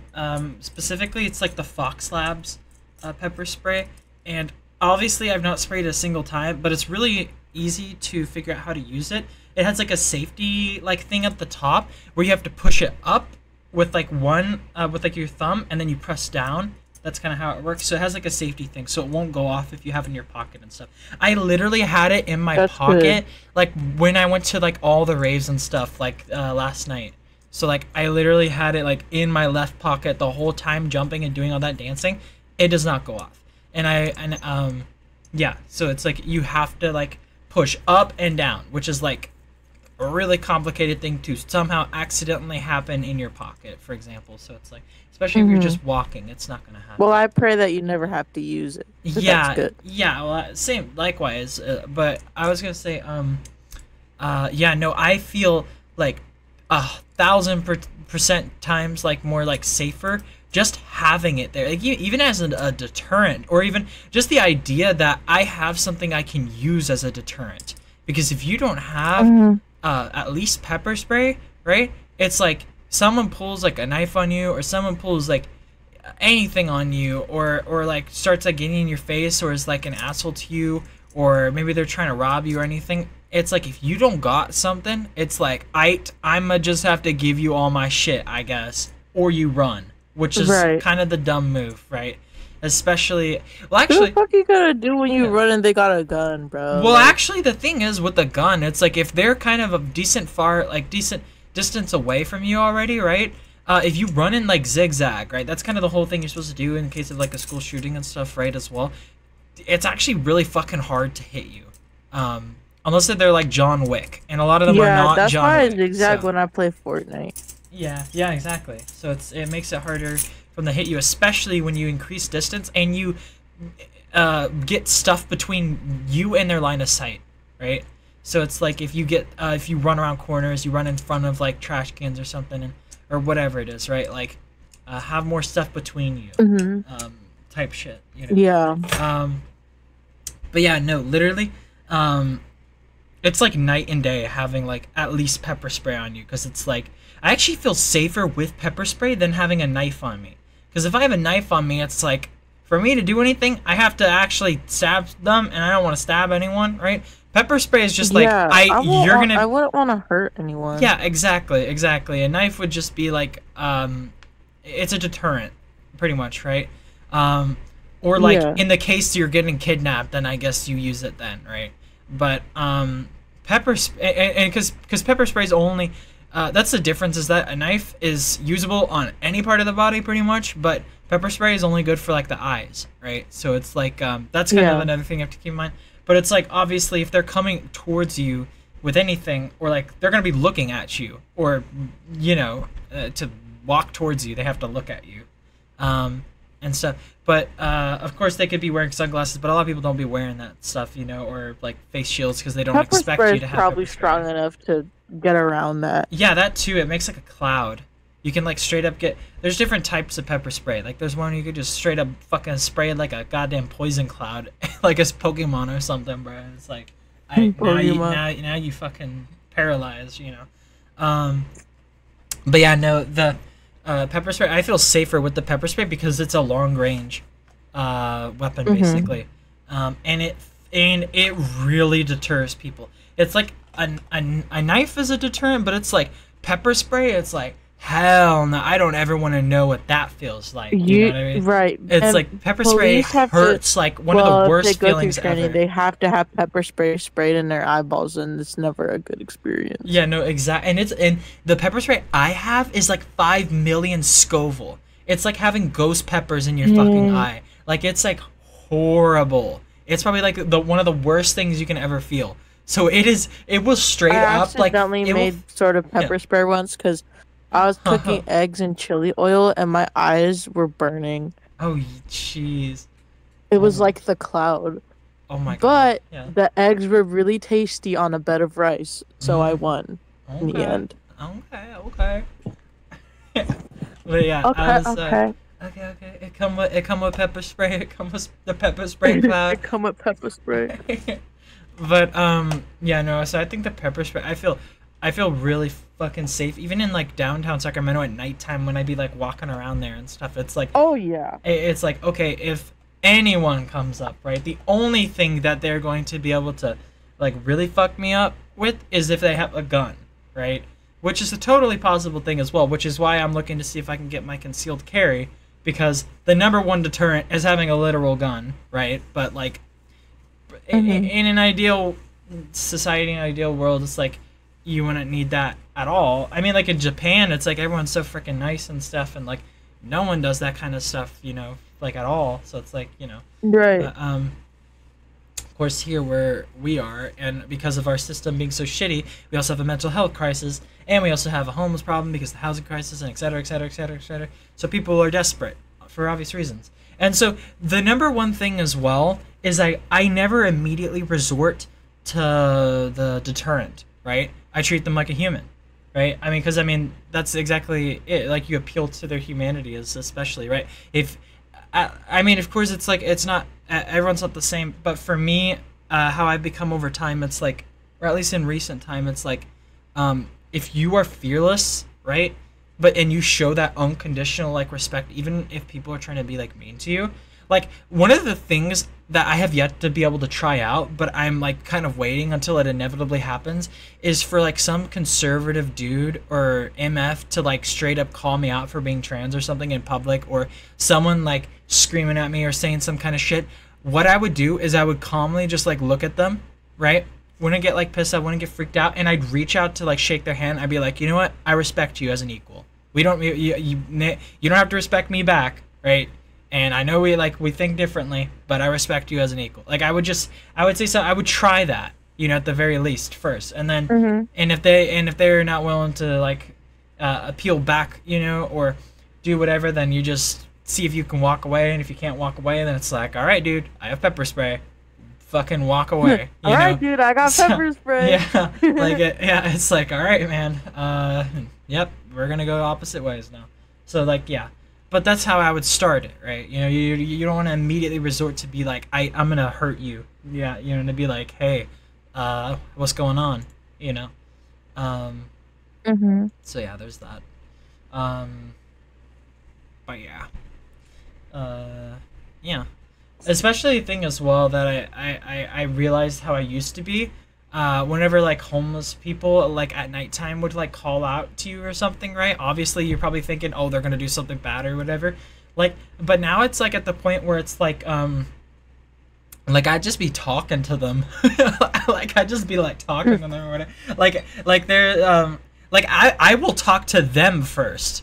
Like a lot of the time, you know, I'm like, hey man, what's going on? It's like, oh dude, you homeless? It's like, oh yeah, because it's just it's a cool experience, you know. There's a lot of stories they gotta tell and stuff as well.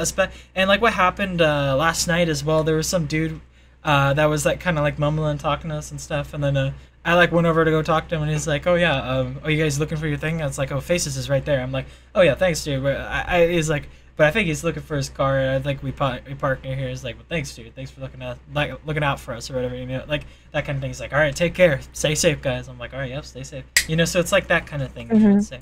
You just gotta, yeah. Yeah. Don't judge a book by its cover, but also just be realistic. Be informed. Don't be paranoid. That's what I like saying. Be informed. Don't be paranoid. Because when you're paranoid, that keeps you from being able to do something about it if something actually happens. So yeah, and you can't control what there is. That's something I need to get better with. Yeah, and it's understandable. Hopefully, being on these like anxiety meds will help me because I already feel way less anxious. Hell yeah. That's awesome. I'm like able to leave my house a bit more. Hell yeah. That's great. Because it used to be so bad to where I would not want to leave my house. Yeah, that's fair. I totally get that.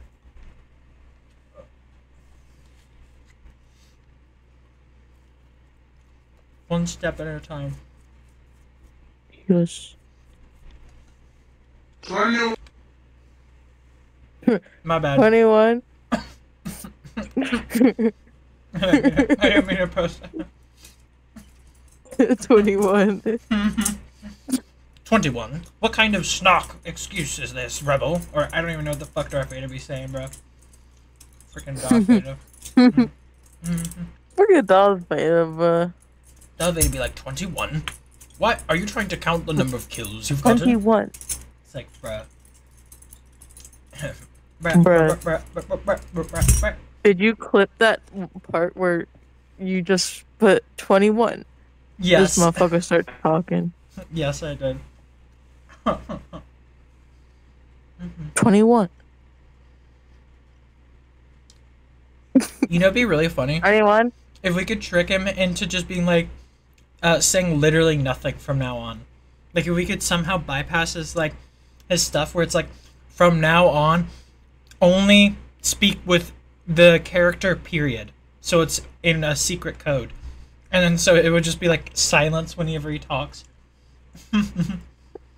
We should try that. That'd be interesting. You remember all the stuff we used to do with the Sodabot? Let's see. I want to see if we can do like that kind of stuff to Darth Vader. Be like, all right, start speaking in like. They killed her. Yeah, I know. I saw. They killed Tobuscus bot as well. Another stupid server. They killed Tobuscus, bro. Not Tobuscus. It's sick and twisted. Tobuscus. Tim pays the maze for days, and it's a mini tata, mini tata, mini tata, mini tata. Mini tata, mini tata, mini tata, mini tata. And a minute in the cradle. Murder. I don't remember how it goes. fucking Tobuscus. So stupid. What if we convinced Darth Vader that we were Tobuscus, or that he was Tobuscus? Oh my god. Do you want to play Fortnite? Maybe. I might go sleep very soon now. I shall see you. Yeah, I'm also sleeping. Mm-hmm.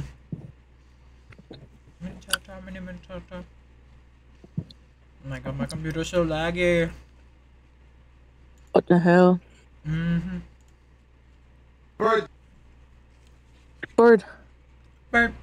I need to do a remastered version of that bar sound, like a sound effect. Bar? Mm-hmm. Bar. I'm a fucking bar. Bar. Mm-hmm. Bird.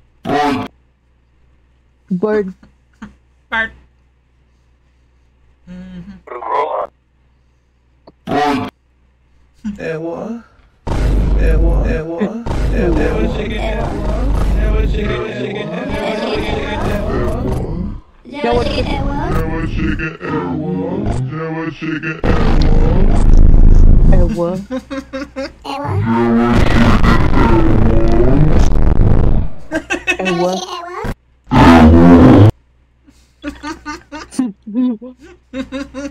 Elon Musk. Elon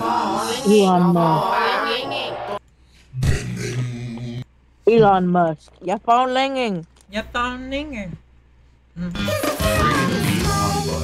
Stupid ass Elon. Like seriously, why you gotta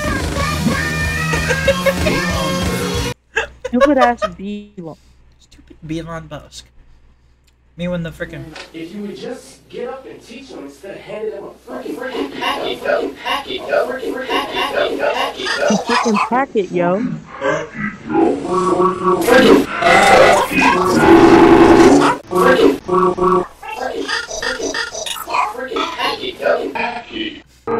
Friggin' packet, yo.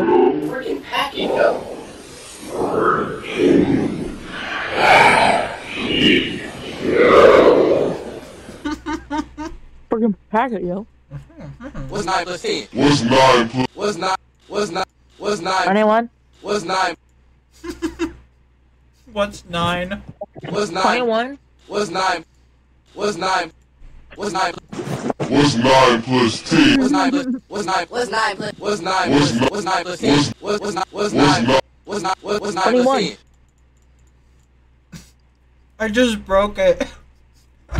Bruh. I clicked so fast I fucking broke What's the not? sound. What's 9 plus? What's 9? What's 9 plus 10? What's 9? What's 9 plus? What's 9? What's 9? What's 9? What's 9? What's 9? What's 9 plus 10? What's 9? What's 9? What's 9? What's 9 plus 10? What's 9 plus 10? 21?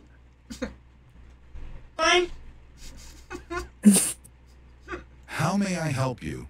How may I help you? Oh yes, I think I'm gonna get, a General Chicken with rice. Okay. And I'm gonna get an egg roll with it. 21? It come with eggwa. It come with eggwa.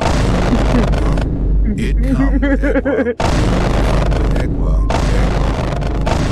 Okay. Come with eggwa. Eggwa. Anyone? Okay, sir. You gotta be 8-12. Anyone? Genwa chicken. Eggwa. General Chicken.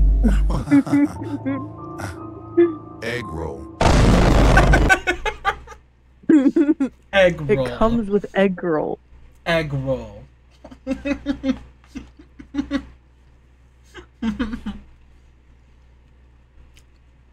Motherfucking pizza. 21. Oh shit, guys, watch out. It's the Belon. That is way too loud. What the hell? I love the fucking scream sound effect.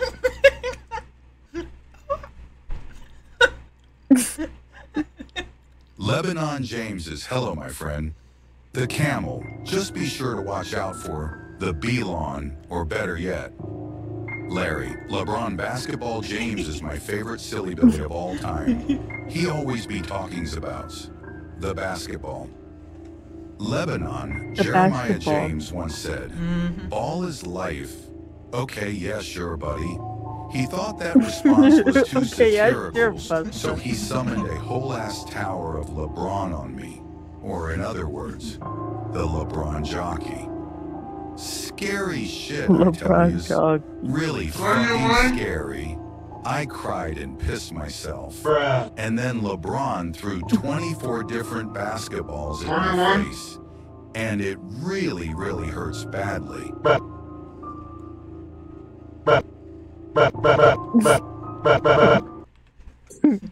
21 is like the best things ever. The Ping is YouTube's Poops I Loves. EX Seriously's 3 is so funny. Yes. Raw, raw, roar, dragon, raw, meow, meow, meow, meow, meow, roar, hey, hey, hey, ha, ha, ha, wow, yeah, yippee, hey, hey, yeah, wow, hooray, thrice, thrice. Why did it break? I don't know what to. Thrice, thrice, thrice, thrice. I don't know what the fuck that's even supposed to say. The Larry. Larry.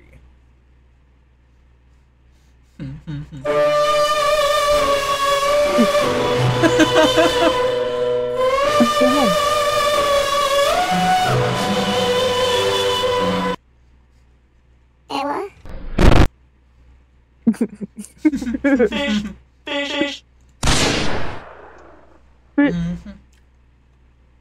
Fish. Fish. What? Fish. 21?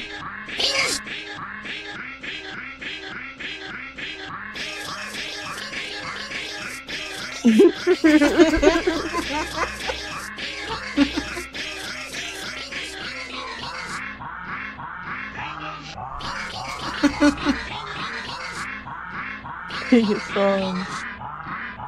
Pingus. Actually, let me see where's Pingus. Where is this?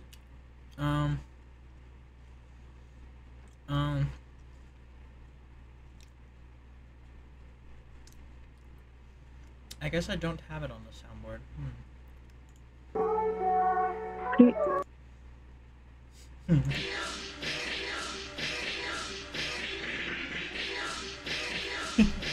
Oh my god, Deltarune. Oh my god, Deltarune's actually wait. It's coming Deltarune out tomorrow. Really? Yes. Let's fucking Deltarune go. tomorrow, for real. Let's fucking go. Life just got like 13% better. Because Deltarune out. Literally.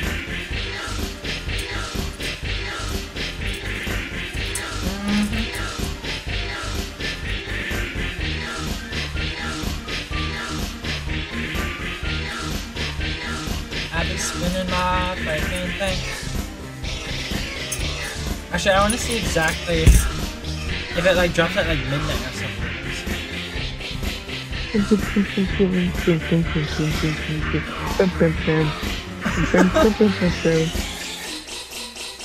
I love Toby Fox.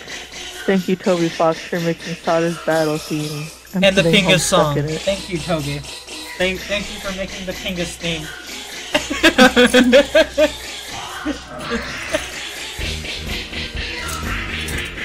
What if like all the action? Wait, what the fuck?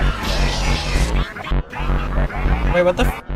I was like so confused for a second. I was like, where the heck is that coming from? Lords of the Fallen? That's the wrong one. I missed you this one. What the hell? Deltarune.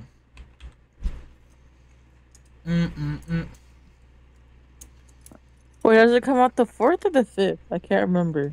Let me see. Also, I'm like at the freaking Steam store. You know what's so freaking annoying? On my featured and recommended, they have not just the first fucking game of what is it, like 50 or like Furry Shades of Gay. They also have the second one. They have both of them in my featured and recommended. Furry Shades of Gay? Yes, Furry Shades of Gay 1 and 2 are both in my featured and recommended. And I have no idea why. Bruh. Also, my Steam is so broken right now, I can't even pause this. Bro. Oh my god. Bruh. Furry Shades of Gay. Furry Shades of Gay. Also, yeah, June 4th. I can 1 only day, 6 imagine hours. what's in that game. I think you can probably imagine pretty well what kind of freaking thing they got in that game. Oops. But yeah, no, freaking annoying. It's kind of stupid. Anytime you go to look at the most popular Steam games, the number 1 is always like some hentai or like sex game or something. Like it's like ridiculous. It's like always like some 99 People should play cents. Monster Con instead. It only has sex jokes. Literally. Whoa. And like, well, suggestive pictures, but it's all funny.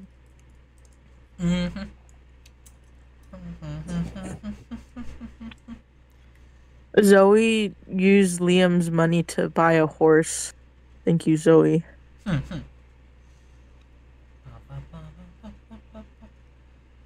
Also, that's so cool. The little picture of Undertale or Deltarune or whatever. It's like I got it in Japanese too to the right. I wonder if Toby Fox speaks Japanese. Because I mean, he has worked for like I think Nintendo. he does, because I think that's how he got his job with Pokemon. Yeah, He I was wouldn't be talking with the surprised. MF. Yeah, speaking Japanese. I want to learn Japanese now too. What the frick?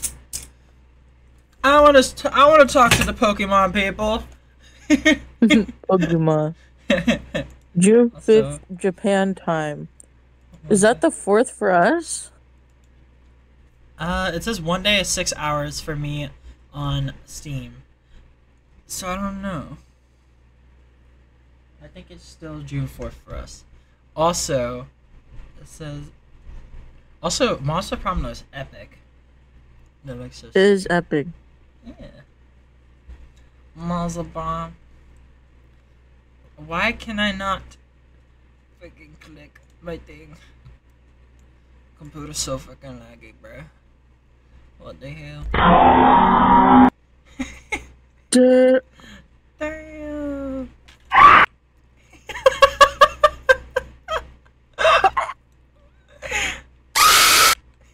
I'm trying to see if I can find the other scream. There's a different one. Do you know that Zoe is canonically transgender? Oh, that's awesome. Yeah. But she just like me for real. Real. Littler. A little there.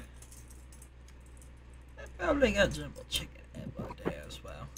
Does Monster Palm Cafeteria have jumbo chicken elbow with rice? It come with Ewa. It comes with the arrow? Oh my god. Oh my god. Also, just saw Red Boo. Red Boo. It is like Red Bull, but it is the ghost and scary. Let's be sure. Where's scary scream sound effect number 1?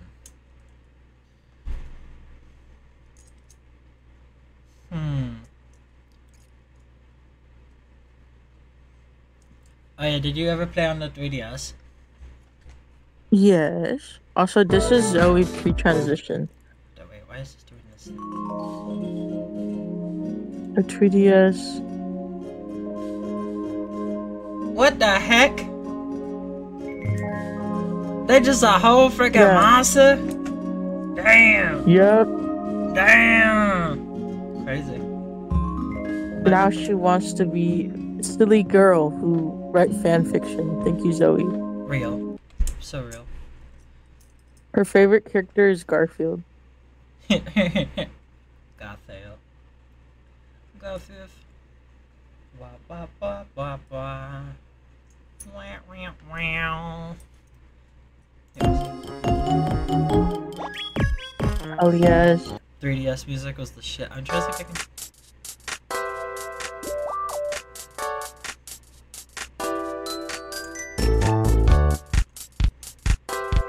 Oh, what about this one?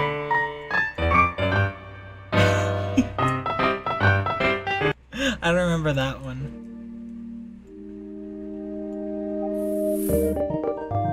I remember this one.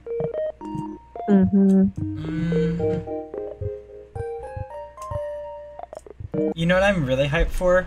Except, hopefully it's on the normal Switch and not just exclusively the Switch 2. Tomodachi Life. Oh my god, yes! I can't oh my wait! God, I forgot! I forgot that's coming out next year. I'm so excited. I'm so excited because apparently it's gonna have like the editing options that Miitopia has. So that means I could put Sadar in the game. Let's go. You know, Tomodachi Life is maybe like one of my freaking most nostalgic games ever across my whole life because I'm like, damn. Yes. I love that game so much. Like there was so many things you could do. Life. There was so much random shit They're that adding happened gay too. people. Yeah, like literally, you would have just like some random ass nightmare where you're like some giant and like looking at the island or something. Like just the most like random shit, and I loved it so much. Literally. Oh, it's so fun. Actually, speaking of Tomodachi, hold on, wait. Yes. Yeah. Turn I that love shit the up. eating sound effects in Tomodachi. Yeah, I know everything in that, all the sounds I can like probably like pick out like immediately as I hear them. Just be like, yep, that's that. Literally. That's how I am with like Ocarina of Time as well for like Zelda and like Majora's Mask, a lot of that kind of stuff. Like especially Ocarina of Time. I haven't played Ocarina of Time like in years and years and years and years, and I only beat it like well, I mean multiple times, but like when I was like really young. I was like 9 or like 10 or 11 or something. But even still, I can tell you exactly what part of the game and maybe like even the name of the song if you played like any of the songs. Like I could be like, oh yep. Hell yes. It's like, oh yep, Song of Healing. Oh yep, Song of Time. Okay. Oh yep, that's the song that plays when you're at the sage dude that standing on the weird ass waterfall thing while he's like telling you about all the different sages, and after you go into the Temple of Time. Like literally like super specific ass fucking bullshit. But, hell yes. Yeah, even with Breath of the Wild, I would say that as well. Okay, wait, that's not Tomodachi, but I also like that song. Hold on, let's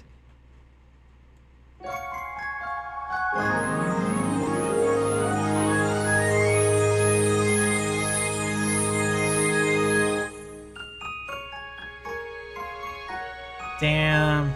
This is the credits for Tomodachi So Life. nostalgia. Yes. I don't know if I ever got to the credits. I feel like I just kept playing and playing and playing. Credits to Tomodachi Life, but I've heard the theme. Yeah. But I've never gotten to it. Yeah. The fuck you do to beat Tomodachi Life? I know, Have right? More babies or what? I'm pretty sure there was one thing I never did because it would take fucking ages to do. But you had to get like 1,000,000 gold or something so you could go to the moon. I think I did do that though. Bruh. Like, I could have sworn I did that. I don't know how you beat Tomodachi like that.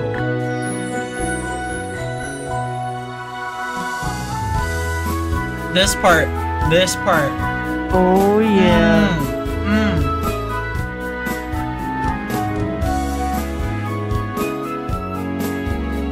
Imagine if life was only ever just like this happy kind of energy. Literally. And it could be. That's why we work together and we make the world better. One step at a time. Yes. Until everyone gets to feel this happy vibe. Because everyone deserves to feel the happy vibe. Yes.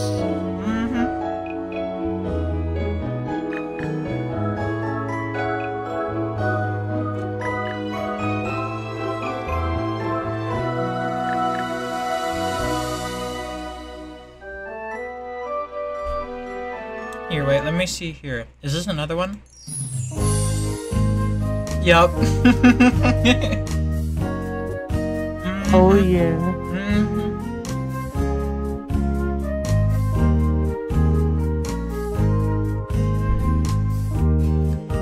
Oh, what's this one? I remember this one. I remember this one too, yeah.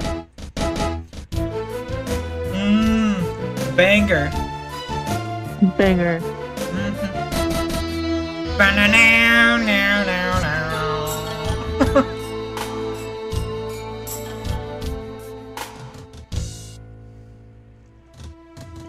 I'm really excited for the visuals of this next Tomodachi game because you can tell the MFs that worked on Animal Crossing worked on it.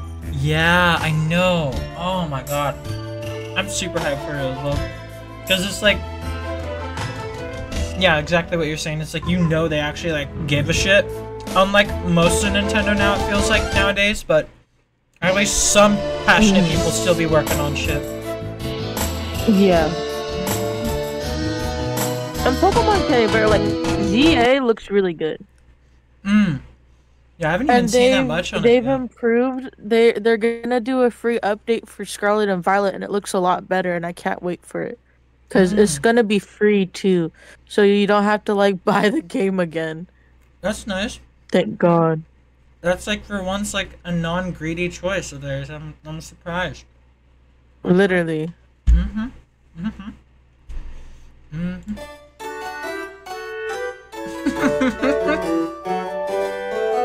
This is a banger too. Me and my sophisticated ass going to the hat shop in Tomodachi Life. Hell yeah.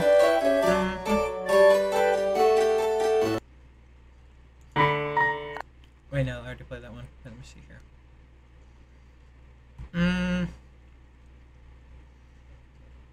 Y'all ever just...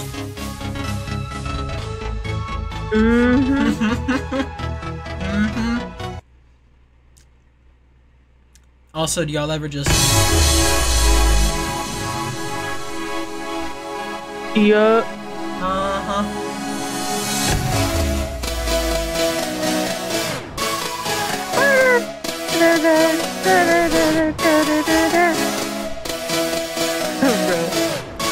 Outro music. I want to make... One of the main things I really be setting out to create is something that makes people that level of nostalgic. I mean, even just the moments you share with other people itself is already like gonna obviously like leave some people nostalgic.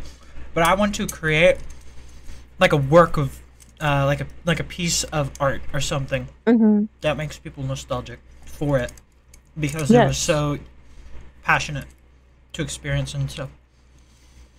Very epic. I wonder what's for dinner. I wonder what's for dinner. Dinner. Dinner. Dinner.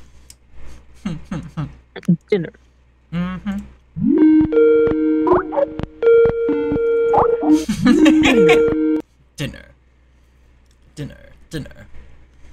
I'm trying to see if I can find more Nintendo stuff because I know I could have sworn I had more. Let's see here, I got scrolled up.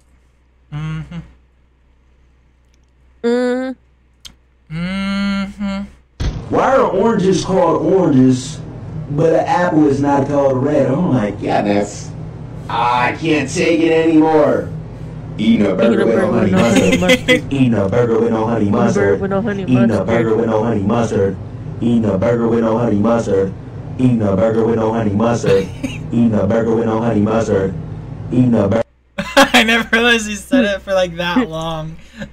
I know. Eat a burger with no honey mustard. Right, Eat a burger with no honey mustard. Eat a burger with no honey mustard. I love this song. It's epic. Freaking Aqua Candyman. I'm trying. Oh, I do have more. Wait, I do have more. Wait, check this. Did you ever play Yokai Watch? I've watched it. Okay, that's fair. Because in that case, I did not get to play it, but I've watched the anime. Okay, in that case, you will immediately recognize this.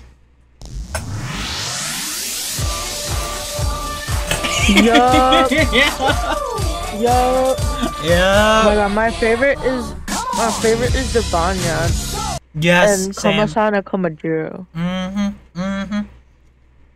That's what's up. The epic Sillers. I'm trying to remember. There's another one that I really liked. Shadow. You look like you'd love QB. QB. Oh, that my computer's so laggy. I gotta look up on my phone. Ugh. Let me see.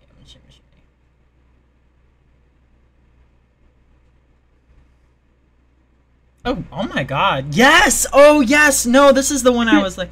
Yes. Okay, correct. I knew it. Okay, yes, correct. Okay, correct. I didn't know that was the name. Yes. Yeah. Yes. QB's awesome. I love QB. QB. Oh yes, new profile picture material. Oh yeah. Silly QB. So freaking real. There was some other one I really liked. Can't remember. Oh yeah, there's this Venoct. Venoct is another one that looked cool. Let me see here. Yokai Watch. Yokais. I need to see like the full list. Wait, what the heck? Why is it showing this? Yeah, no, Jibanyan was definitely one of my favorites. There was some other one I could have sworn.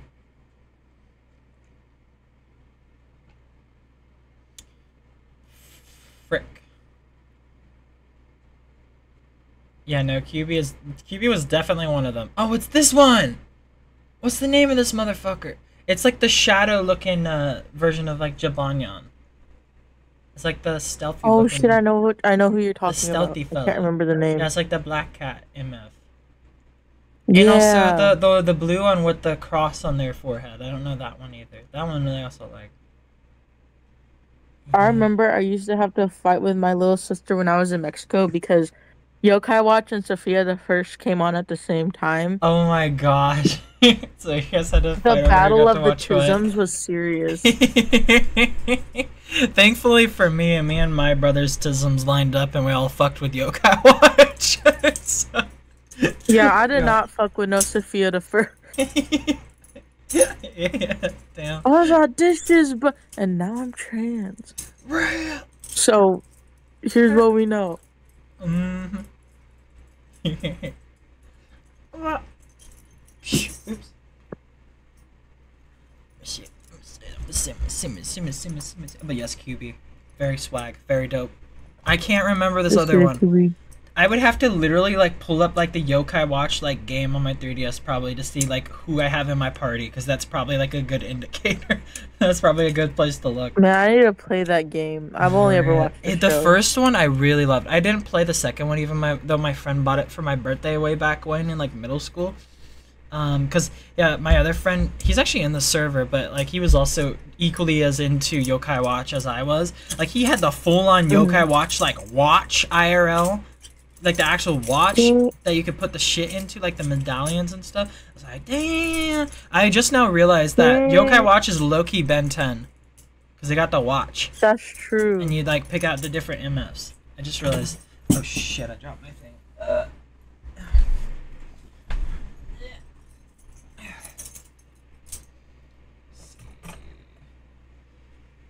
List of all... Wait, there's a third Yokai Watch game? The hell?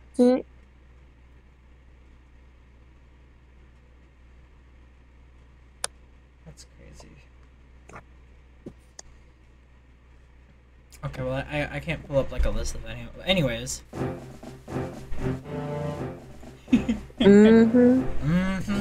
That banger. You ever play Metopia? Metopia is a fun game. My brother loved it so much. I never played it, unfortunately, but yeah, no, he told me a ton about it. The music is so good for some reason. Like they really cooked with the soundtrack for a fucking me game.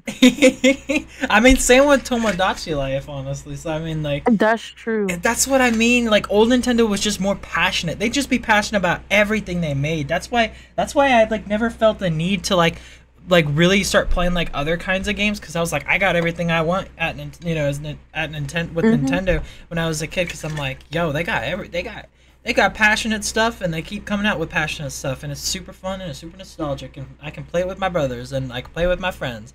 That's all I really needed, you know. And now it's like, yeah, I have not turned on my Switch in probably over a year. So I play my Switch a lot because I got autism. I got that Sadatism. I go see Sada at the Crystal Pool like every day because I'm crazy. But so real. I haven't really touched any other game other than like Fortnite and Minecraft and Pokemon. Yeah, that's fair.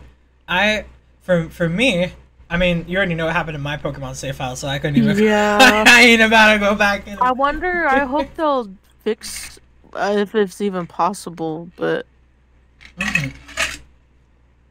Yeah, one of the games I do need to go back and play that I actually really have been meaning to play for like years now, or at least finish or continue playing, is Xenoblade 3.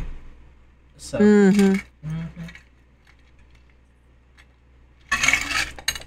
I fucking love drinking water. Also, you try. Water good.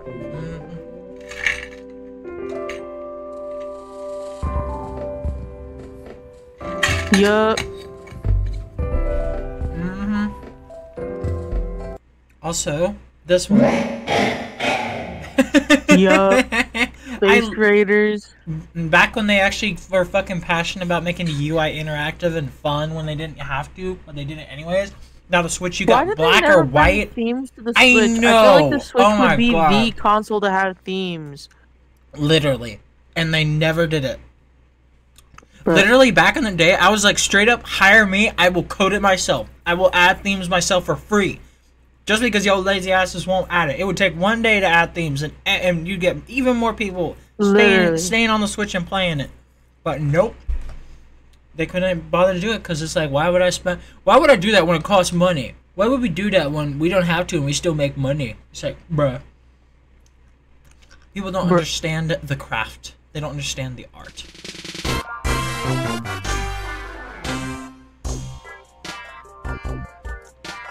I mean, that's what happens when you put a motherfucker named Doug Bowser in charge. Bowser. Why they do that?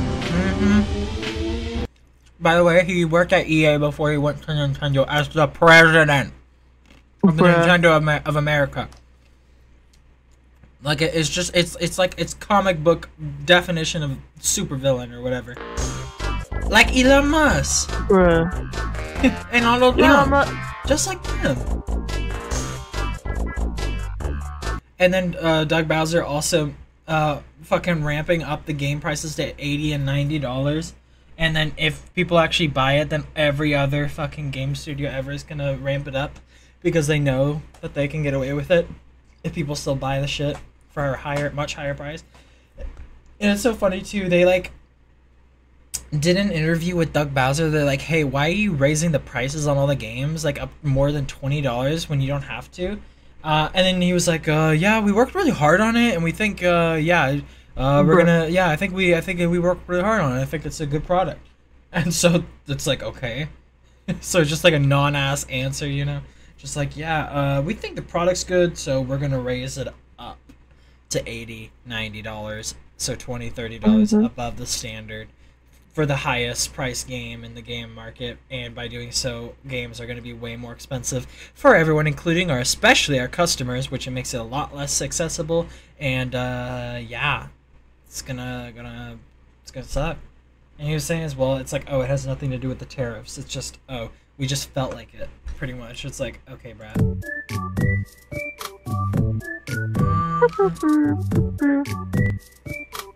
21. 21. 21. 21.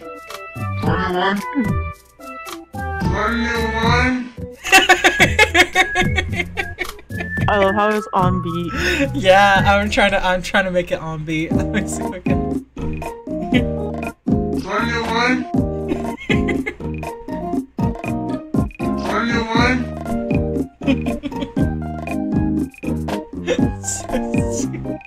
What about this one? Yes. 21. 21. 21. 21. 21. Wait, what's this one?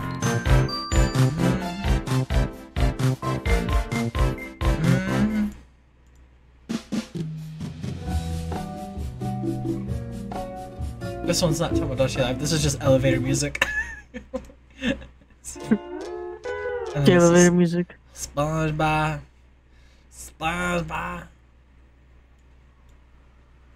Wait, let's see. I think that's all the Nintendo. I do have some very, very, very like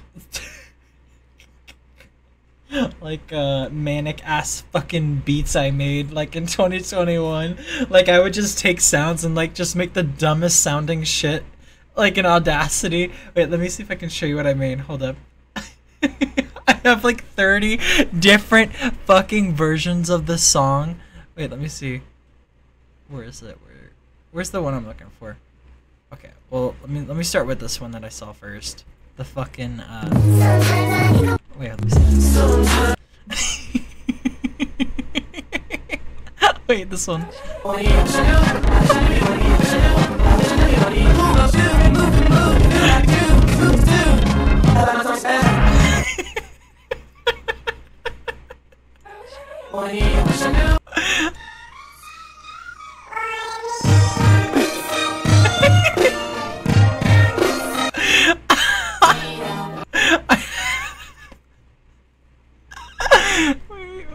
Wait, what's this?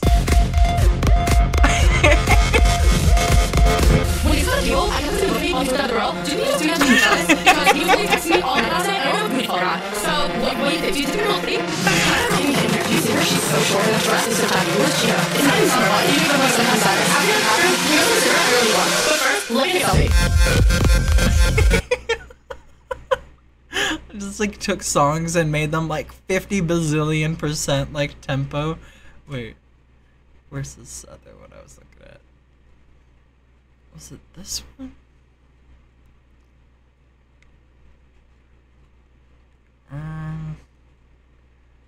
Oh god.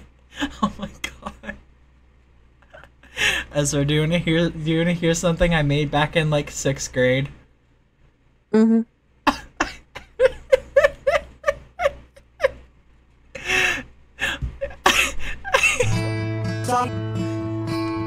Them butterflies, songs you know I can. Them butterflies, them butterflies, it's the other song, share song now. Song, yeah, he's machine, it's song now. Song. Them butterflies, the first time. Them butterflies, I'm in song, everything. When you were children, it's now. Song, save now. Song. Sits on the whole world, and butterflies was watching. I still talk to you. Drive out, and butterflies wheezing bows, and butterflies always and on bows, always and bows, be on always and bows, and butterflies always and bows, always and bows, always and butterflies is and bows, always and bows, always and bows, there with you. Over and over and over and butterflies over and over and over and over and butterflies over and over and butterflies and butterflies fly and butterflies over and over and over and butterflies over the only truth and butterflies everything comes back to you. Butterflies and butterflies and butterflies and butterflies and butterflies and butterflies saw that you moved on with someone new and butterflies in the pub there we met, he's got his arms around you. Butterflies and butterflies and butterflies. It's all them butterflies hard.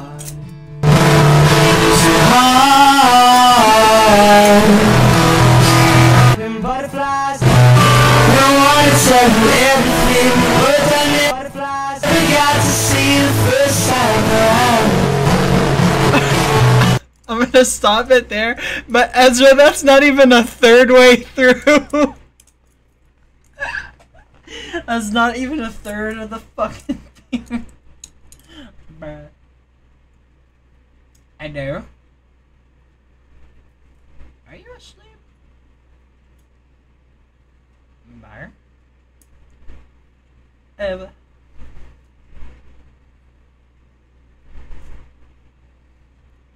Eva?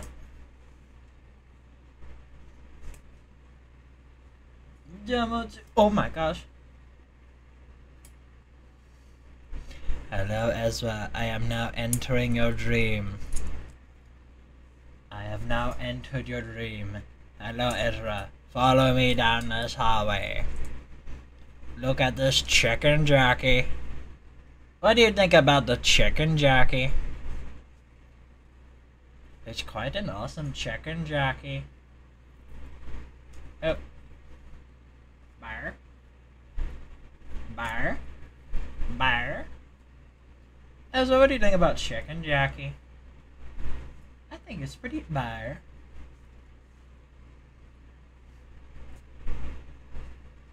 Ezra, I am now in your dream. I am now in your dream. I have entered your dream world. Again. You shall remember this dream when you wake up. What the hell? What the hell? What the hell? What the hell? Back. Mm-hmm.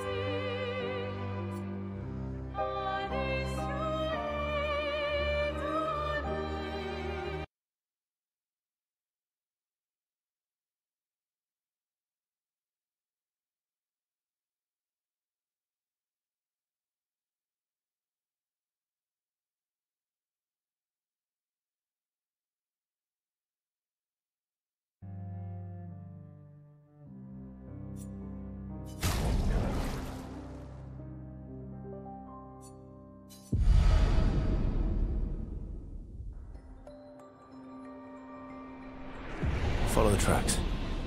They'll lead us to Monoko. A train. Gustav would have liked to see that. Is it true before the fracture, Lumiere had trains running throughout the continent? Always running late, but running, yes.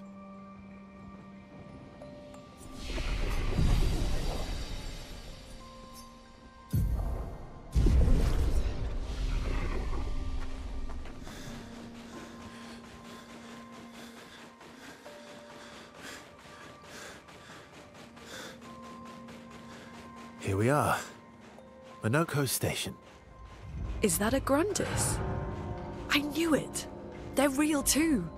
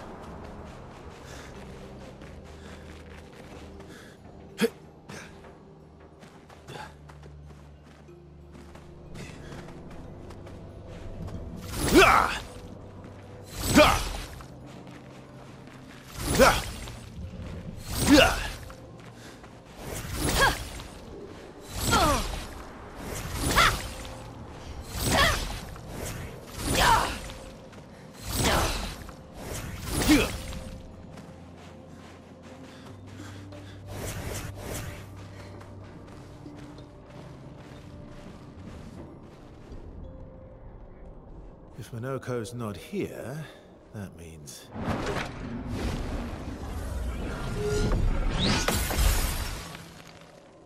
slow as ever, mon vieux. Your reflexes remain sharp as ever. I approve. Esquire, did Verso pull you into another adventure? New friends. You speak our language. He had a lot of time to kill, so I taught him.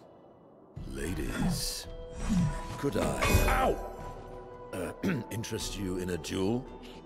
Definitely a gestural. No point trying to talk until we've calmed Monoko down with a relaxing fight. Be careful though.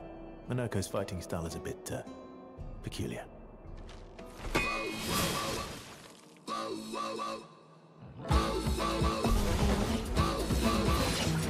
A storm is coming.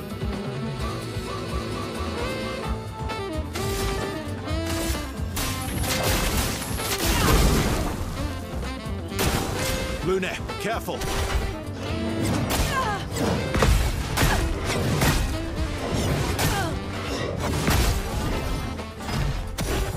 He can turn into a Nevron.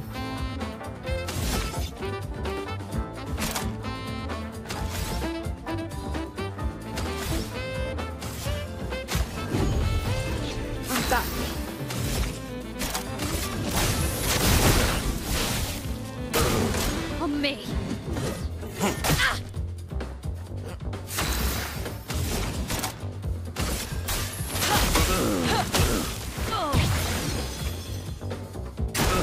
Take cover. Maximum damage.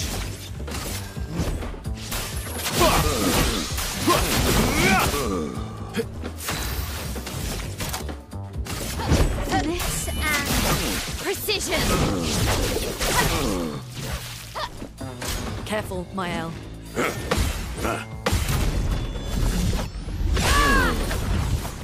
So much potential.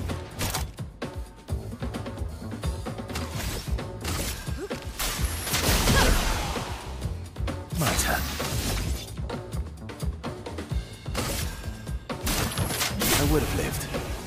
Let's dance. Let the ink flow.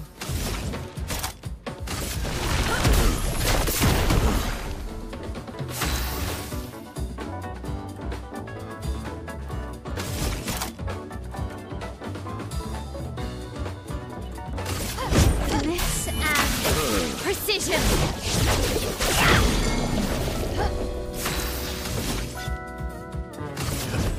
Here we go. A storm is coming. Let's spill some ink.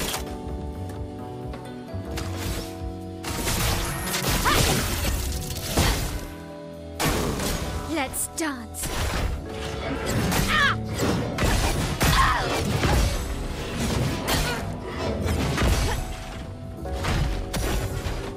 Let's carve a path.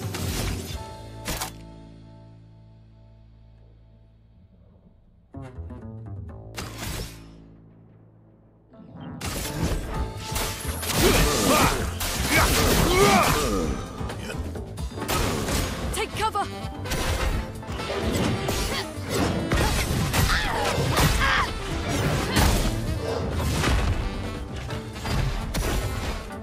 Let us stain them.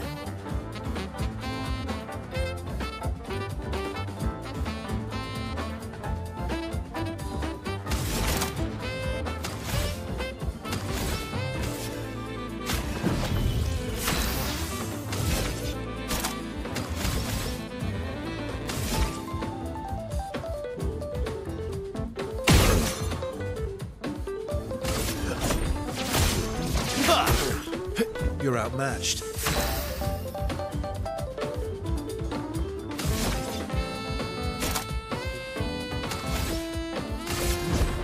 Here we go.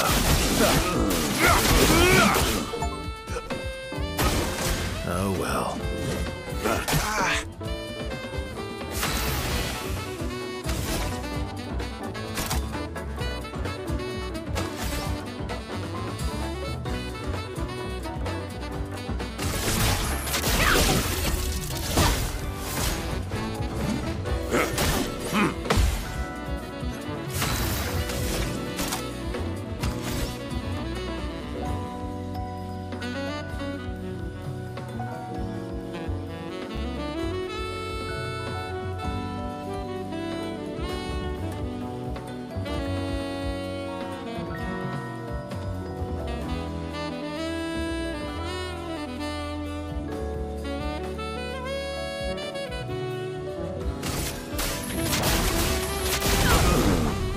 Last-ditch effort.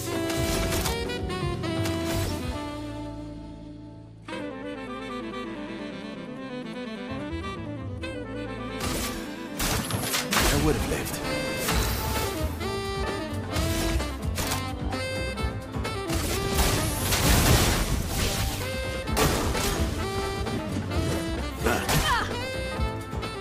Let's push forward.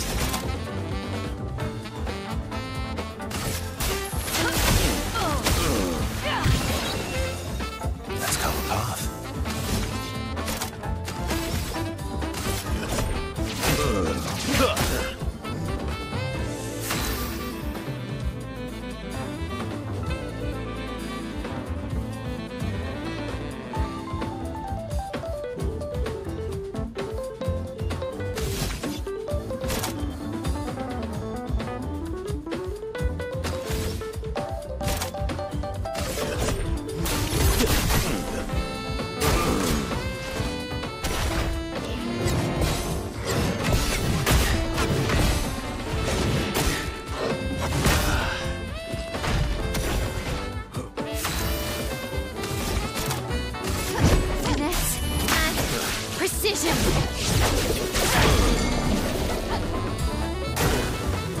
Let's push forward.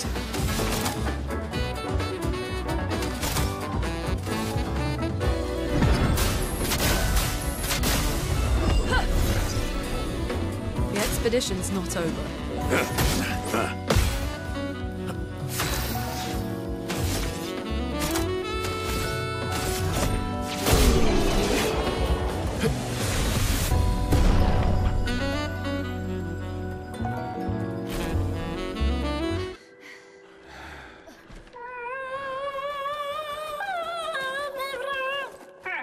No distraction, son.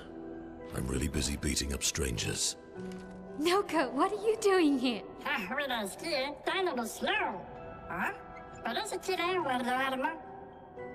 Noko, you said Nevron?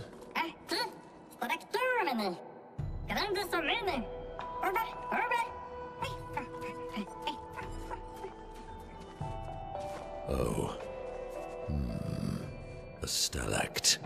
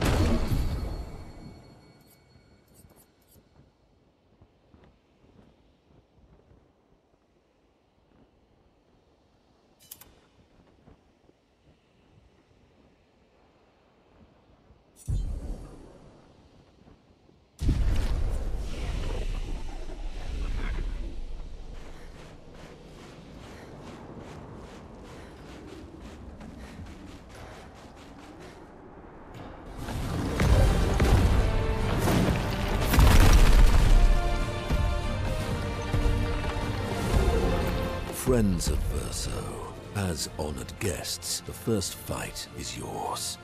Defeat the Stalact with your fearsome talents. Right. Oh. You're serious? Yes, he is.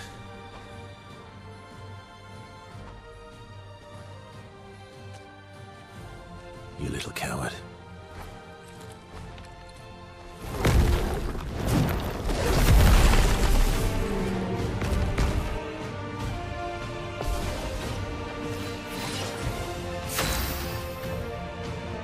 Verso, why aren't you using gradient attacks? I don't need pointers from the one sitting on his lazy ass. You didn't teach them, did you, you lazy old fart? Very well. I shall generously impart my wisdom.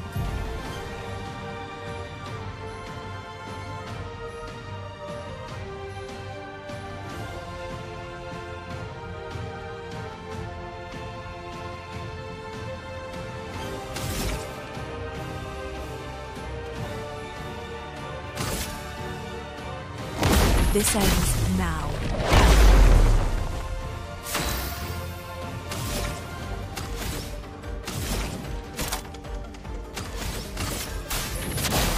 Feel the burn. Take cover.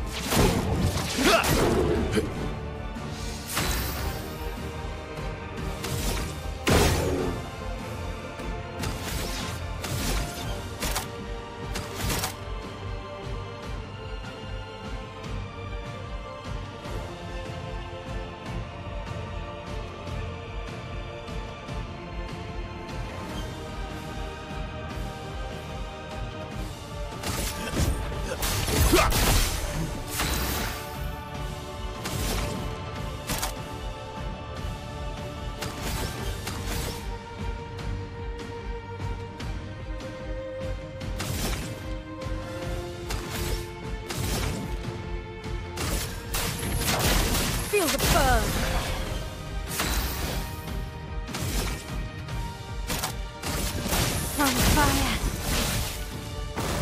Watch out, Mael.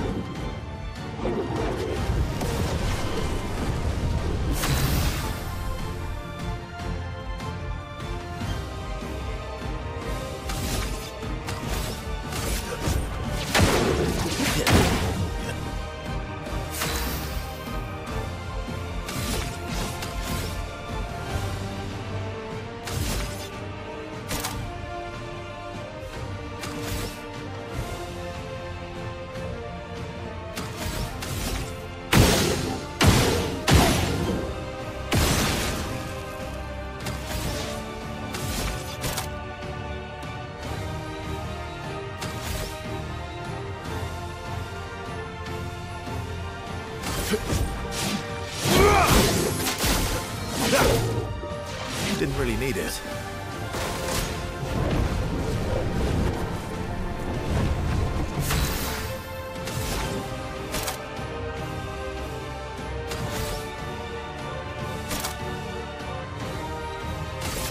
Quite in fear.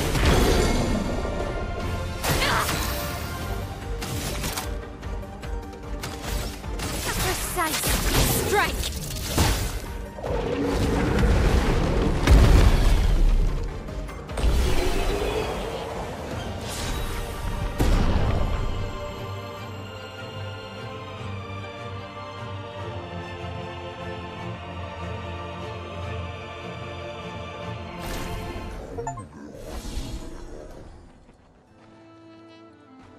You found worthy friends, Verso. Jealous?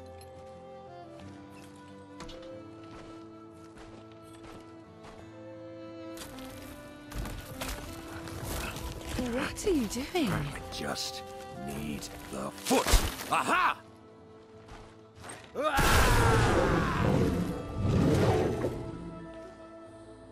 He transforms by collecting Nevron feet. Don't ask me how it works. I've never understood.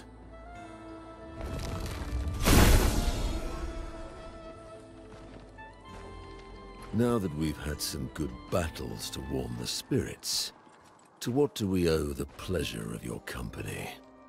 We're heading for old Lumiere. Okay, bye. Hey, come on. Hey. Hey, look. I know we failed before, but look, you doofus. Don't you recognize her? Of course I do. Then you know what that means. This is our shot. It might be our only shot. This is your only shot. Out of the question. Wait, is she the daughter of that one white-haired lady? There will be a lot of fighting, though. Oh yeah, that's true. Yeah, it's true. There will be a lot of fighting. Exactly. Count me in then. Good. Good. Good. Good. Yes, good. Noko's coming too. Oh, you are? L'homme mercanto al dormir. C'est mon automne, trésorier. Va ser meilleur mercanteur du monde. As a responsible parent, this is a superb idea. Let us go to old Lumiere.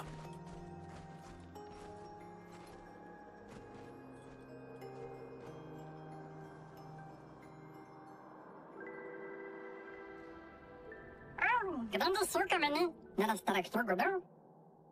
Should parla de nema, nemines de gestrado. Should do dormir, ona swagito and notice.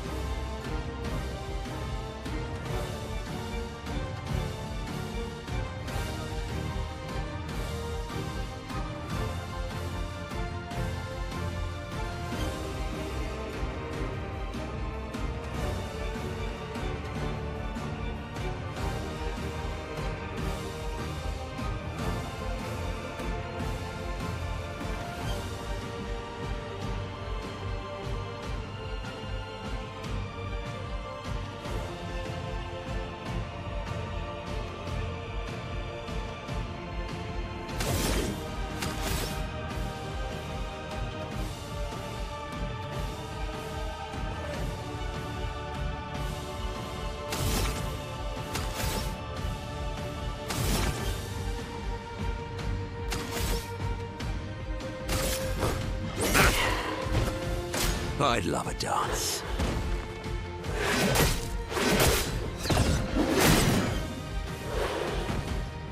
A bit of violence, yes.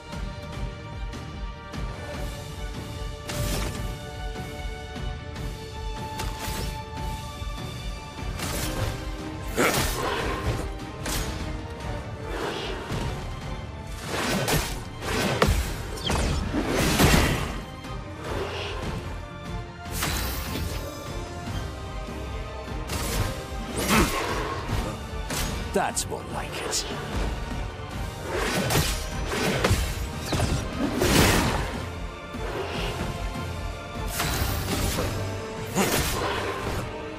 Why, yes, I'd love a dance.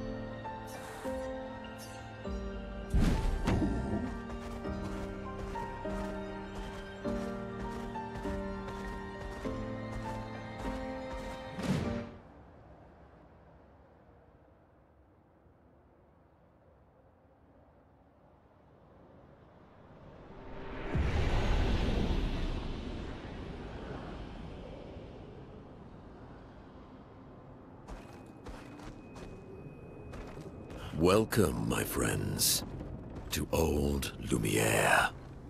Is anyone still here? Just Nevrons.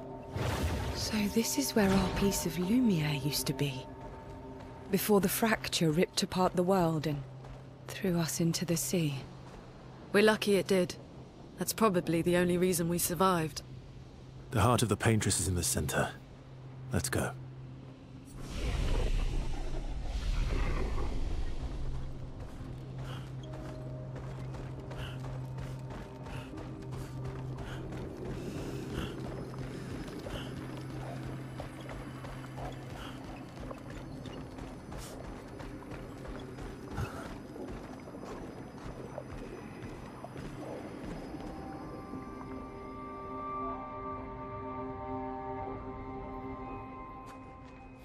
We'll need a way forward. The heart is in the center of the city. All right? Show off a bit, Minoko. Just admit you can't do it yourself.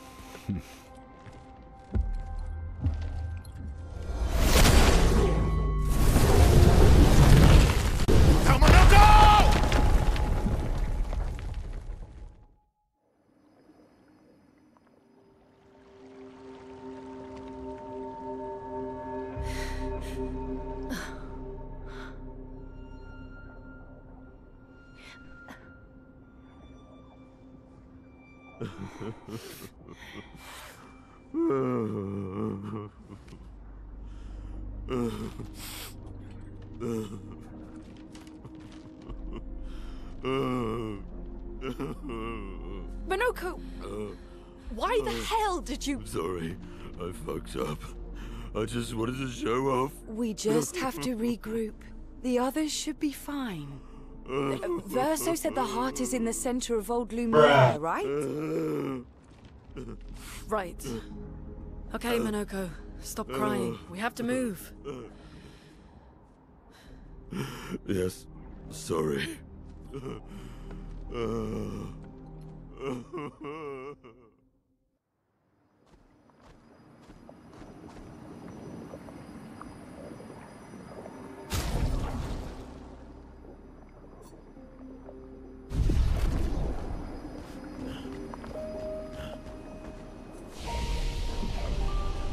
Friends, I beg your forgiveness for landing us in this quagmire. It's okay, Minoko. Let's move on, shall we?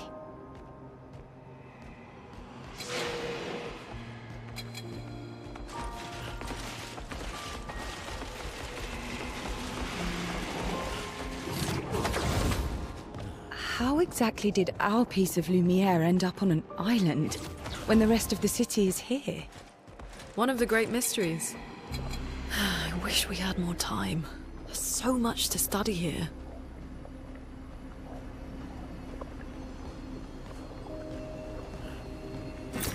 Well, that will help.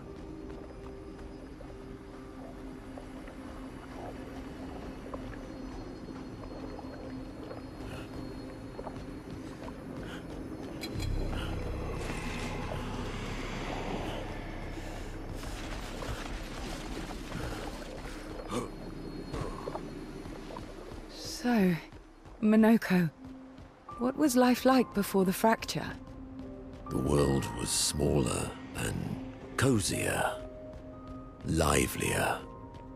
There were many more of us Jestrels back then. The fracture tore our villages apart. Only a fraction of a fraction survived. Our forests are filled with Jestrels awaiting rebirth.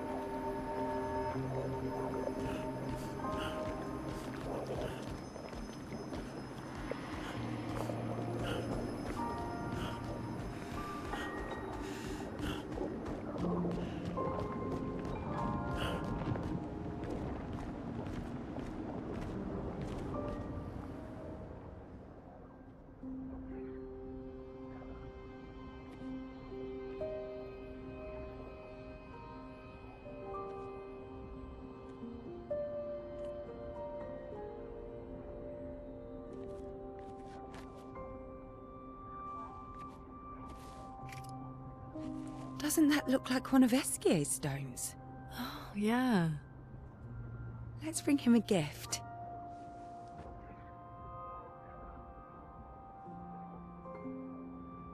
I was surprised you agreed so readily to Verso's plans. He seems to be our best bet for now. We lack too much information. Do you trust him? I trust that he wants to reach the Paintress, so for now, our interests are aligned. He has been helpful. Still, I have this feeling he's hiding something.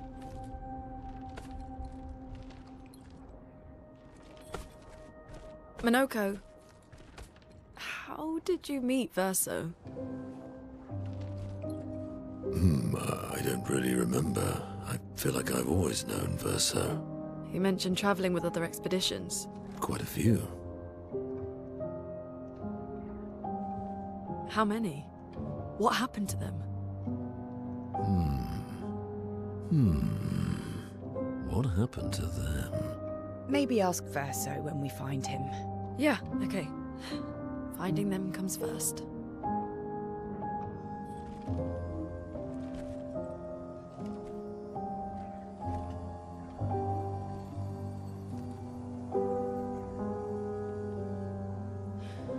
Any idea what this is? I'm afraid not. This is my first time here as well.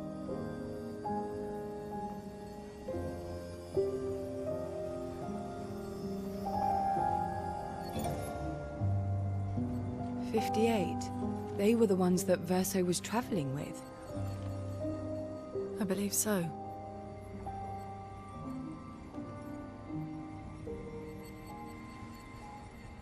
They made it surprisingly far. An axon. Interesting. Verso is... Is this true? Mael's with him. We need to go. Now! Verso would never harm her. I'm guessing he's a Nevron.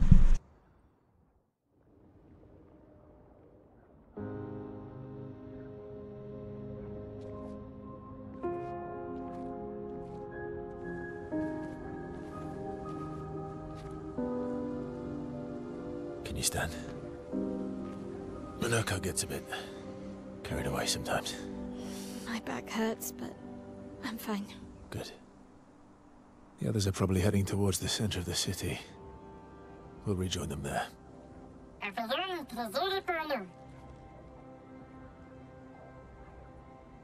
Feels like home. Yeah. Feels like home. You okay? Minoko fits well in the disaster expedition, eh? Yeah. It does. After you.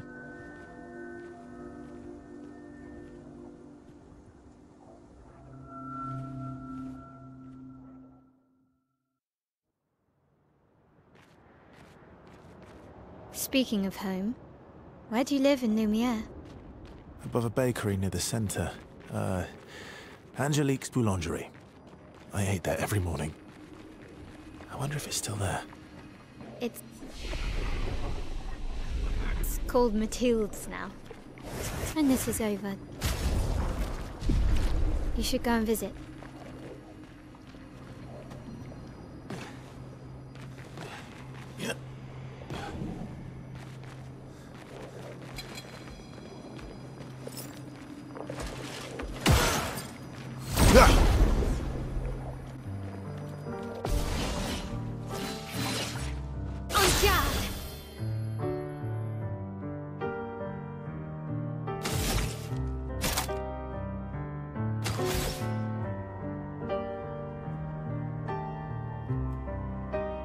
Blade cut through the flames.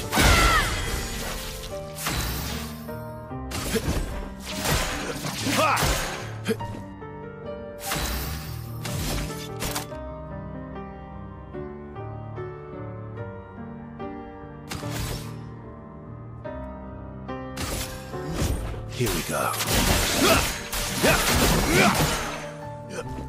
Watch out!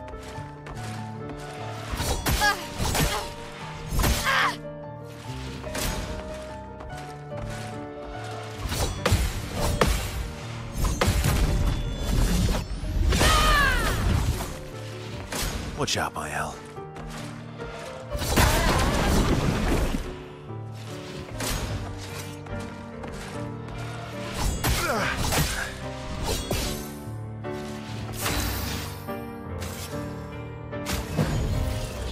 I won't disappoint. Blade cut through the flames. Bring it on.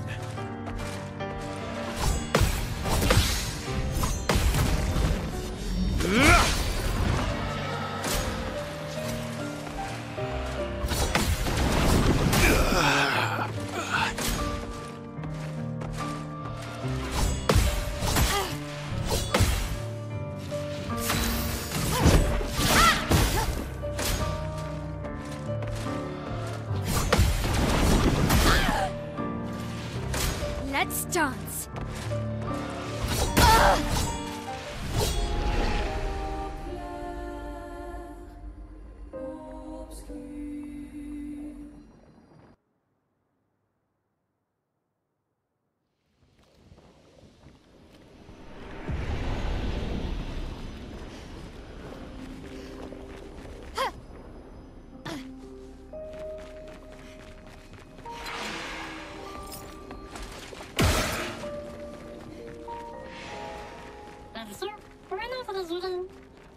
I never said there was treasure.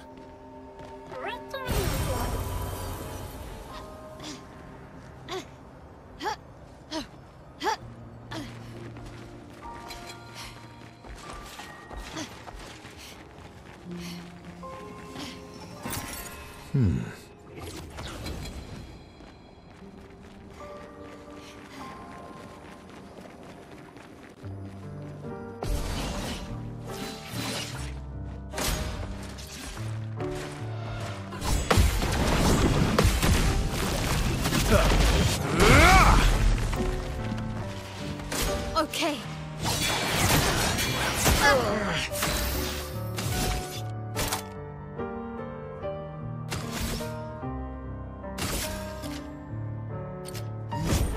Here we go. I'm ready.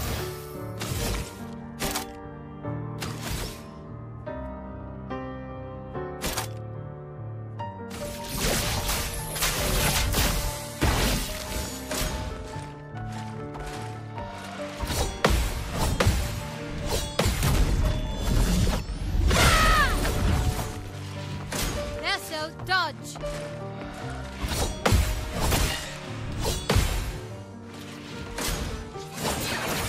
Okay. On guard. Go again.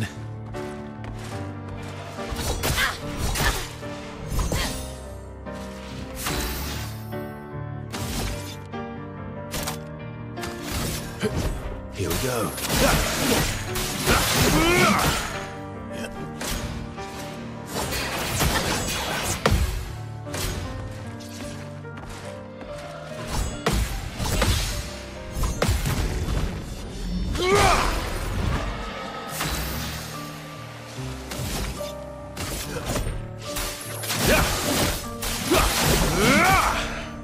Blades sharpened.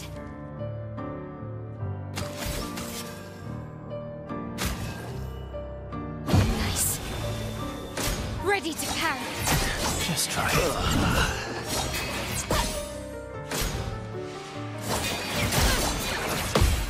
Let's spill some ink. Reborn once more.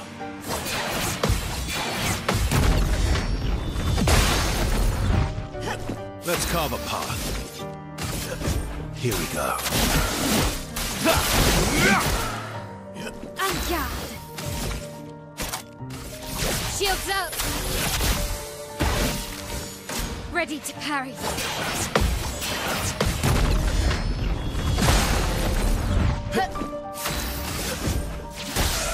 Yeah.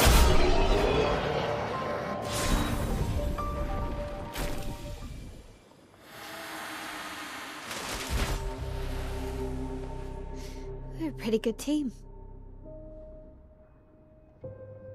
Verso? Verso? Putain. Where did he go?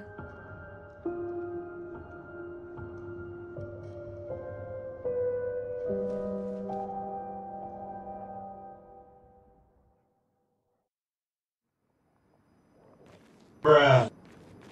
Verso, where did you go? I need to find Lune and Ciel, quickly.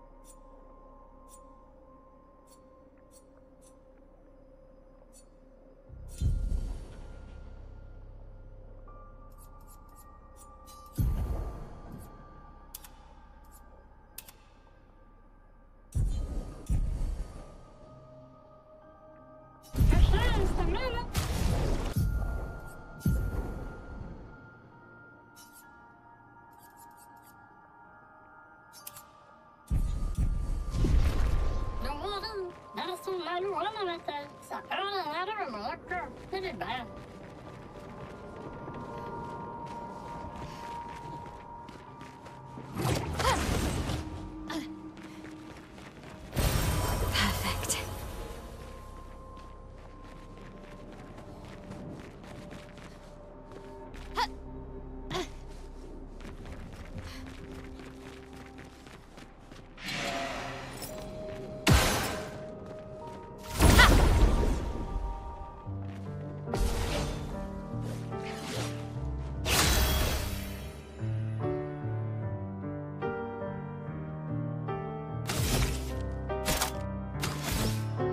Blades.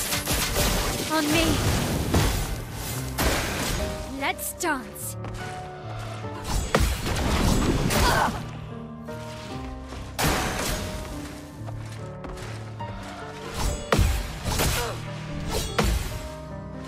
Blades sharp.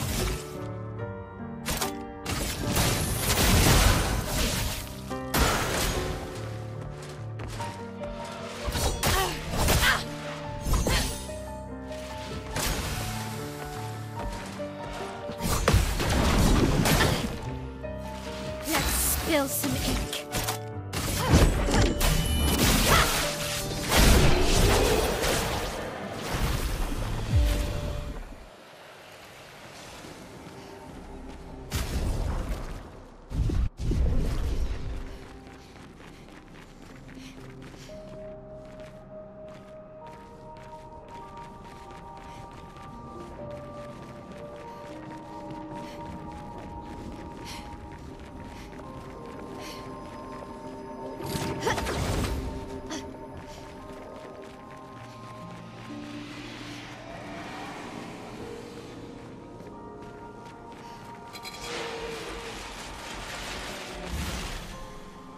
Bruh.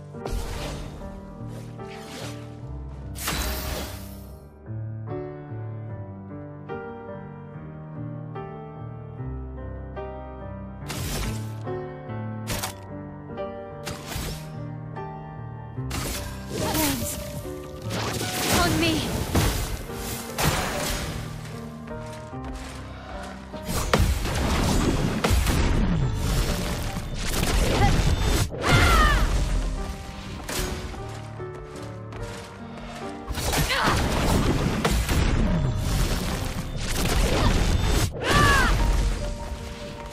Let's dance.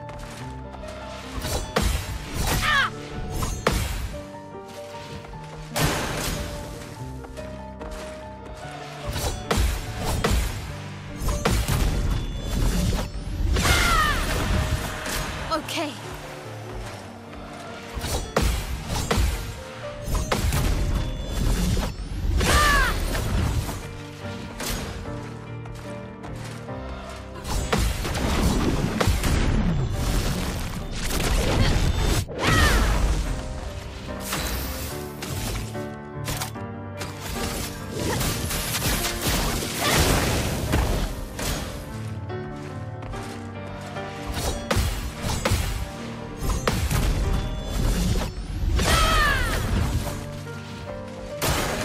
Let's dance.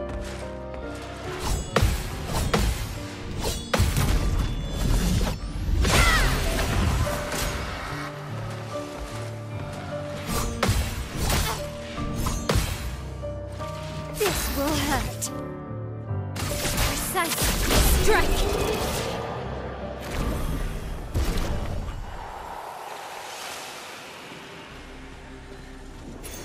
Great.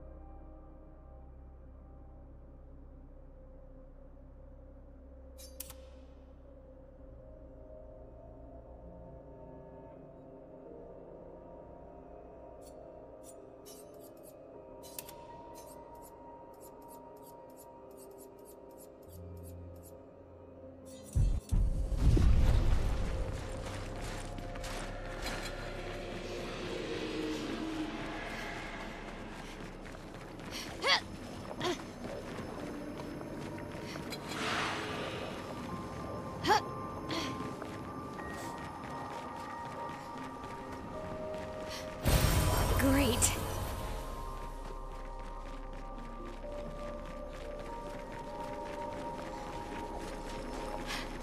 Think I'm close.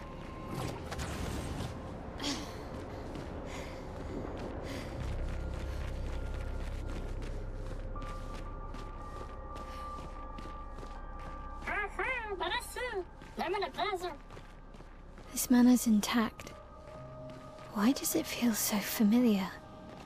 I know this place.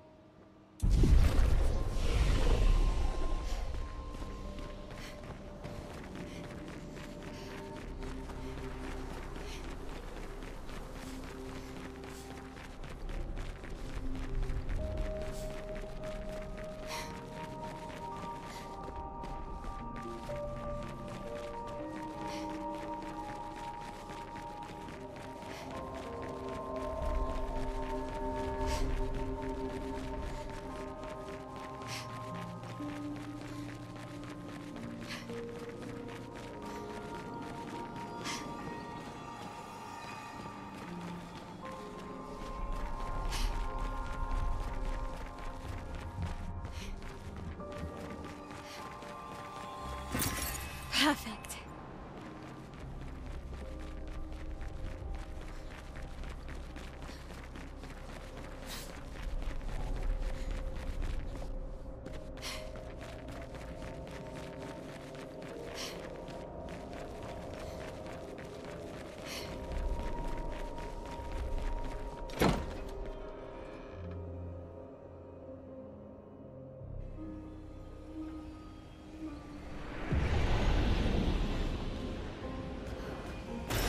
Perfect.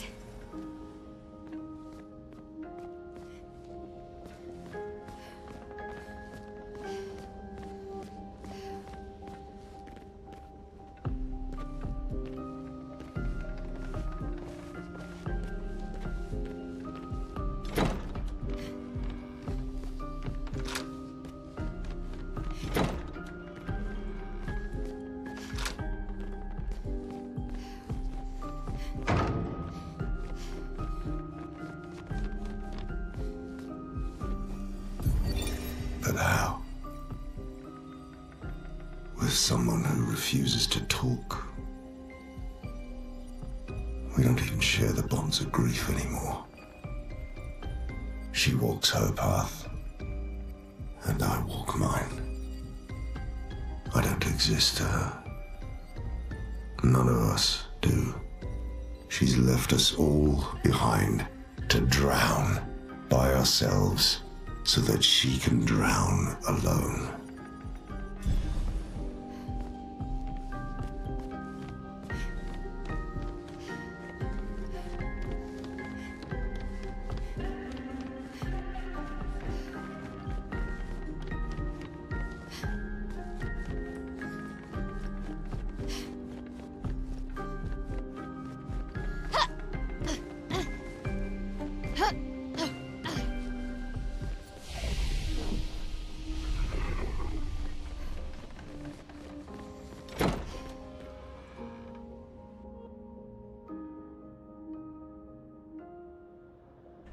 I just now noticed that's the Expedition 33 flag.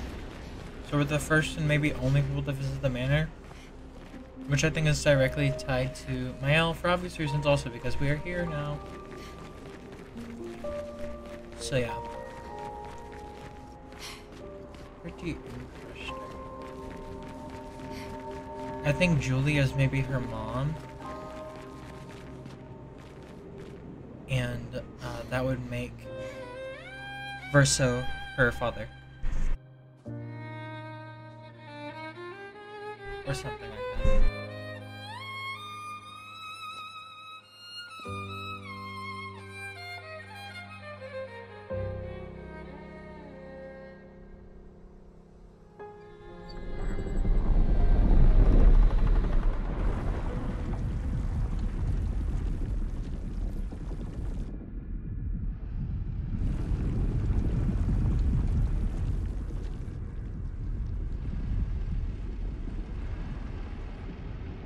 I knew you'd open the door for her.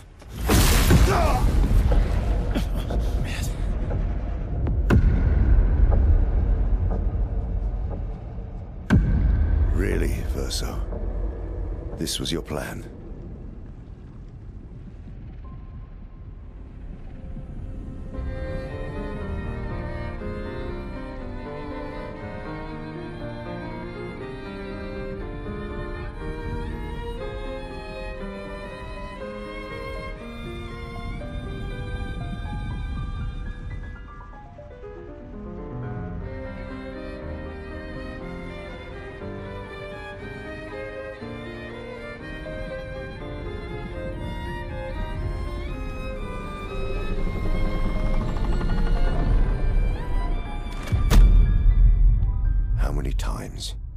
Must you hurt our family? No, you don't get to lecture me on family. Why do you refuse to see I am doing this for us? Yet you insist on rushing toward death. You're trying to stop the wrong cycle. You're doing this for yourself. Of course. It's easier for you to think that, isn't it? Easier to betray us if I'm the villain. so move. I'm gonna fucking kill him.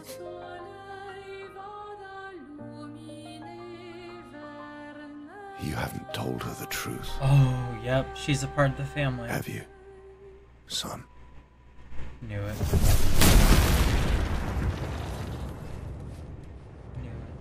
Sorry we're late. We were busy doing a bit of reading. Were you planning on sharing that this man, the man who murdered our team, is your father? Family is not my favorite topic.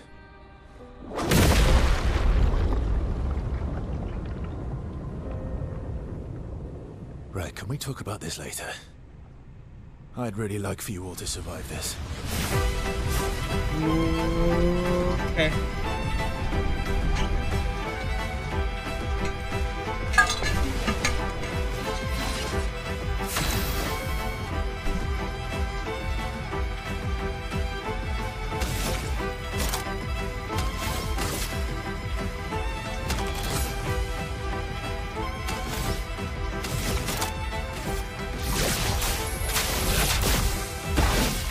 Let us stay there. Feel the burn! You Watch out. forced us to this point.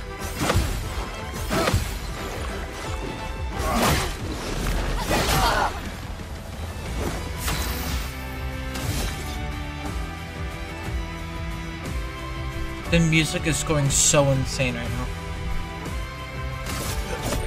Here we go.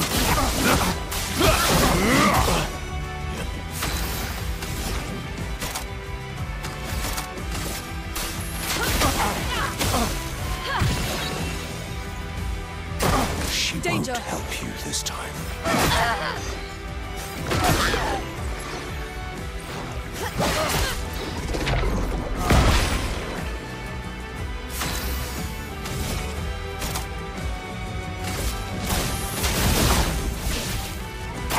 I'm Ready not to obey. angry, just disappointed.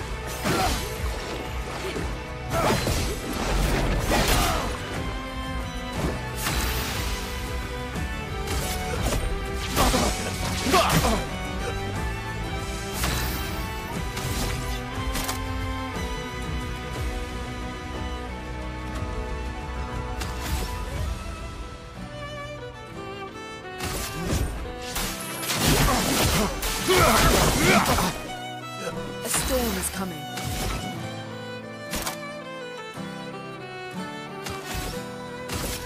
Eyes shut. Let's spill some ink. This and precision. Ready to carry. Tearing this family apart.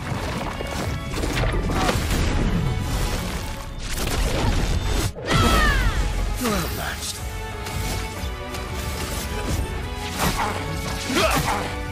Let's carve a path.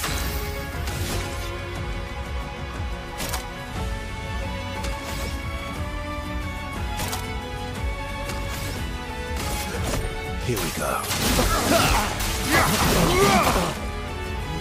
You should be fighting by my side.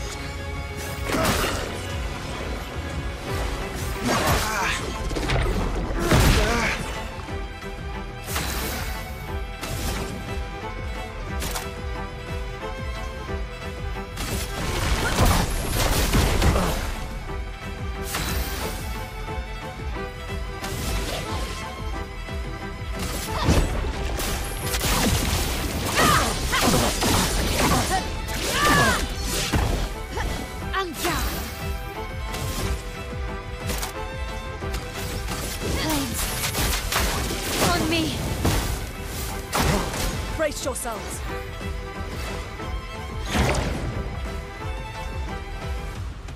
I think I'll improvise.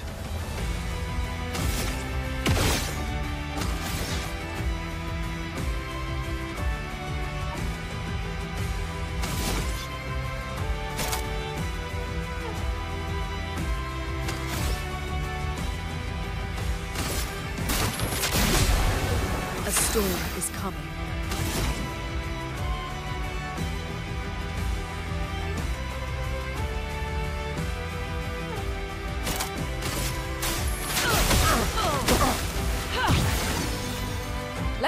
flow.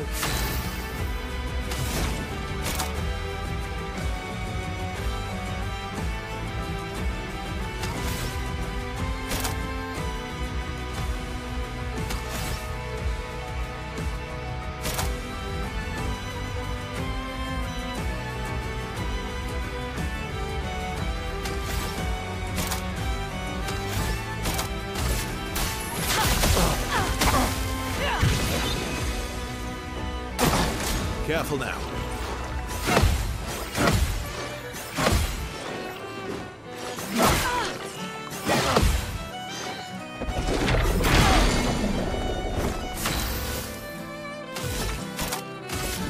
On fire. My turn.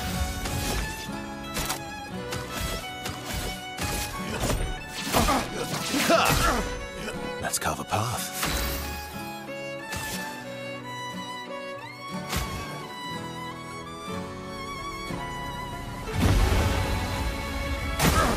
Okay.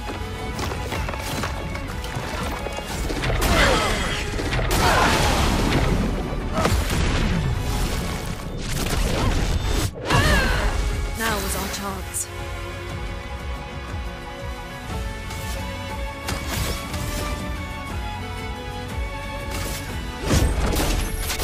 Let's shake the earth. Incoming.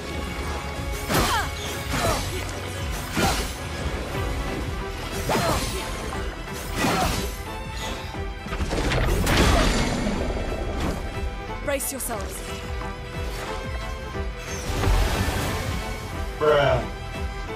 I think I'll improvise.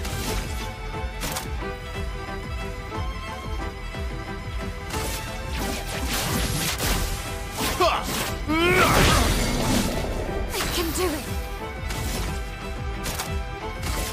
Finesse and precision. A storm is coming. Let's dance.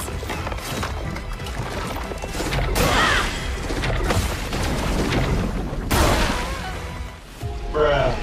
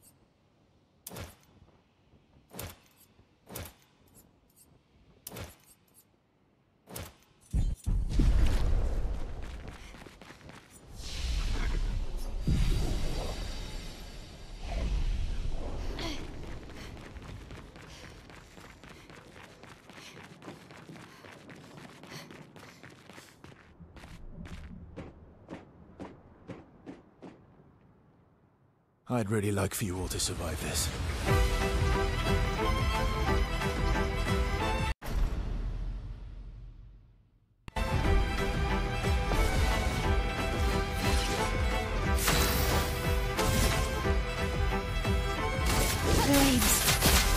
on me.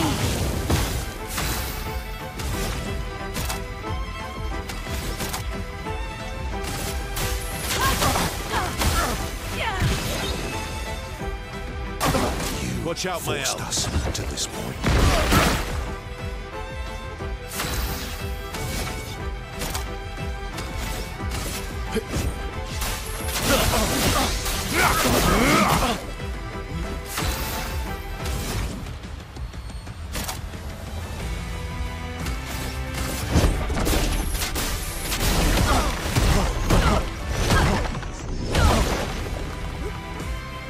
She won't help you this time.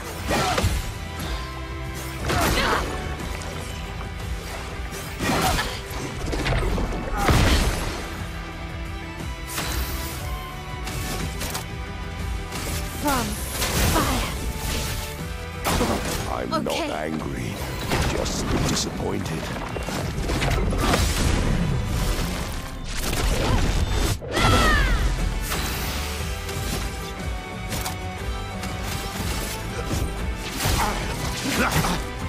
Let's carve a path.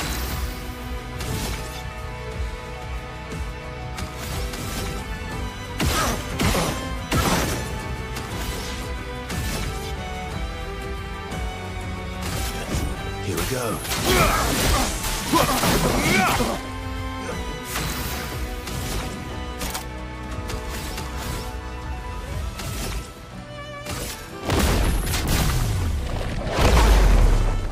Let the ink flow.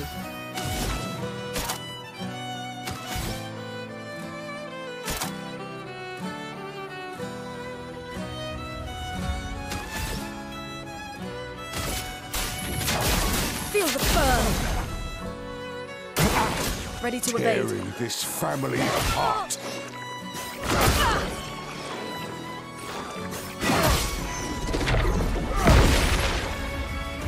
Blades sharp.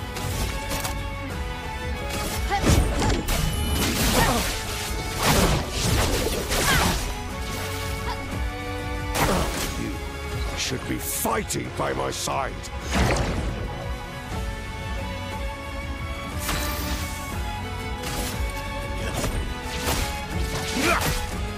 My turn.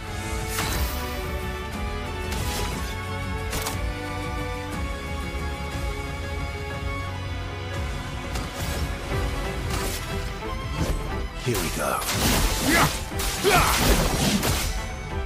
Let us stain them.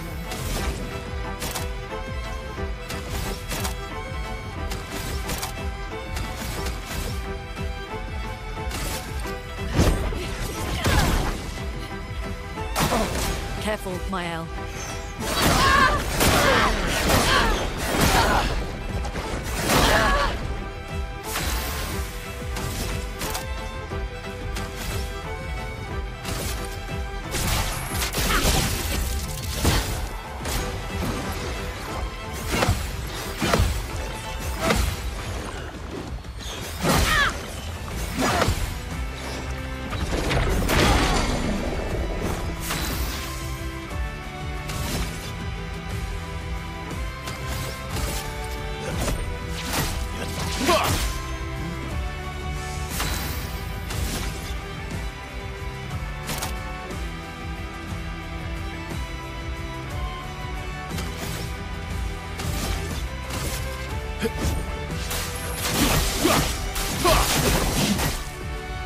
Let's push forward.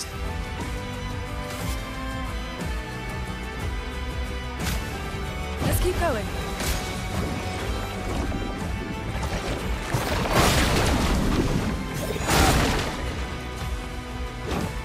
Brace yourselves.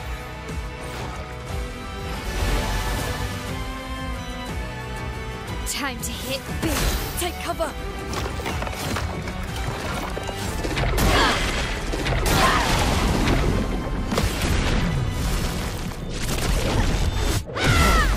Now's our chance.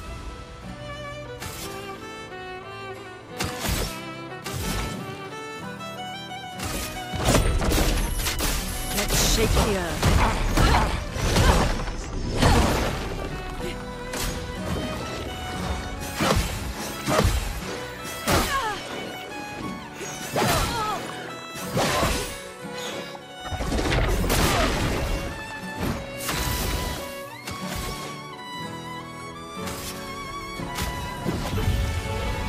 Sorry I failed.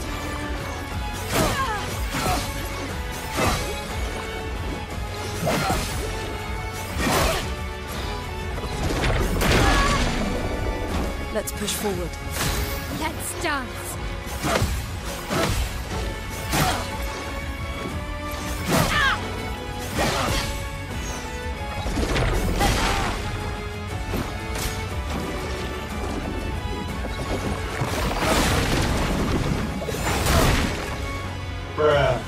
No margin for error.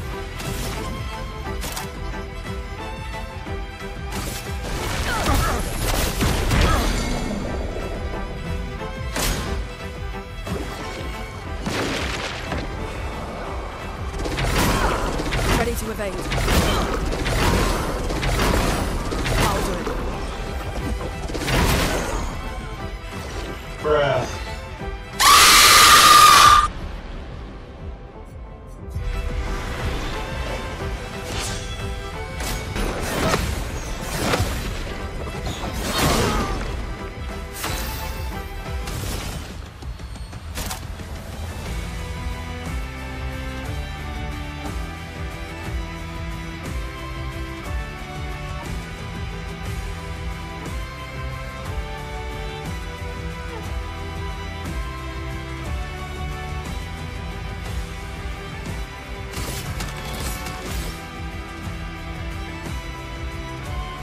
Here's your card.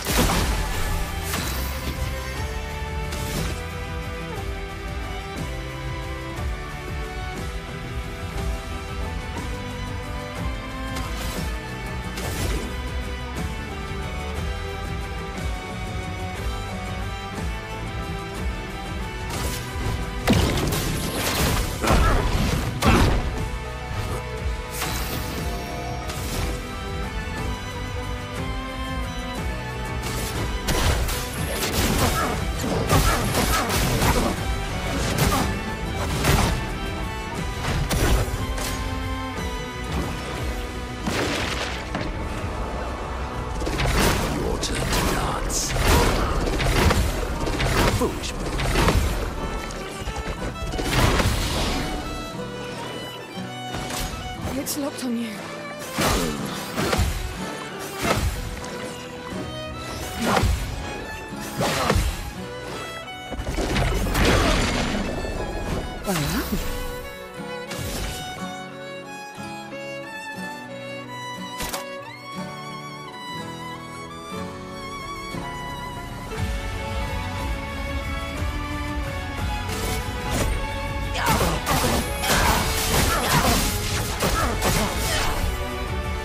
Things are getting spicy.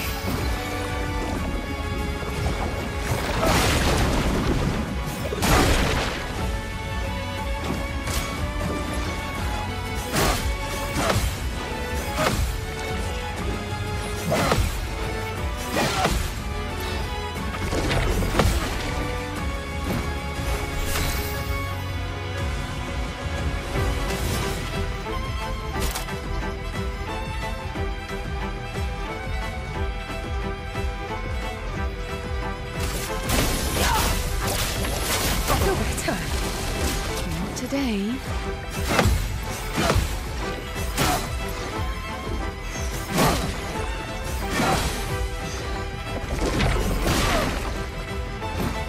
Try me.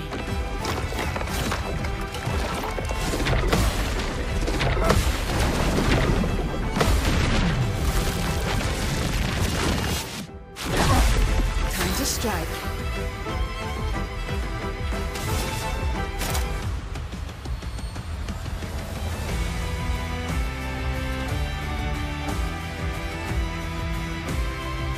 I'll use your life.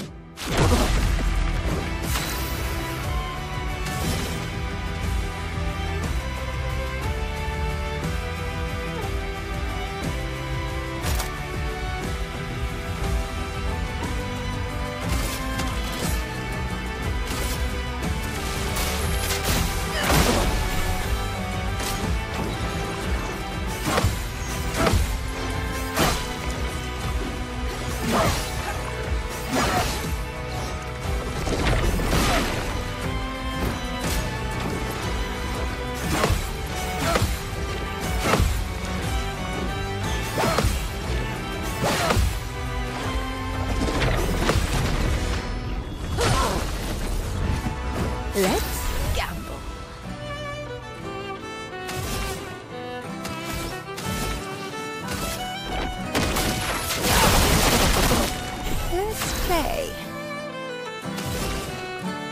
Dude, Sael might actually clutch the fuck out of this.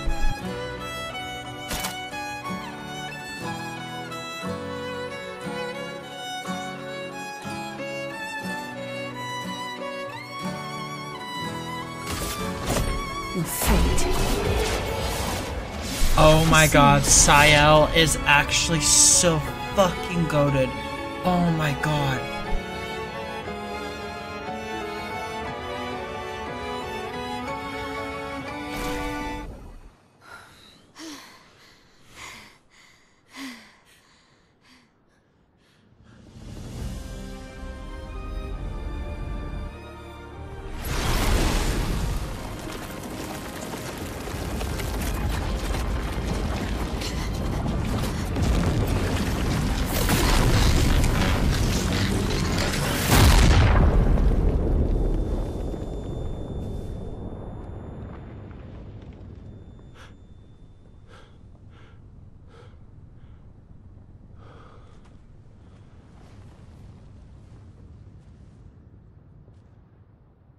Everyone all right?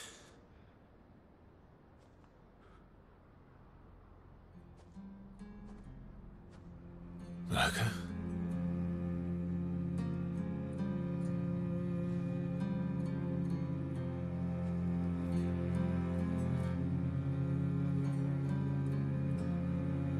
Nokos.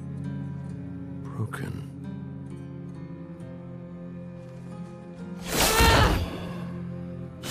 Why can't you accept who you are?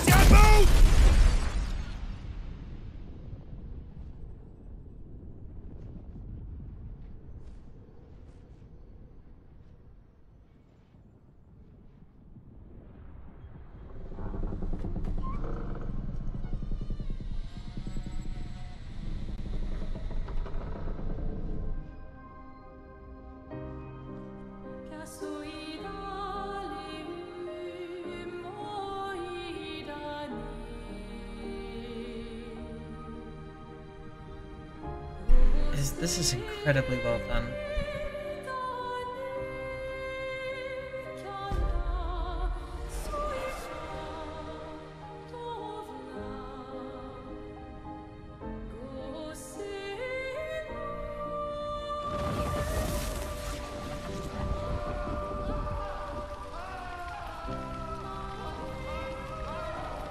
What is that?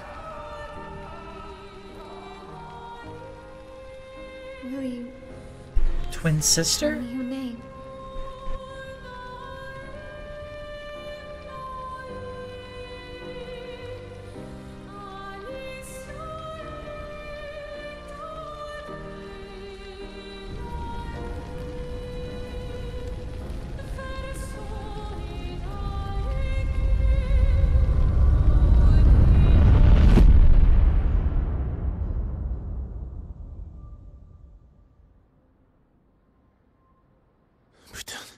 Where did it go? No, no, no, no. Alicia. Fuck!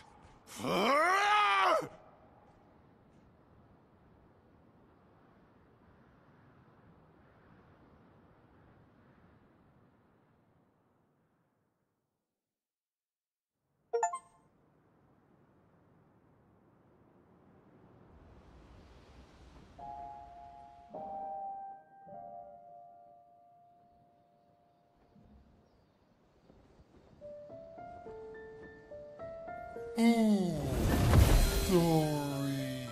Thank you, mon ami.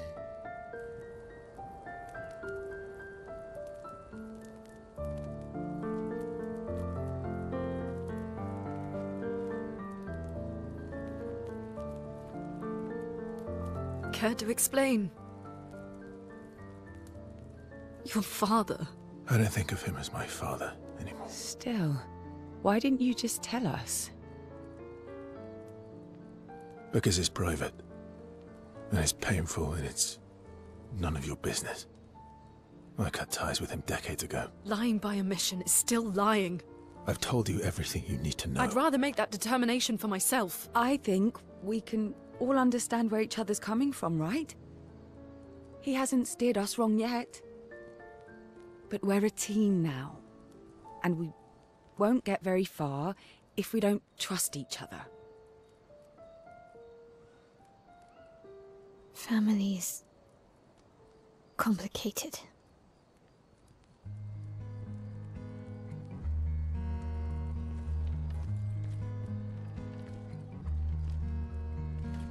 Old friend, you've traveled miles, spinning in circles, your blind eyes on the dial, stripping off. The stories say that Jestrels reincarnate. Is that true? Can you bring Noko back? Partially. We can bring Noko back to life. But not all of Noko will return. It will be a different Noko. The one you knew is gone.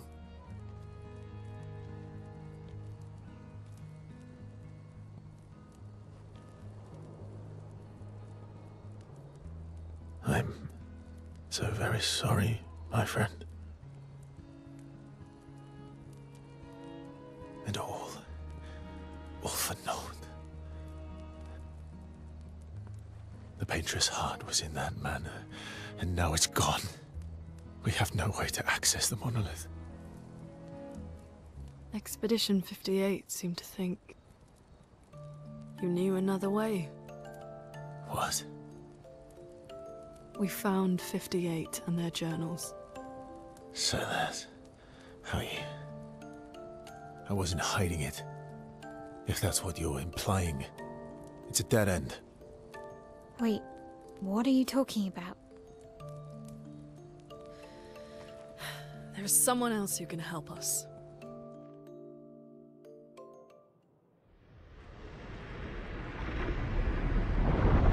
Yup.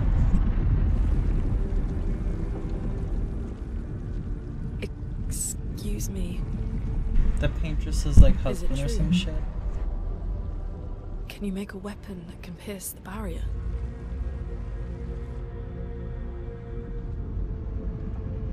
Do you need something from the Axons?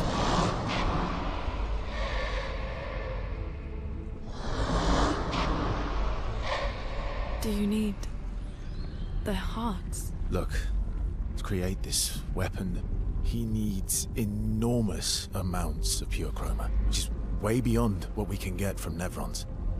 The only source are Axons, yes. But like I said, that's a dead end. It's impossible. Why? What are Axons? They're massive creatures living on islands around the monolith. They're much stronger and much more dangerous than Nevrons. I can't die, and I still couldn't take them down.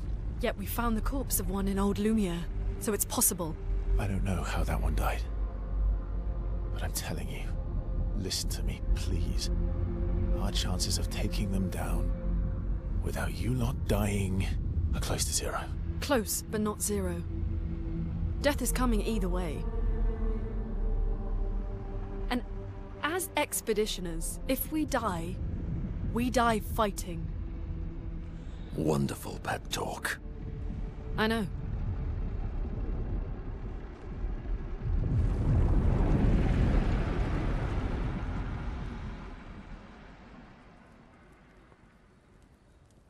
All right, if we're going to fight the Axons, then let's be smart about it. What do you mean? I've had a few rough encounters with the Axons. There are 3 located on islands around the monolith, and we need at least 2 hearts to get enough chroma. One lives on a mountain too high for us to reach, so that one's out. We should start with the one to the west of the monolith. It's already been weakened by previous expeditions, right? Yeah, good idea. Maximize our chances. Or we embrace the challenge and pick the one in the east. I like your spirit. Thank you. Did you listen to what I just said? Bruh.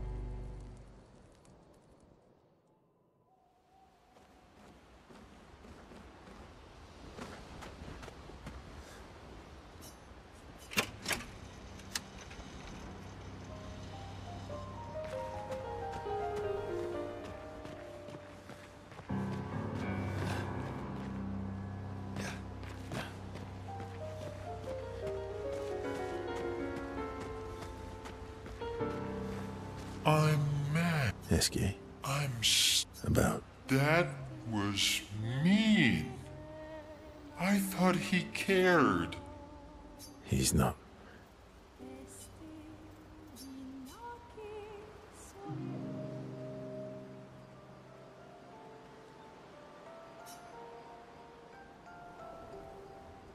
That armband looks nice.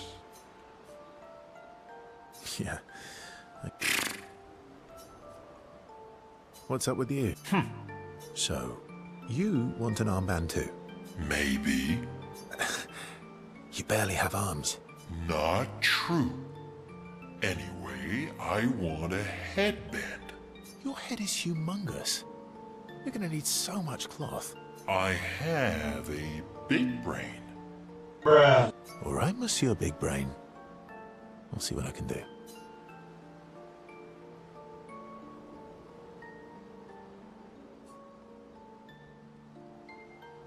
Happy now? Ooh, this is the nicest thing ever.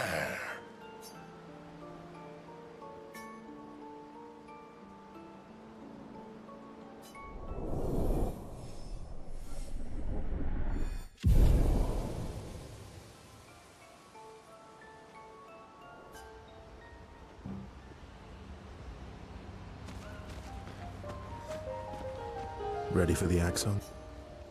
Of course you are.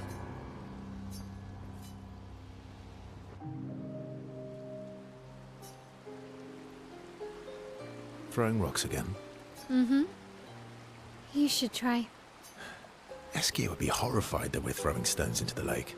Or he'd be super happy because we're sending them soaring on fun little adventures. Oh, so they're like little rock expeditioners. Exactly. Would that make you the paintress then?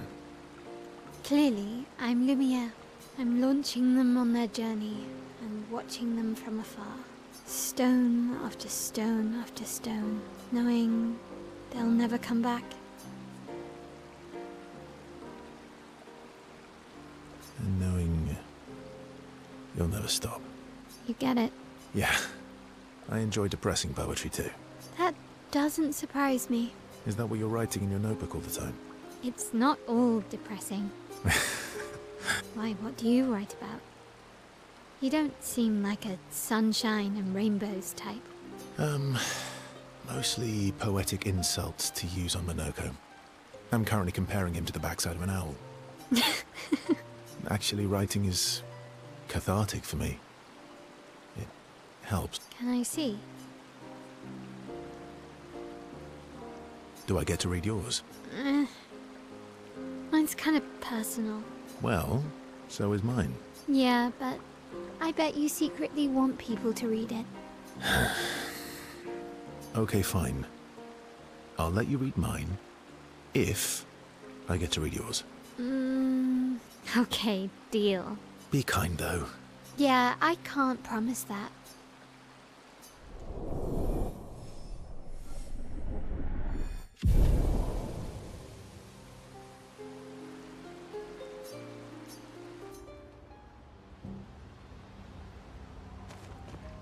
I'm sorry, mon vieux. We'll bring Noko back. I know. I'm ready. When the time.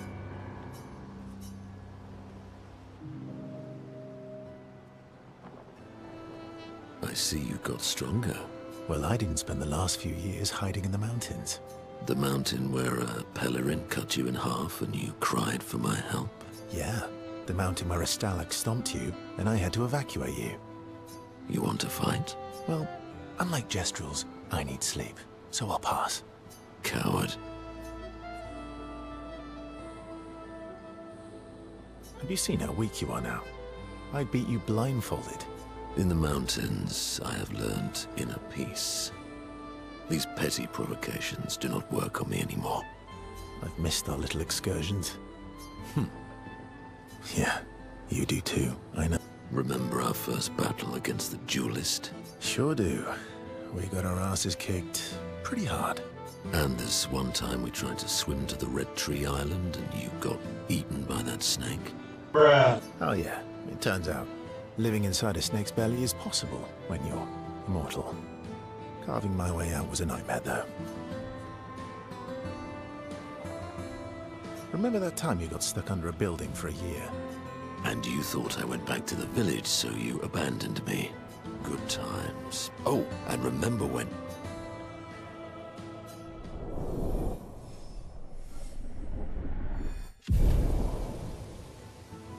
Good times indeed.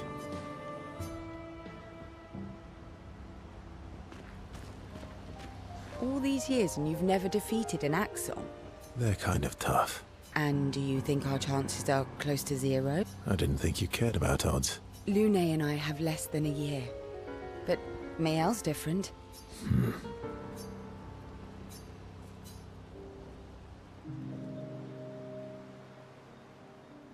Story time? Let me think. Come on. You've been alive for over 60 years. You must have tons of stories. Over 100 years, actually. So, it's hard to choose. You're 100 years old and so indecisive? All right. Let me think.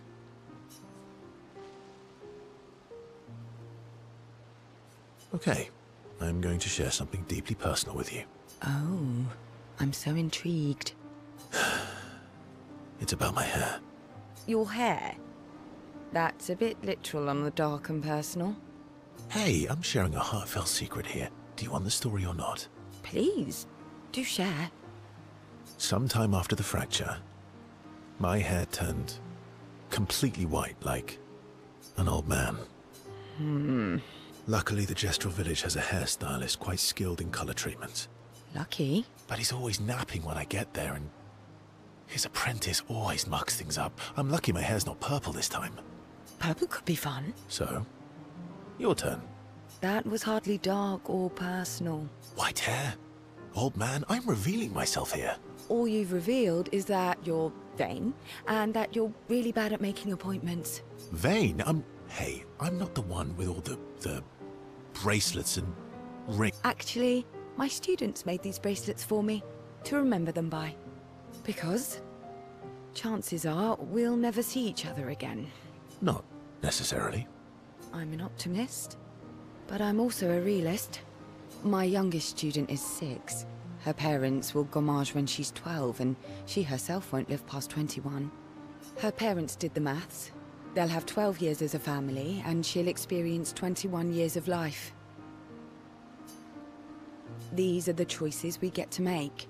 The earlier you have children, the more time you get to share with them, the more life they'll get to live. And every year you wait... You're shortening your child's life. Precisely. You don't have any children, though. No, I don't, but I have my students. One of my friends, Sophie, said it best. She said she loves her children so much, the best thing she could do for them is not to have them. See? Dark and personal. Yeah, you've set the bar high. Come back with a better story next time.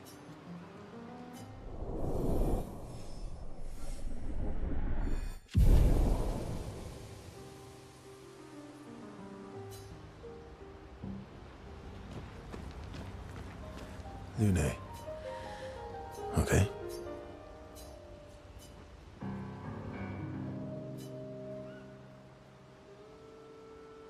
I've been wondering, why stay on the continent alone? Why not return to Lumia? I did. I went back. Helped with the rebuild. After the fracture, we didn't have anything. Food, shelter. None of it. Things must have been chaotic then. Nothing like the end of the world to bring out the best and worst in us. I almost miss those times. You know, the dome shield. My father and I helped build that. Oh, why'd you leave then? Those early expeditions, they were search and rescue. We didn't know about the Paintress then. We just wanted to find our loved ones, like my mother. I see. But this time, you didn't go back. People didn't trust me. Guess I'm hard to trust. Perhaps. Guess they thought I knew more than I did. Halfway to the monolith, I was betrayed. Barely escaped. Kind of killed my interest in returning home. What about you? Do you miss home? I spent my whole life studying the Paintress and the monolith. This is where I need to be. What a long-winded way to avoid answering the question. Yes, there are things I miss. You paint such a vibrant picture. If you must know what I really miss of Viennoiserie. Oh, good answer. I miss those too. What? I enjoyed this conversation. High praise.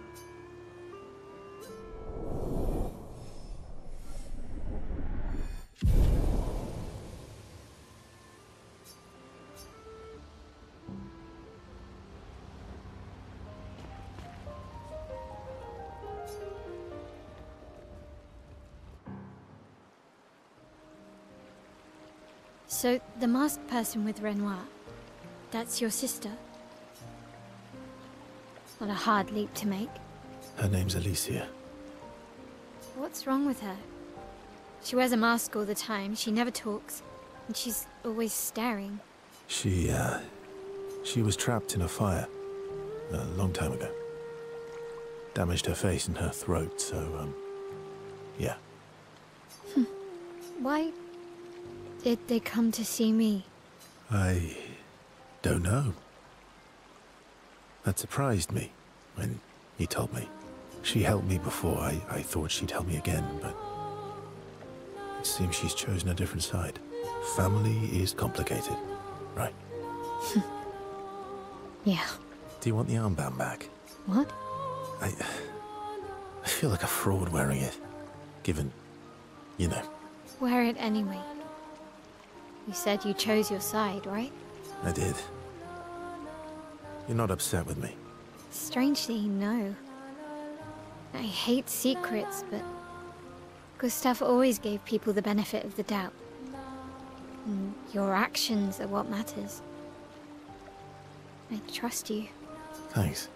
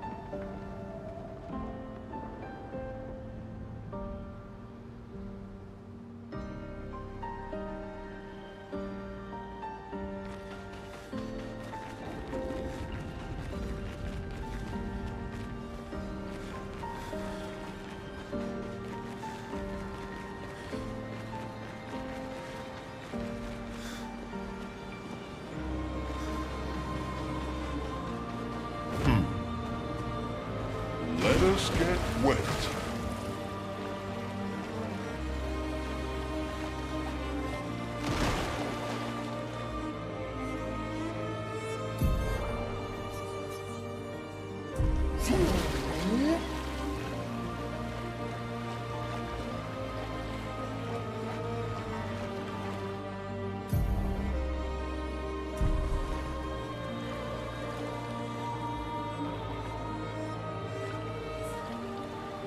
The fastest swimmer?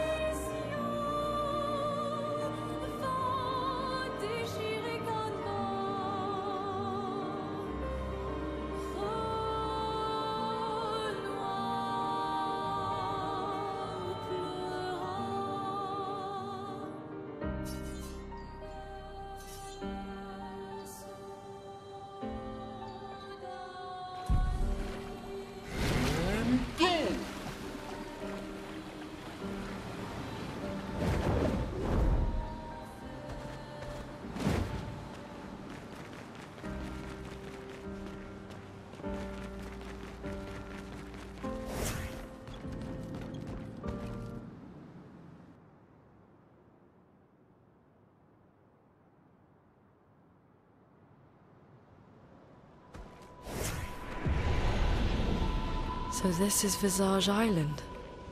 He who guards truth with lies. Are those faces? An infinite sea of them.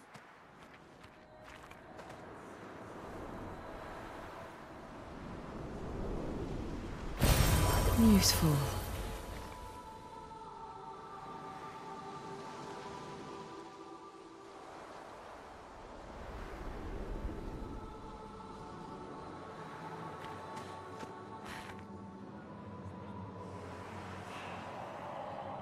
Is the island singing? This melody.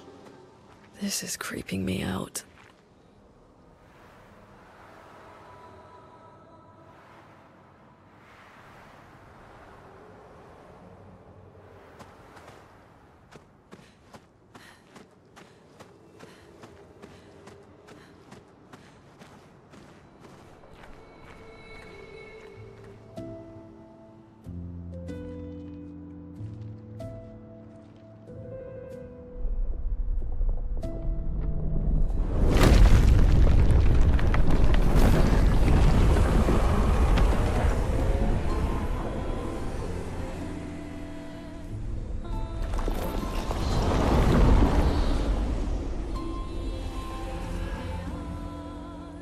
What's it doing?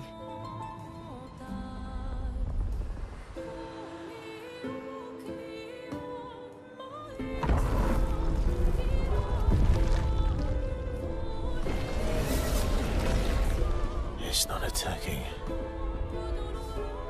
Was that an invitation? So it seems. Feels like a trap. I don't mind a straightforward path for once. Better than battling through a mountain of Nevrons. No, Verso's right. Something feels off.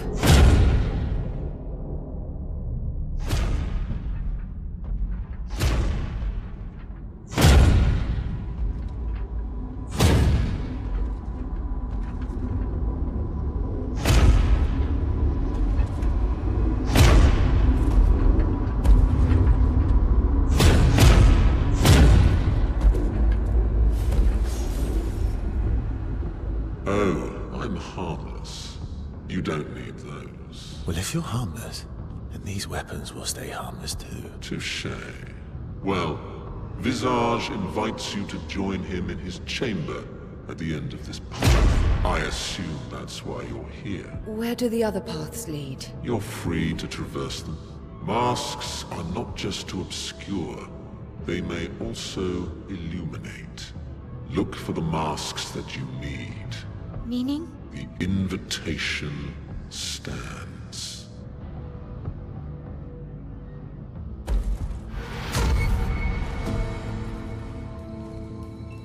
Well, head straight to the Axon. Or take the other paths?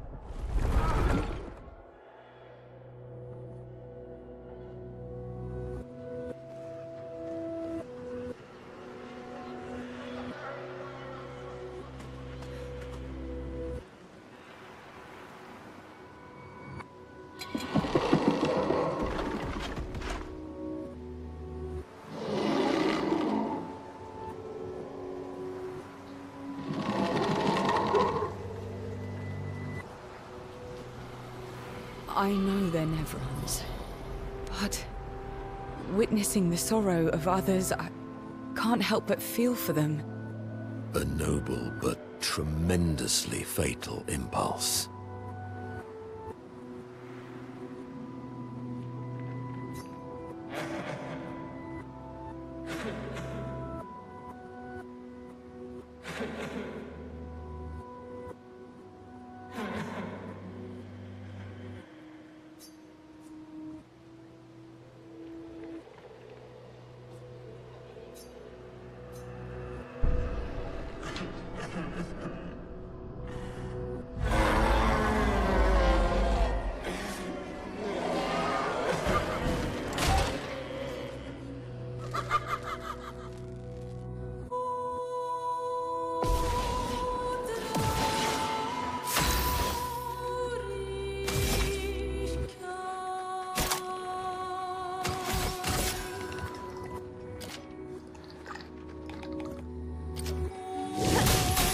Flames on me.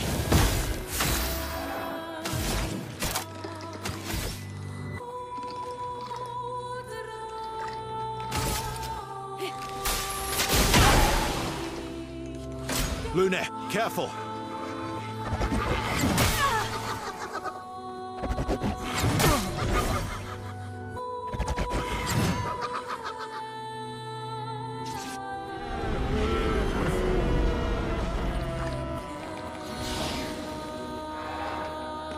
Oh well.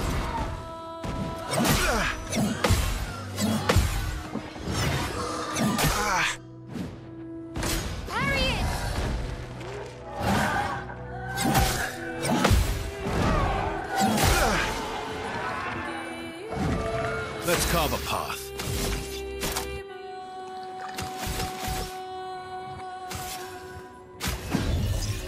I won't waste this.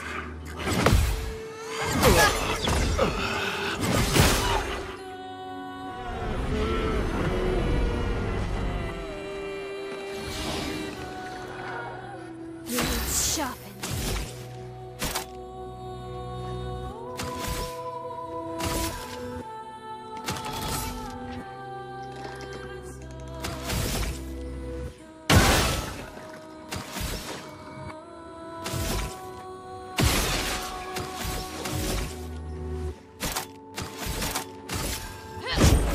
and precision.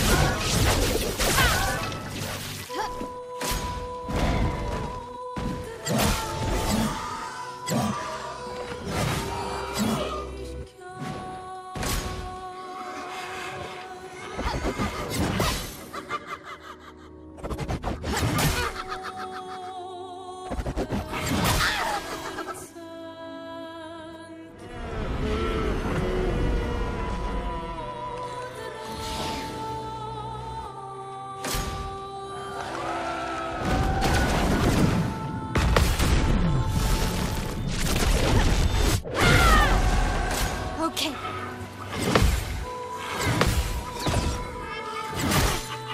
On me.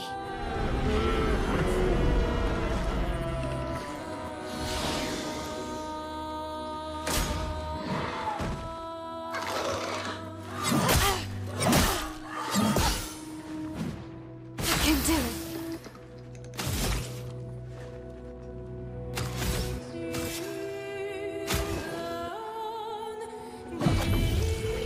A storm is coming.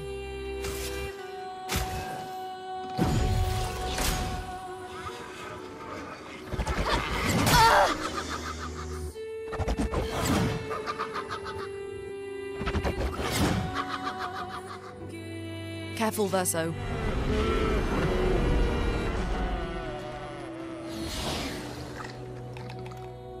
Bring it on.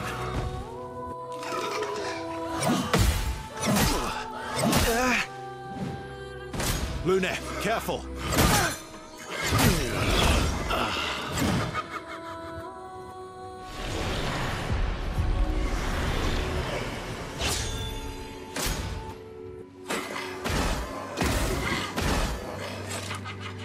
Foolish move.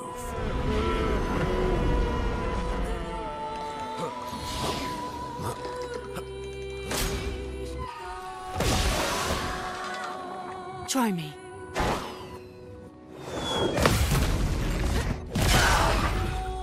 Eyes up, Minoko.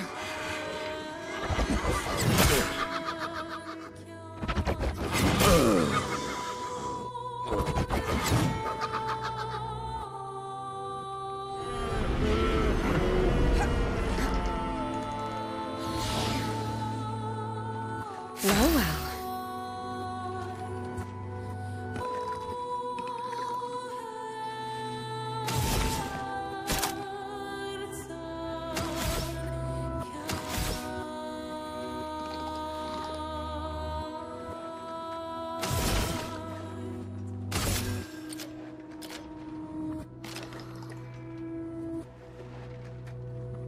Here's your card. I'm waiting.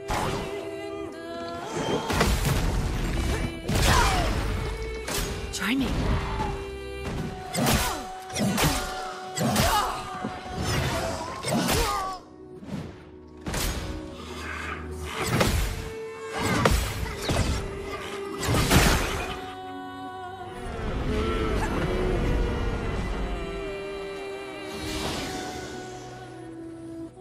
Take your shot.